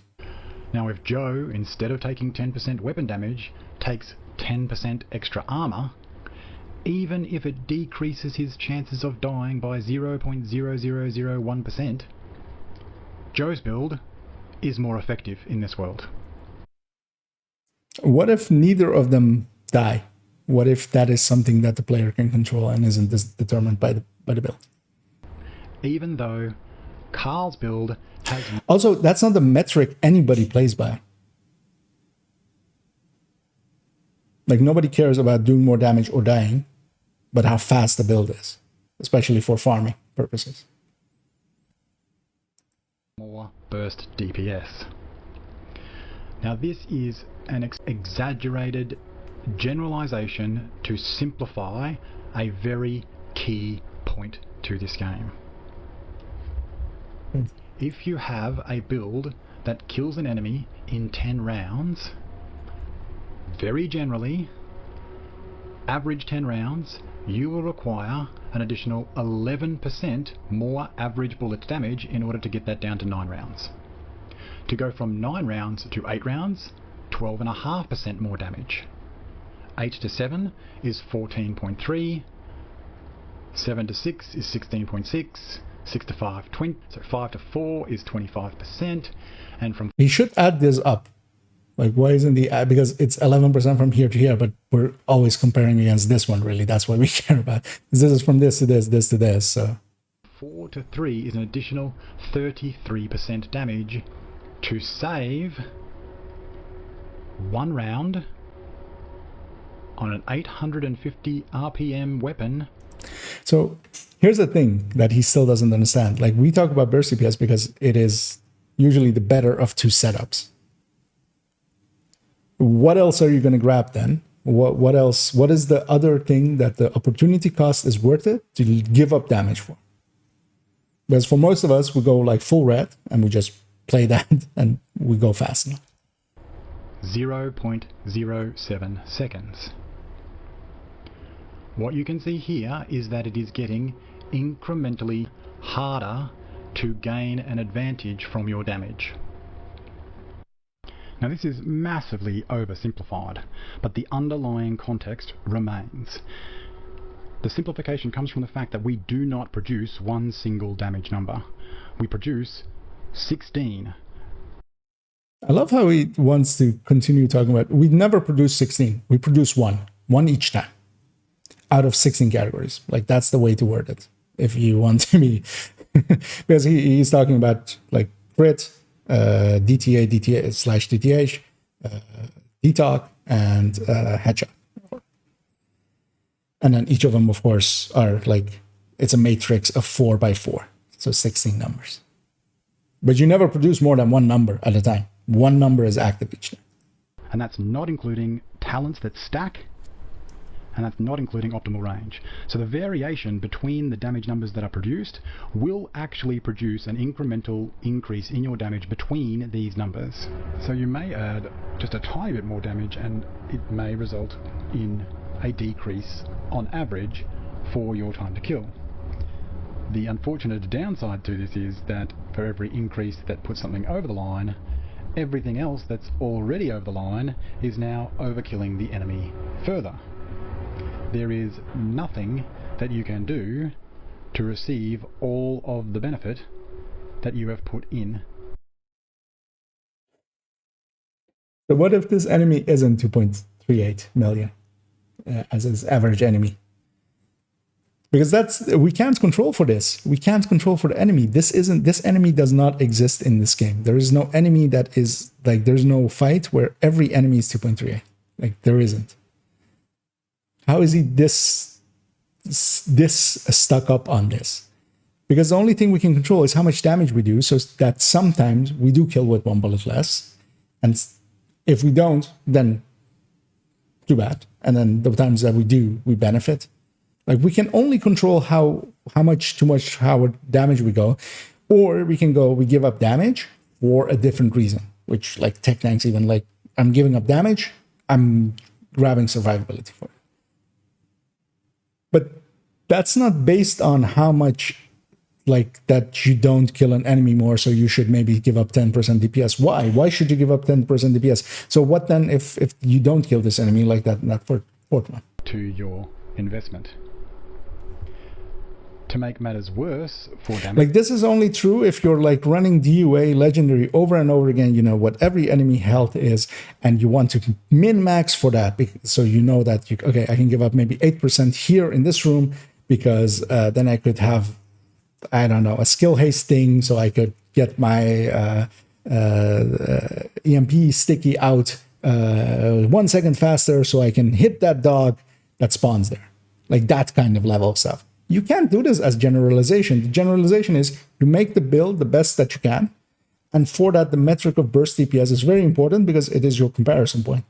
You can use it to compare, is a Grupo better as a chest for an Obliterate Striker, or is it better to go Cheska? Like, that's what we use burst DPS for. Like, to look between two versions of a build. All of this is damage gets greater, useless. the more of your damage that you are dissipating. In every case, you will lose, on average, 50% of the final bullet that you deliver to an enemy. You don't lose that. Like, that was already gonna go. Like, you always have overkill. Like, there's basically no point where you only do like exact amount to the enemy. You always have overkill. But that doesn't matter, because you don't have a control over what the amount of overkill on an enemy is, because you might be multiple people shooting it. You can't control for this. You can only go like, I want to have maximal damage, or I want to give up some damage for something else. If you have a lot of damage, even in hardcore, like, the thing to do in hardcore, as I see it coming up, is to actually either go for a little bit of mid survivability, but you never give up full damage, because you'll die. You'll die eventually to something silly. You go for more than enough damage to survive, and then just a little bit of survivability on top of it. Because if you give up way too much damage on hardcore, you still, like, you fail in the same way that you do in like normal. you have less bullets to kill the enemy. So 50% of one bullet is a much greater percentage that you are losing. 50% of But one bullet, I know where it is going. when it takes you 10 to kill, means that you're losing 5%. If you're losing 50% of every bullet when it only takes you 4 to kill, you are losing 12.5%. But the fact remains that it is Also, so at its core, each of these bullets is a different damage value. They have to be, because otherwise they're not the same amount. Like if this is 1 and you're dividing it by 10, then each of these is 1. If you're dividing it by 4, it's 2.5. This weapon with 4 rounds at 10 rounds is like, if they are the same weapon, they have the same RPM. So this one still has 6 rounds to go before it reaches the same, like in the same killing time. All of these are not the exact same length. This is bullshit. Pure and simple. Like, because these aren't the exact same values. Because this weapon with just 4 has the same 50 round mag and has the same RPM, unless you're using the weapon to like go from a FAMAS to a TKB or something like that. incrementally harder as you add more damage to produce more realized damage. Realized damage. You can't control for that kind of stuff. Like you can't. That's the whole point of like what he doesn't understand. There is no, because there, for every time that you basically overkill by like 99%, there's also a time where you basically overkill by 1%. So you can't control for those kind of stuff. Like you can't control for the other side of the equation. You can only control for your side. When you combine that with the fact that you... Fact. He's the only one talking about facts. And these aren't facts. None of these are, like what he's talking about here, aren't facts. They're opinions. Because yeah, if you go, like this is a common thing about in games, especially for like more like continuous games, like where you have sustain is a lot more important thing, like Eve. Bring that one back up. High RPM weapons get used a lot more for just ending an enemy. Because yeah, you don't have as much overkill. Because if your alpha is like 17 times the remaining health of an enemy, you're wasting a ton of that damage. So you literally have setups where like the rate of fire is a lot more important than the alpha strike. Like these are concepts that already exist and like have been talked about, but in a game like Division, it's not to that same degree because we never sustain to those lengths. We don't sit there and fire for 2 hours on enemies and stuff. You've already got a lot of damage on your build. That means that you are going to get inevitably, unavoidably diminished returns from whatever you are putting into your build. But what are you switching this damage? If you're going to go like, okay, I'm okay giving up 10%. Okay, are you okay giving up 20%? Are you okay giving up 30%? And for what? That's the thing. That's the thing with build making is not what do you give it up like I want to give up damage. Like nobody goes like I just want to give up damage. You go like, okay, I want to give up damage for, or I want to go for extreme damage at the cost of. Like these are the thoughts that people have. What is this? You know? For example, on this build, by adding an additional 15% added weapon damage, I increase my average bullet damage by roughly 6.5%. So the diminished return on investment is not only diminished, but it's exponentially diminished the more that you add. It's not exponential, it's linear. Like, factually. That one is a fact. Diminishing returns on weapon damage and stuff is linear. Exponential is stuff like skill haste, where you have a second modifier, basically, a second derivative, where it does go exponential. So every point after one is basically starts exponentially. But weapon damage is pure linear line, not exponential. Now this diminishing on the damage investment that you make, the But is the point of this going to be, what do you then replace it for? Like, what is the thought there? dissipation of that damage by overkilling inevitably on every single one of your last bullets that kill the enemy means. But if you don't overkill, you're not killing. That's the base. Means that you will never receive the full percentage that a burst DPS calculates. You will never receive the full potential of a burst. Yes, you will. Just not for that final shot. What about all of the seconds that a burst DPS was active before that? Like if you're firing for 3 seconds at an enemy like a Changa, which you aren't going to kill in a mag, that first, like all of the pure seconds before it, where you were just hitting the enemy, you were at burst DPS. Just overkilling doesn't matter to this conversation at all. Like, at all. Tells you that you're receiving. They've done studies, you know. Video parts again. Fuck this guy. 60% of the time, it works every time. Okay, strap in because we are going to... Oh, this tone. This tone. Put this all together. I have my high-end glass cannon vigilance flatline M4 with 5%. Let me see actually what this build was. I want to see it. Okay. Okay. Why is there ACS in here? Like that's something that goes into the. So of course not showing his stats.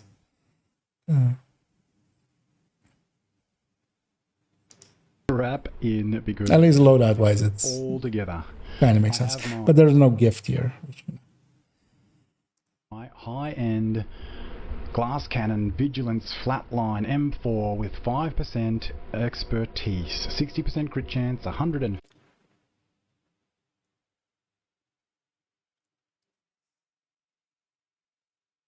60% crit chance, 155 crit damage.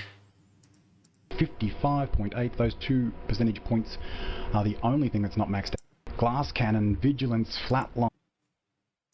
Am I wrong in thinking that this build should have 168?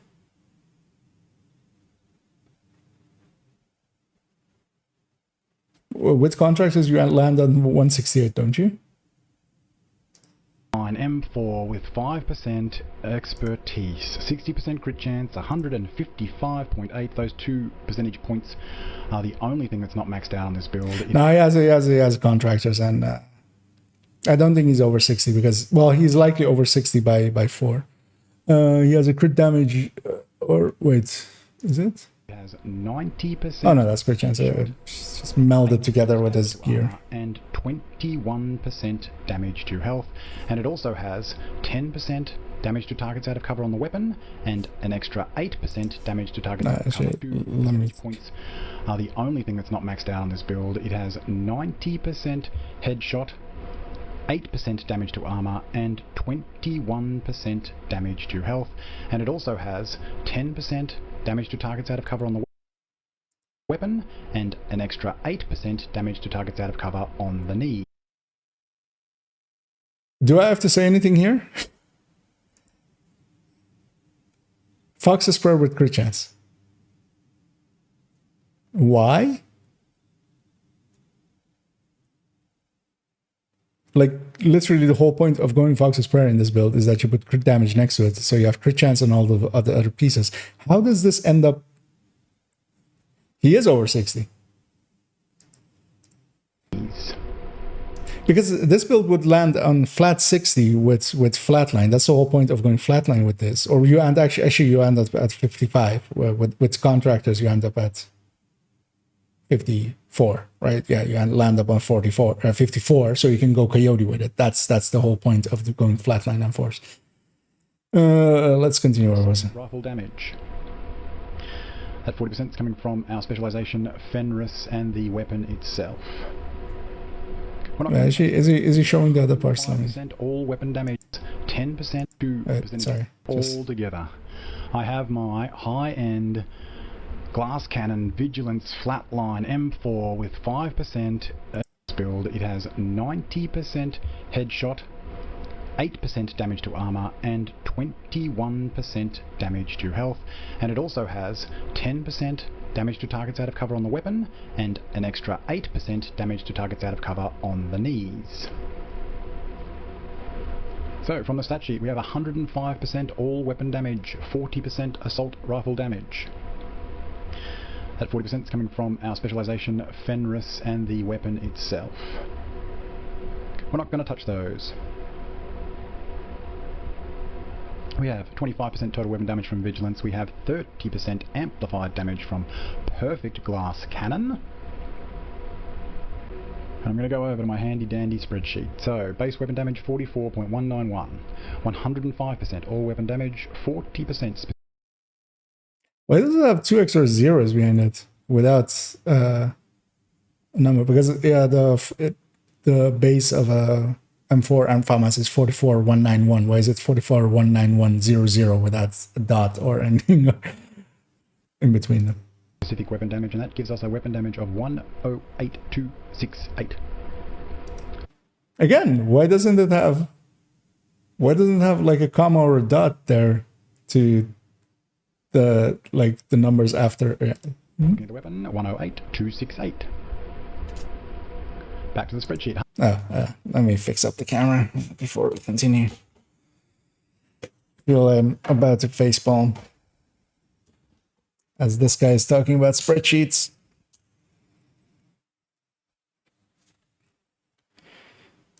%55.8% crit damage, 60% crit chance, 90% headshot damage, 15% amplified from Flatline, 30% amplified from Perfect Glass Cannon. Just call them multipliers. And I currently have the backpack talent in the amplified because it is in fact acting as an amplified talent.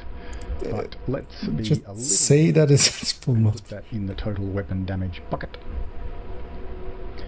We have 8% damage to armor, 21% damage to health. His spreadsheet is so fucked up. Why is yeah, no way. And you can see 18% damage to targets out of cover. I currently have this set at the average for heroic being 40% armor, and I have it at the average. I'm sorry? Targets out of cover. I currently have this set at the average for heroic being 40% armor, and I have it. The average for heroic being 40% armor? What? How? Also, first off, average for heroic. What the this again, average. Countdown? Heroic countdown? It's still heroic. Like, because it's 80% armor at that point, basically. Unless you're fighting Black Tusk, then it might be 70%.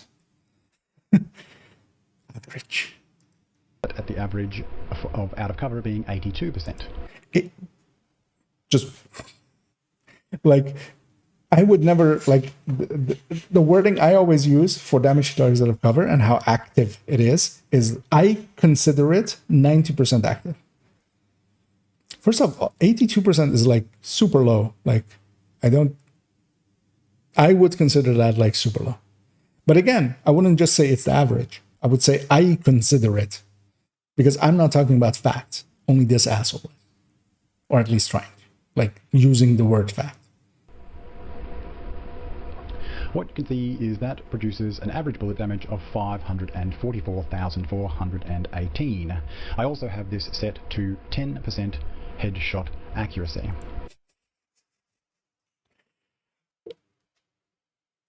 %10 headshot accuracy. I mean, this is just showing how bad he is at the game. What you can see is that the bullets per normal enemy, red enemy, is 6. So it requires 6 bullets at the average bullet damage in order to kill the 2.8 million health of a red enemy. What I'm going to do is I'm going to simplify all this down. We are going to go just on red so they don't have any armor. So I can remove that. We're going to the firing range, so every single target is out of cover. We can put that at 100%. I'm also going to do nothing but headshots. 100% headshots, and that reduces it all down to just 2 numbers. The frequency is that it'll be 60% is a crit, so it'll be a crit headshot, and 40%. Although if he's going to go do this shit at the range, why did he add in like averaging out of cover and stuff, and even armor. Like you could have just chosen health and just like the target's going to be out of cover like 100% of the time. That's one we can like. There is an average there, and it's like yes. It's not even a number. It's just yes. The time it's going to be a non-crit headshot. Now I am reducing this down to a 2-line spreadsheet. So that's his joke back again at the 2-line spreadsheet of Dot.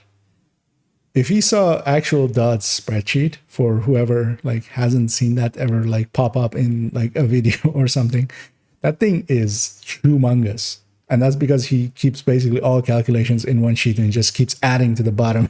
It's like a 1,000,000-line spreadsheet. And also you don't need all this. Like all of this I could do in 2 lines. Any person could do this in 2 lines. Like my calculators do them basically in a line and then spit out on top a line. Like, yes, hypocrisy. I know. This guy fucking talking about hypocrisy. Go fuck yourself. Apologies, Dad. But that does make it simple. So we'll just check our damage numbers in the firing range. 548, 874, and 998, 950. This is all waste of time as well. Like basically just say that. Very hard to see, but 548. You don't need to show these kinds of things. 998. Well, I'm not spreadsheet. At this point, anybody can calculate this kind of stuff out. Using other people's tools if you need to. So that gives us an average bullet damage of 818,919. And what you can see is that the bullets per normal enemy is 4. Mm-hmm. So it takes on average 4 bullets to take down a normal enemy with headshots on this build. Average enemy.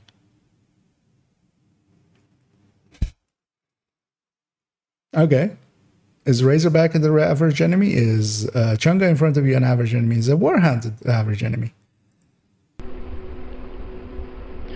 Right now, what I'm going to do is I'm going to do what I did before, and I'm going to swap out one of my weapon cores for armor, removing 15% weapon damage or all weapon damage from the build.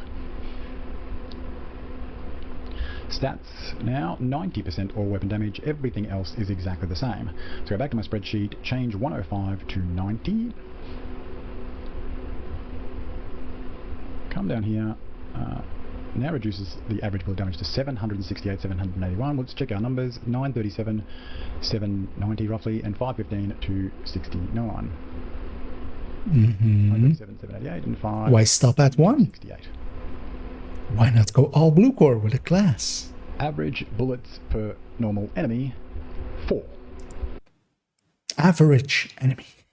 Go fuck yourself. No change. Let's go back in again, and now I've changed the chest piece to be an armor core. Wait, he has an armor core sacrifice? 75%. No change. I want to see. Who has this armor core sacrifice? Why would you have this?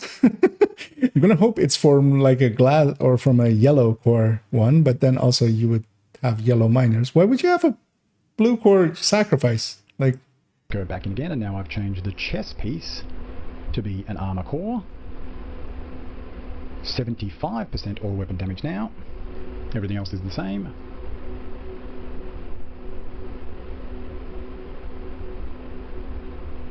$876,000 and $481,000. Just check that. Okay, I'm going to continue adding blue cores, replacing the red cores, get the results, and I'll come back to you in a sec.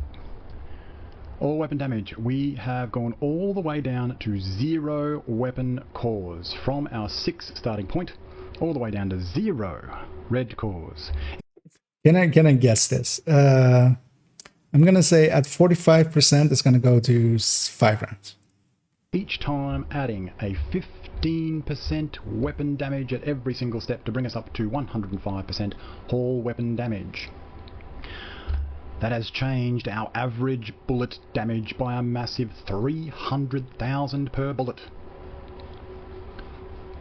Our investment of 15% at each time, from 0 to 1, gave us a 9.68% return.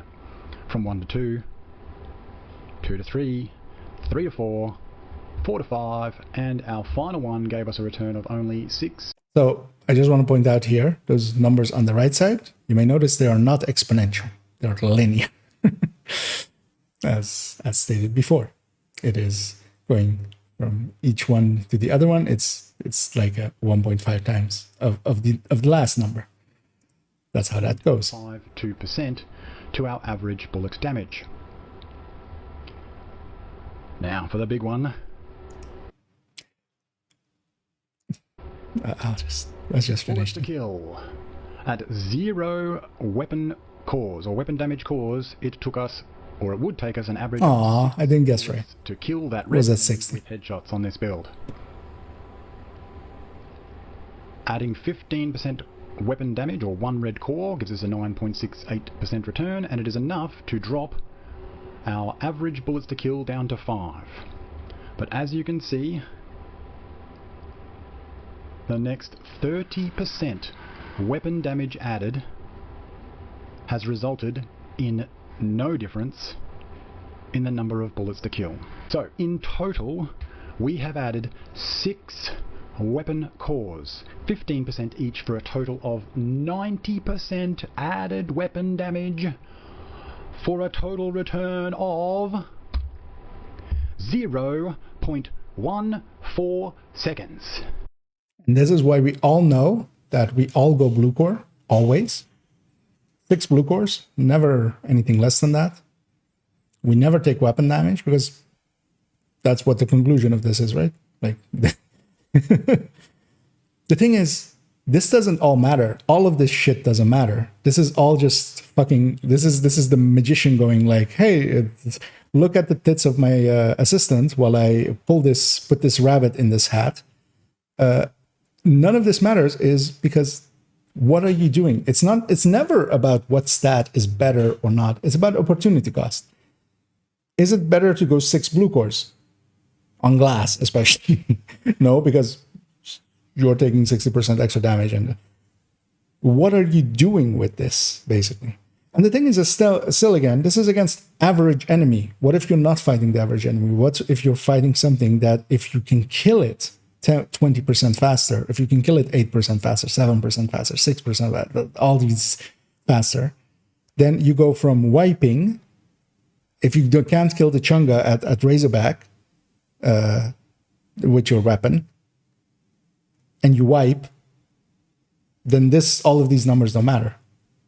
There is no average enemy still. Like all of these as well don't matter because you can't know what you're fighting. If every enemy had the same armor and stuff, yeah, we could maximize towards that. All builds would maximize towards like, okay, instead of killing with 2 rounds, we want to kill with 3 rounds, but instead of that, we'll getting some armor and we'll get a stronger shield out of it, or we'll take some yellow cores and put that on a turret and a drone or something. Sure.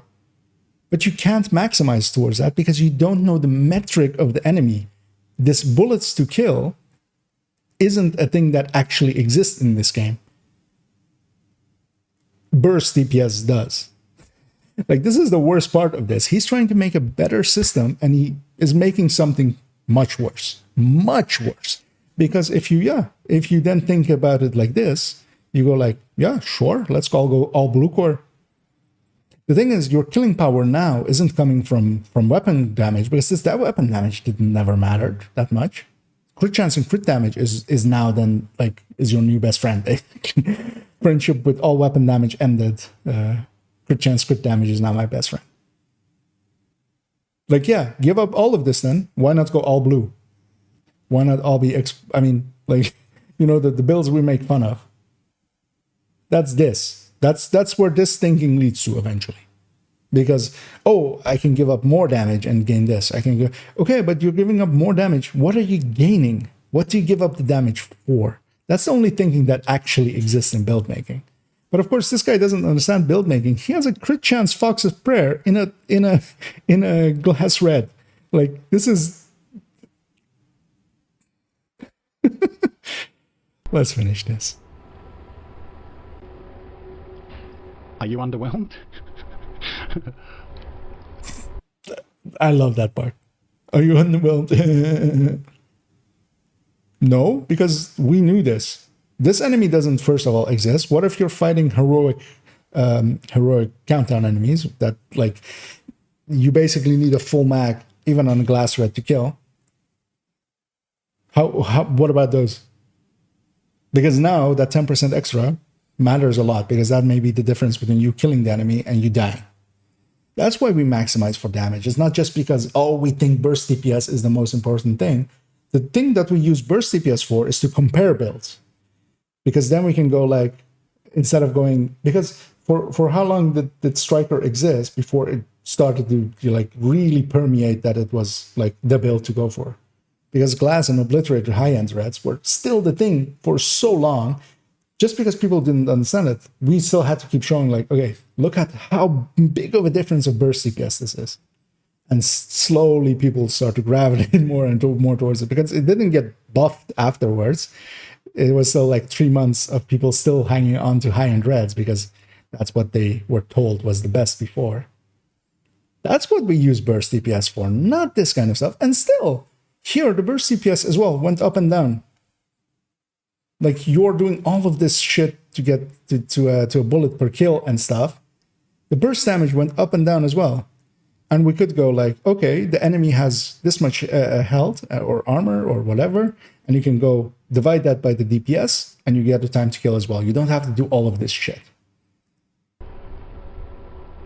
In fact, it would take you to reach the lofty heights of 150% all weapon damage before you could confidently say, on average, you would kill that red enemy in 3 bullets.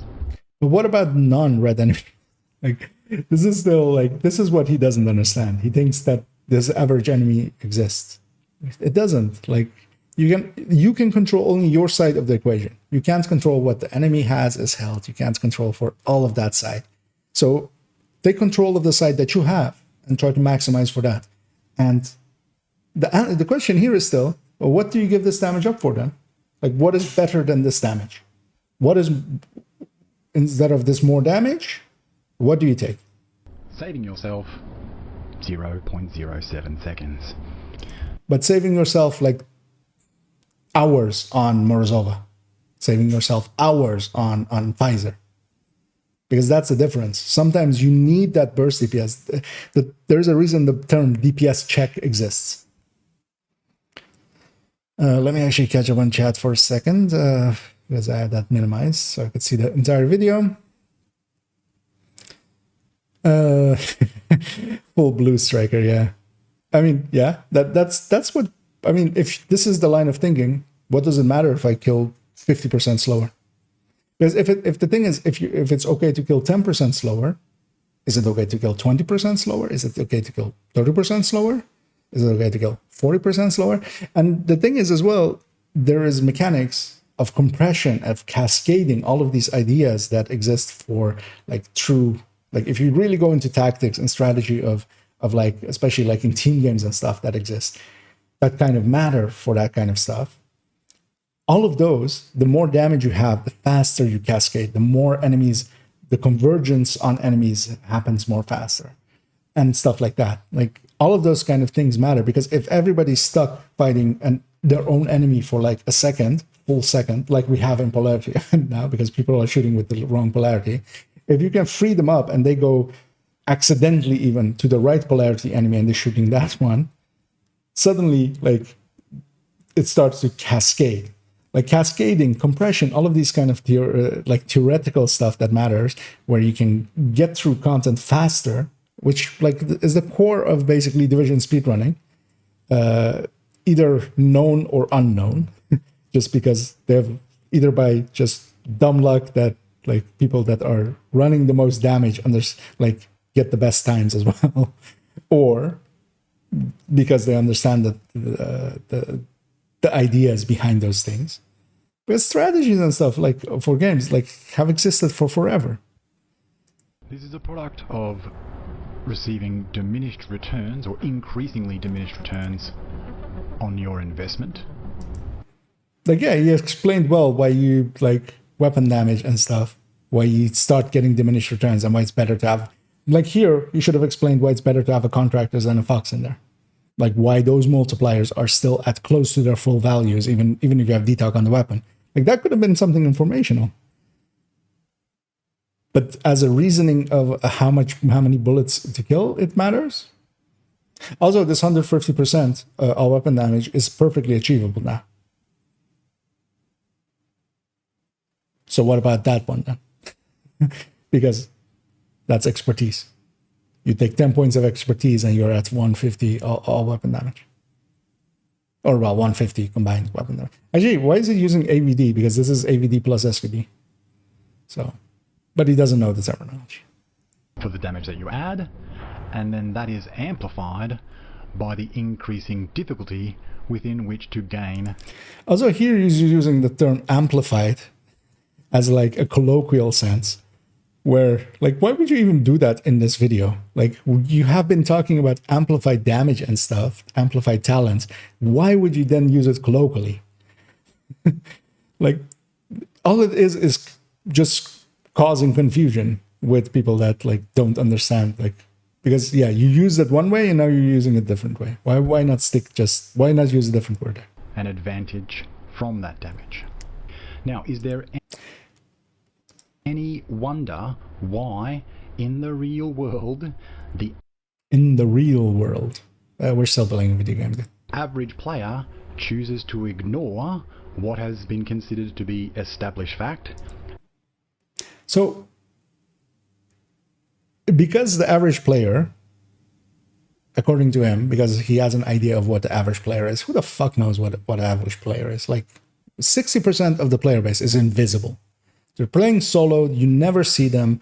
You might catch them once in a while in a safe house just because they're running around, getting to something, and you might get a glimpse of them. You might be able to inspect them for a second.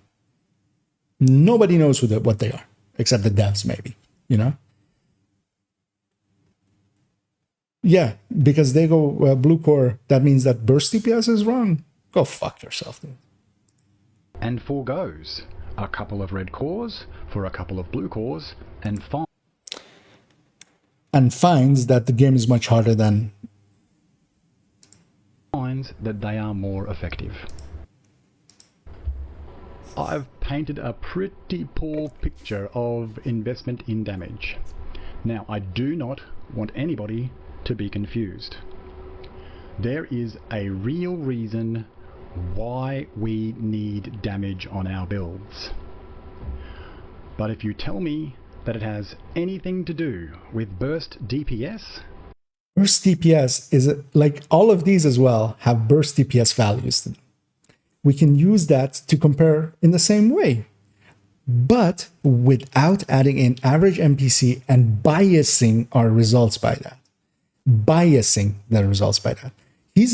This is the asshole that has science in his fucking about me. This is what pisses me off the most. Like, I respectfully disagree. And still, burst DPS is just a metric for just comparing builds. That's all it is. Because, yeah, you can go, you know what? I want to go to blue core. Fucking hell. Do you think the tech tanks don't have a DPS chart? Because I'm pretty sure I made a DPS chart for them in that thing. And yeah, they are very much giving up damage. This exact reasoning. Giving up all weapon damage because it is the easiest one to give up while keeping crit chance and crit damage high. And that's the thing. Like, I agree with some of the thinking here, obviously, with a lot of my builds ideas, like the tech tanks, the PFVs and stuff. All of those give up. But what do you give this up for? That is the question here. And it doesn't matter if there's a bullet less to kill or a bullet more to kill, because you could have done this much easier with burst DPS as a metric and gotten a much more unified results out of it that isn't tied to some average NPC shit. Because that's all he did. This is burst DPS with extra steps. That's all this is. Because you could have literally gone from...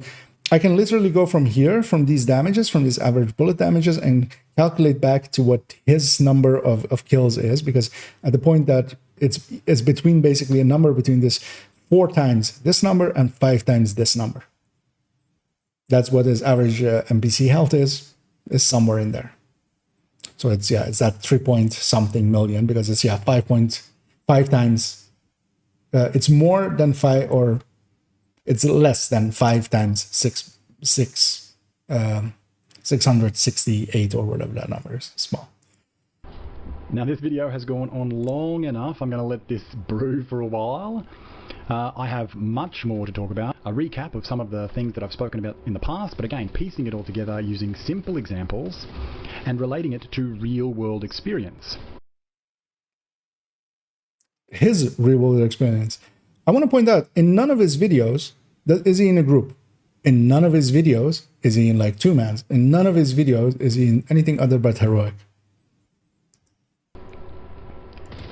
Who is this, like, how does his shit apply to me, for instance? Or people that matchmake, or people that play in groups? Because is the average NPC still the same in groups?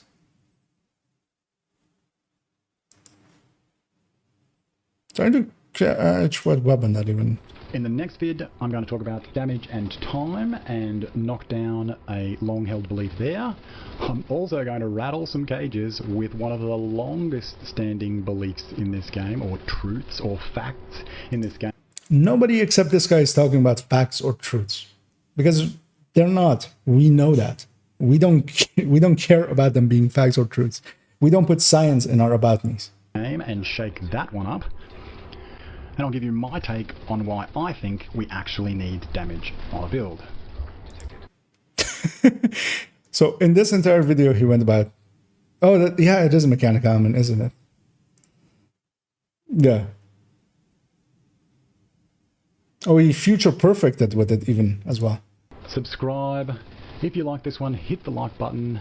And even throw a hashtag Joe if you understood everything and you find it relatable to your real-world in-game experience. Like, that's the thing here. He has biased something towards even worse ways than burst DPS, and he's going like, oh, but it fits your real world. Like, no, you made a worse system. Only a worse system. Until then. Because we can alter what that average NPC is. You can bias it to just go like, oh, I have 90 because my average NPC is 4.3 million, and that's the point where it goes from 1 bullet more to 1 bullet less.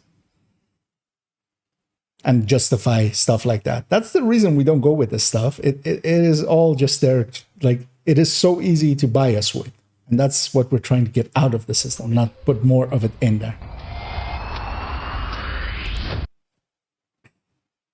As always, he goes fog out, and I'll go fuck off. Yeah. It wasn't as bad. It wasn't as bad as I expected. It wasn't as bad as I expected. This is still his dumb stuff. It's just a worse system than burst DPS. Good job, dude. Like, luckily for me, I don't have to. Like, I'll still make the range video, and he's giving me even more ammunition for talking about some stuff for no particular reason. Because part of the firing range video was about that DPS meter. That wasn't about him before, but now it's going to be. Like, because that's not the burst DPS. Like, nobody else would even think that is the burst DPS that people are talking about. Except if you're like watching, I don't know, like some of the worst YouTubers. Because most of the normal YouTubers, even, like, they've been corrected so many times that they don't do it anymore just because they don't want to deal with the shit of people going like, why the fuck are you using the range? Let me bring up chat again and catch up.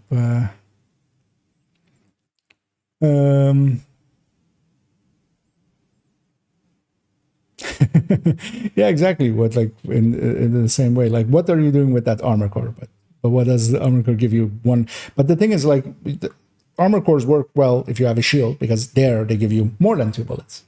You have to think of it like, it's always, build making is about opportunity cost. In every game, it is, I'm going to choose what I think works the best, and I'm going to the justification of it's going to be because I think this part is better than this part. I think glass is better than spark.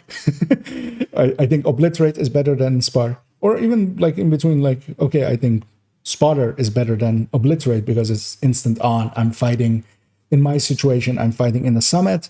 There's a lot of enemies all around. I'm fighting solo, for instance, and there's not as many enemies. So I'll be losing obliterate more, and you justify spotter like that. Like, but then still, these aren't facts. These aren't truths. These are justifying it to your situation. Because that's a much more interesting discussion to have than one bullet more or less, especially on the metric of an average NPC. Like that's what breaks this. Because, okay, at that enemy level, yes, going from this level to this level, you gain or lose in bullet. But you can't know going into a mission or into a CP which enemies, like, do you know how many yellows you're going to have? How many purples? You can't. You can only control your end of the bargain. You can only go like, I want to max out my damage because I'll kill faster. Like that's the only part you have control over. You don't have any control over what spawns. At least, I mean, you do. You have difficulty settings and stuff, but you don't have like to the degree that you can min-max towards damage output like that.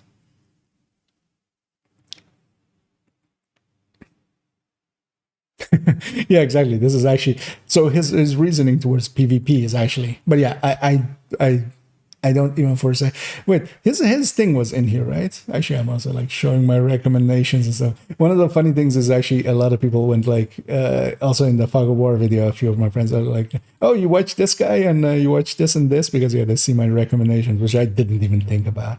What was his name? What was his in-game name? Where's his?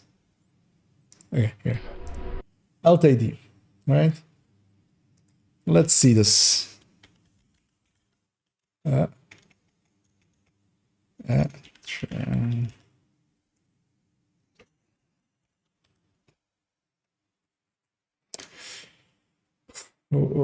how many games did they add to this shit? I need to like not have my lights for a second, sorry.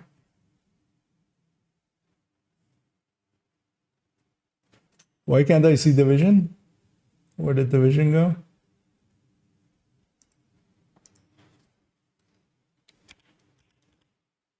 Oh, can't do it like that. Why can't I find Division? Oh, because they moved it to more games.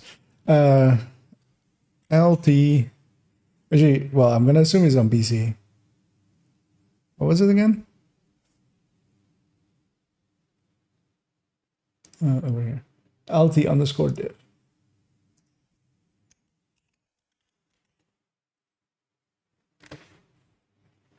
I'm surprised. He has 71 PvP kills. Wait, he has 2.9 hours, 2.9k hours played. I'll make it. So he has 2.9k hours played, and he's 2 point something k.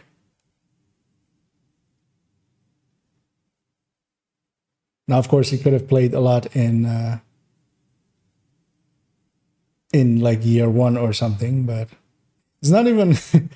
Well, actually, so yeah, this is just your like the most like recent character you've made, so it doesn't have to mean anything. But I just want to see. It's also interesting. He's basically never been in DZ much because he would have had stats here. Because if you are if you're any player that like hangs around the DZ, after a while somebody will search around this. But I'm surprised that he has that level of playtime and that he's like that bad at it. Yeah.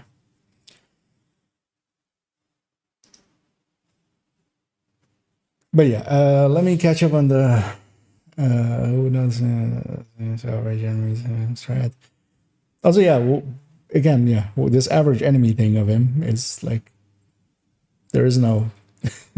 What about Razorback? What about Buddy and Lucy? What about Heavy Boss? What about just a Heavy? What about a Warhound? What about?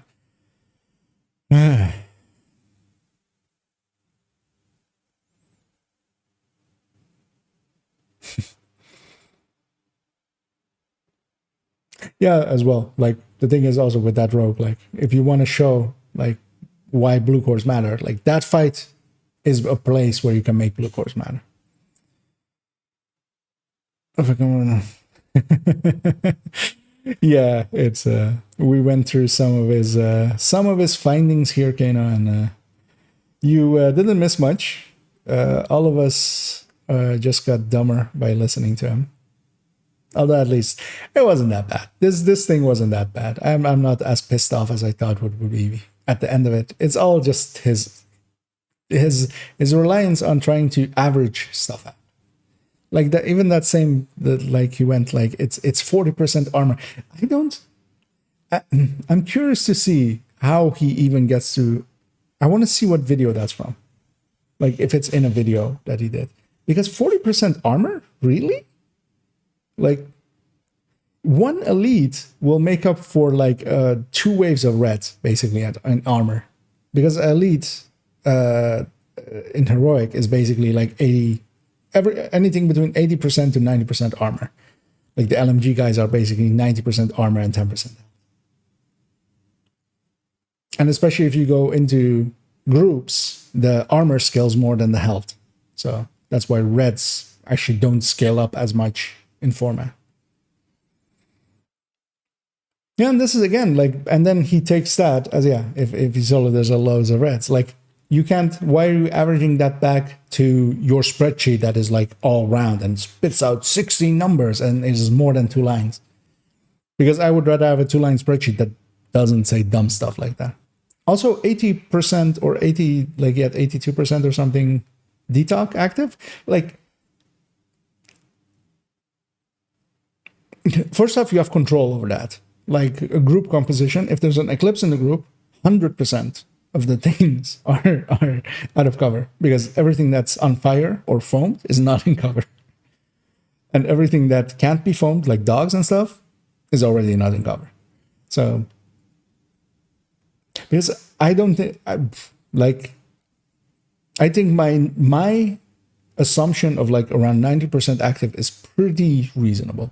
Because also usually the things that are in cover, so if like an elite is in cover, except if it's like an outcast LMG, but if it's like an elite in cover, when you shoot him a few times, he pops out of cover. Like especially reds and purples, you just pop them out of cover. So you'll lose 1 or 2 bullets while they are in cover, and then they basically fall out of it. I'm also I'm gonna start up the game again. This might actually break my audio in a second.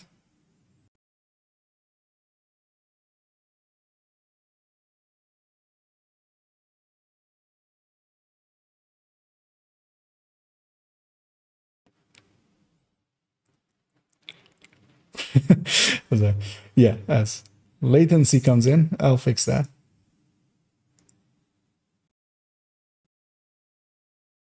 I just want to see, how do you even set up a glass red to... I want to see what my glass red has as crit chance, crit damage, because 155 seems exceptionally low, even going Fenris.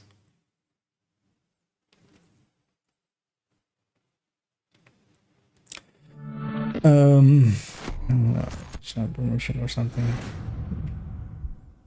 Yeah, it should be fixed again, right? The audio. I hope it yeah, it seems to be. Each dimension. Yeah, I mean, but that's the thing. Like, is you can't average out everything out like that, because or you have to give up metrics for missions, or or is it solo? Is it in group? There's no like, you can't universalize like this, which he keeps doing, which is like what my video about him was. Because I want to see, because he has his dumb numbers here up here somewhere. Like that fox with crit chance is like, so 60, 150, 155.8. Which, let's see. Safe area detected. Let's say 156. Like I want to even see like if I can like replicate whatever the hell's going on there. Glass red. So actually my glass red is also like with Fenris and not with Grupo. If I put the contractors in here. Because the crit chance is the only thing that's going to swap here. But yeah, if I have like a flatline weapon, let's say, I'll put a King Breaker just for comparison's sake. I'll go become technician. You know, let's get it all the way correct. I have a linked laser pointer there, so I'm missing 5 there. Because yeah, like stat wise, like if you take that, okay, that's what happened there. But you don't solve it. You don't solve that in that way. You don't solve it with a. You do this. You take the holster over there and you put a coyotes in. Like that's how you solve that. Also, is it actually? I might actually have a weapon handling somewhere in here. I don't.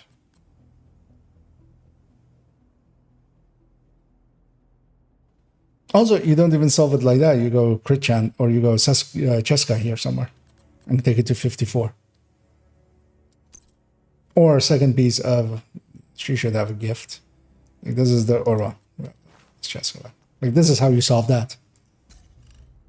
54, 152 with a coyote. Going 60 and like never will you take crit chance on alongside of these, because then you're basically wrong. You're basically like you're doing it wrong. Like these are known metrics for so long, but he doesn't know them. But he wants to talk about them.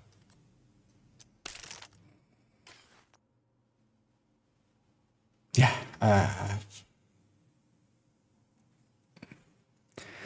At least it wasn't as bad as I thought. I don't even remember what it started out with. Yeah, like this stuff was horrible. Like this stuff is just pure non-understanding because DPS goes to that 3rd second. Like, yes, you kill in 3, but this isn't talking about burst DPS at that point because when is the next shot happening? Burst DPS doesn't like is a constant rate, you know, where he says it isn't a constant rate at somewhere. Like here or something. There we go. Like this. Like, no, burst rate is a constant rate. That is, burst CPS is a constant. Like, the thing he's talking about is actually simulating hit percent or hit damages, which isn't what anybody else is talking about. Let me catch up on the last things here, and I'll just go drop dead and just sleep for 3 hours and get this headache off. Yeah. Aikai, or chat tangent. Running Hunter's Dark Winter with Adrenaline Rush in content at the moment. Just talent suggestions. Intimidate or Obliterate. I would say don't go Adrenaline. Well, I mean, you can go Adrenaline Rush. But, especially with SMGs, just Vigilance, Obliterate, or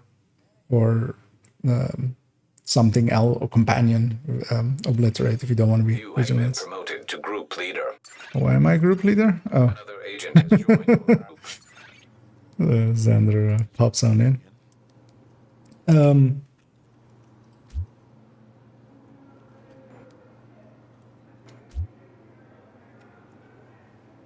runs smoothly right until it really... But yeah,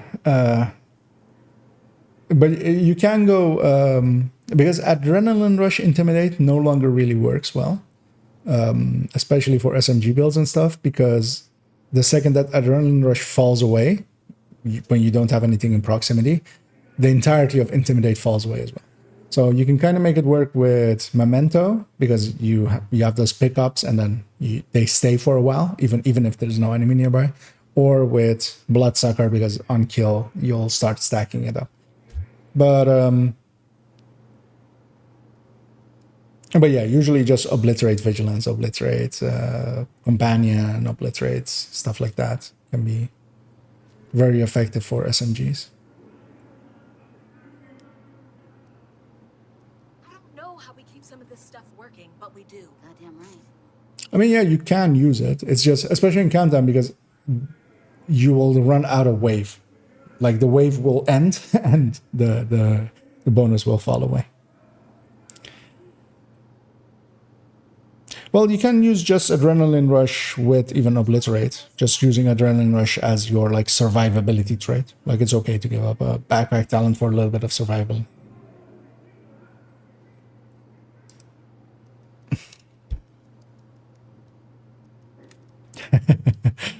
As Xander is oh, okay, this is the new style. The new style of what's it called? The hazard protected tank. We used to do this with 3 pieces of Eclipse, but now with Cavalier having had 30% hazard protection, the same as Eclipse, like on 2 pieces, you can add in a new piece, which is something that I still have to do on my. But also, I don't raid tank. Like, I haven't raid tanked in like a year and a half. So. No.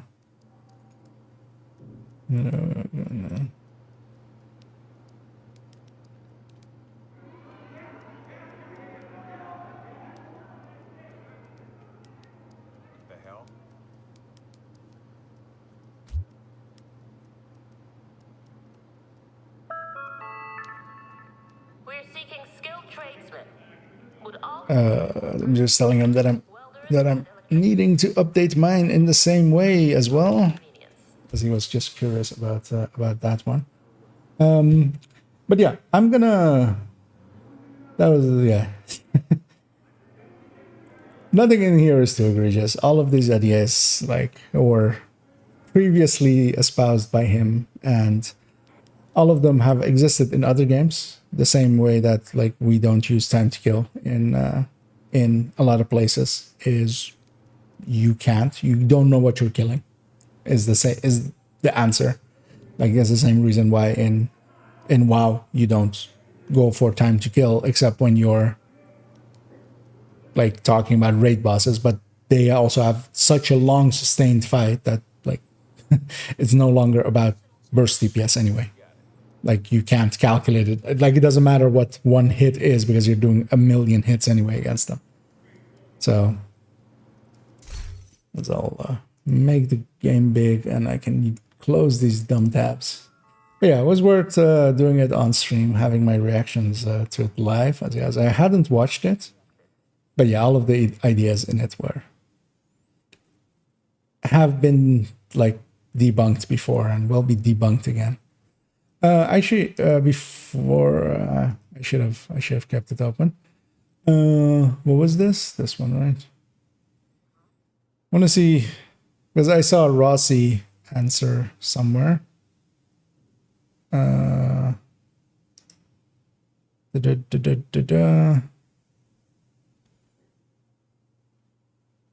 Wait, is this the same guy? Oh yeah, Rossi.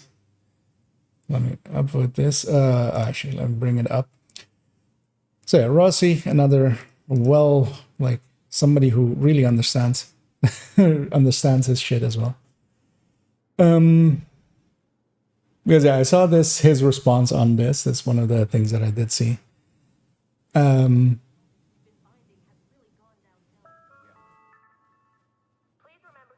gonna upvote this.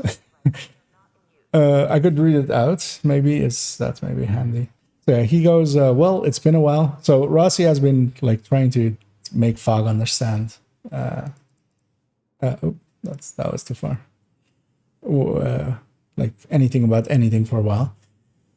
But yeah, I saw this. This is also the reason like why I didn't watch the video. I was like, oh, okay, it's about time to kill and stuff. And I saw some stuff about the range already being asked of me. But yeah, he goes, well, it's been a while, and it looks like you've still got the fundamental misconception that burst damage and time to kill are the same thing, and are still missing the whole point of burst DPS, which is true basically, because yeah, burst damage is something else, burst DPS is something else.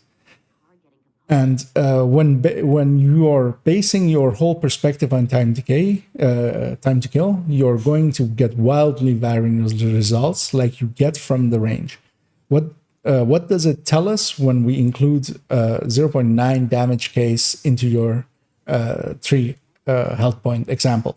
That time to kill has now increased a second for its target, but on a target with slightly less health.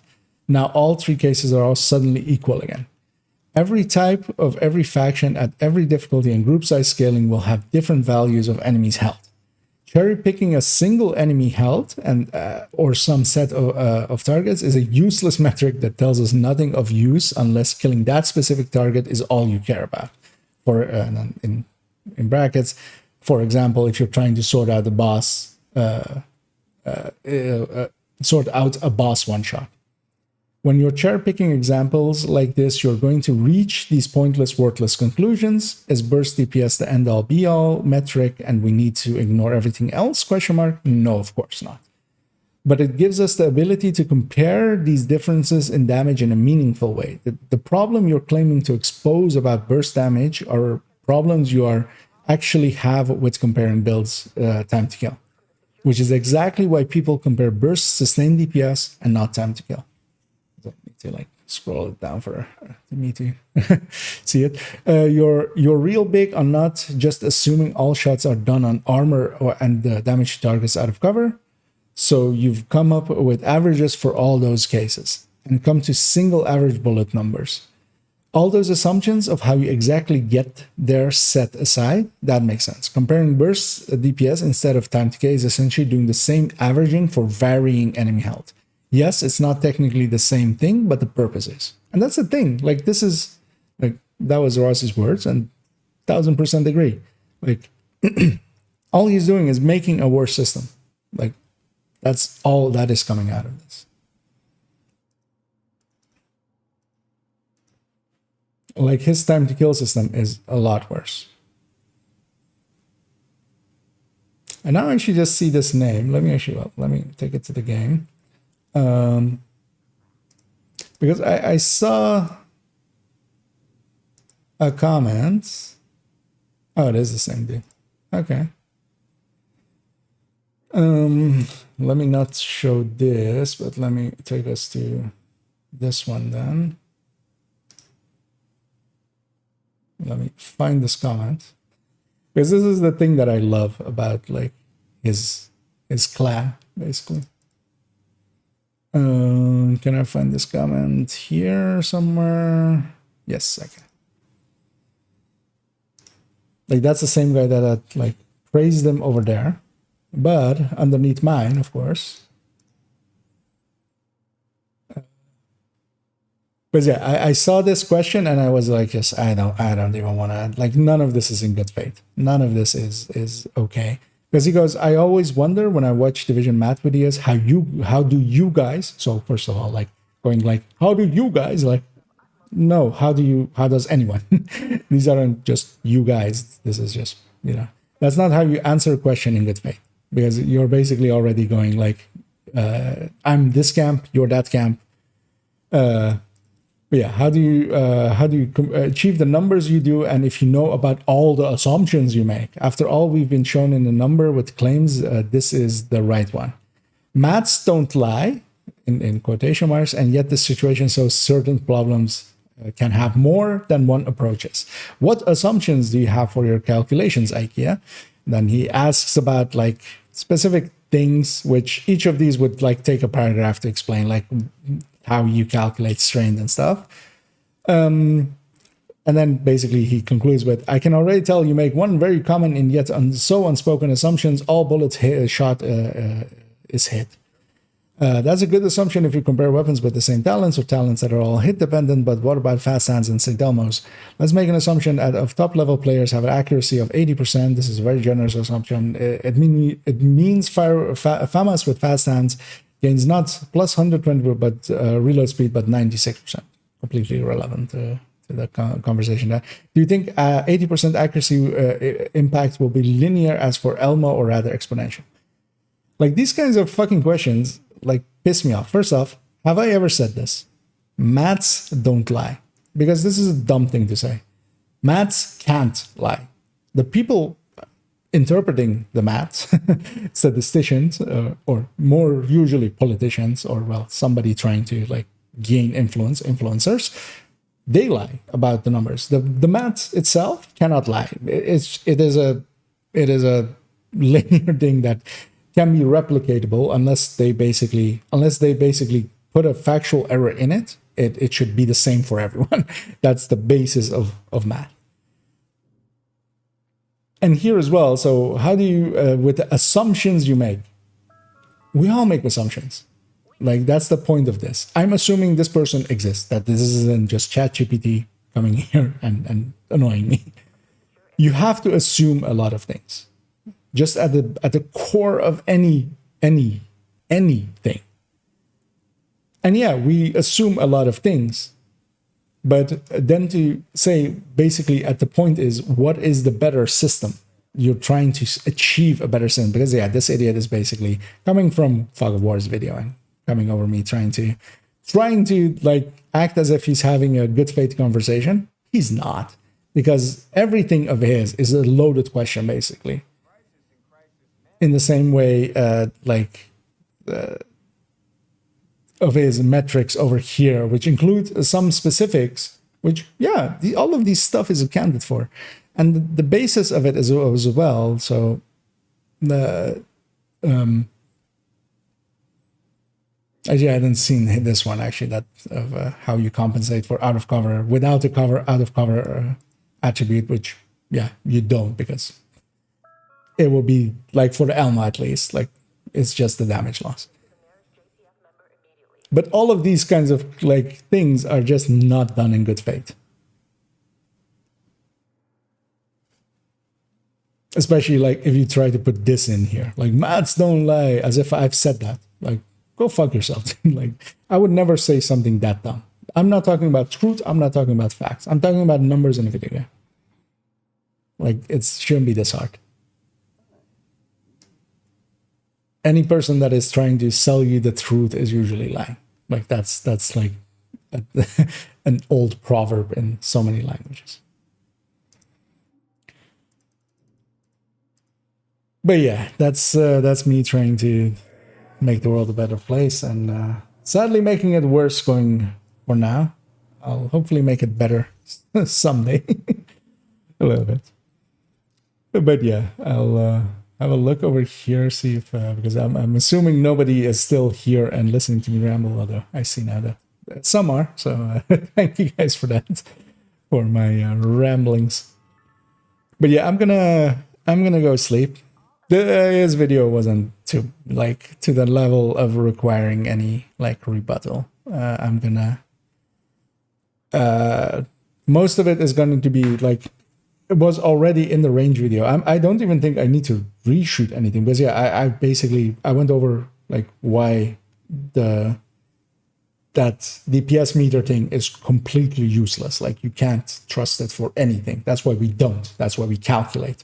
And him going like, oh, this is the burst DPS number that they're using. Like, who are you arguing against? Like, of course, there are people in videos using that thing, but the burst DPS side people also are making fun of them. And his whole intro of it, of like, oh, I'm about to tell you the truth. This is all flat earther shit. This is trying to invoke an idea of like, oh, I have information. You want to have this? No, you don't. Like, just give your information and just don't try to act as if the other side is talking about facts and truth, and then use his own terminology on your end, because he's the one that has been using the term scientific truth and stuff like that. Like, it's horrible. It's horrible.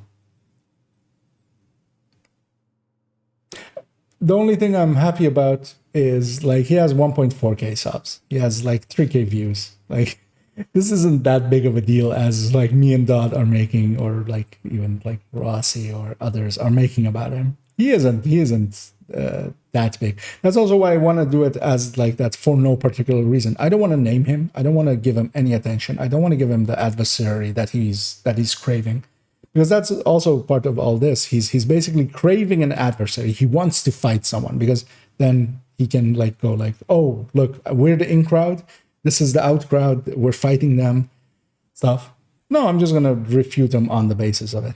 Like, not even talk about him. He's literally in all of the upcoming, for no particular reasons, he's going to be not named. I'm just going to be consistently saying, for no particular reason, I'm going to talk about this and the time to kill meter and stuff like this. But yeah. Yeah, and he basically keeps showing like horrible things about him and his play. Because yeah, it's still like in his videos, he like compares Grupo plus Fenris versus Grupo plus Fox as in a striker's build. Like that should be enough for any person that kind of like understands builds at all. That like that's not that's not a comparison anybody should care about. But yeah, I keep rambling. I keep winding myself up. I'm gonna go sleep. And tomorrow as well, I'll finish up the range video. I'll be likely late a little bit on the streaming end. Likely. Hope, maybe not. I'll maybe start on time. But likely I'll be like 15 minutes late. But that shouldn't be an issue, I hope. The range video will likely go up tomorrow. I'll... either tomorrow or Sunday, I'll be doing the Hunter's Fury SMG build showcase live. Because yeah, I'm okay doing that on a Sunday, even with Weekend Matchmaker, because part of it is going to be missions and part of it is going to be solo. And missions I can just like Heroic Countdown is hard to carry solo, but missions I can carry solo on a Hunter's Fury. That should be fine. I should also actually, before I leave, I should remember to actually turn down the audio settings. Because also his video quality is also, I want to point out one thing as well, like keep going off in tangents. In both my video and Dot, like we gave him compliments on some stuff, right? He can't do that. He's too narcissistic to do that. Like he can't give like a compliment like, oh, this guy's like, at least they're trying or something. Even in his rebuttal video of Dot, like he starts off with the nice thing that Dot says about him. He never says anything nice about Dot, which is like something that you just do as in a conversation kind of thing, just to like amp up your side of just like, see, I'm not being completely unreasonable. I'm willing to say nice things, but he can't. He can't actually do that, which is a very narcissist trait. Another, I mean, everybody has those kinds of things, but yeah, he's pretty bad.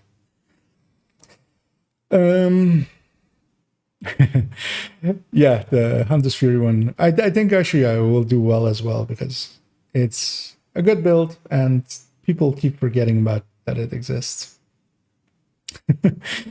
Good to hear. Okay, no, I always find it difficult to like appraise like, because yeah, I'm basically shitting on someone. That's all I did there for a while, but which isn't something that like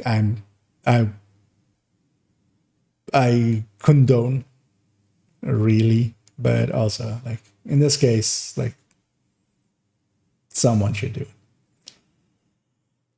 But yeah, exactly that. So yeah, likely tomorrow or the day after the Hunter's Fury showcase live, and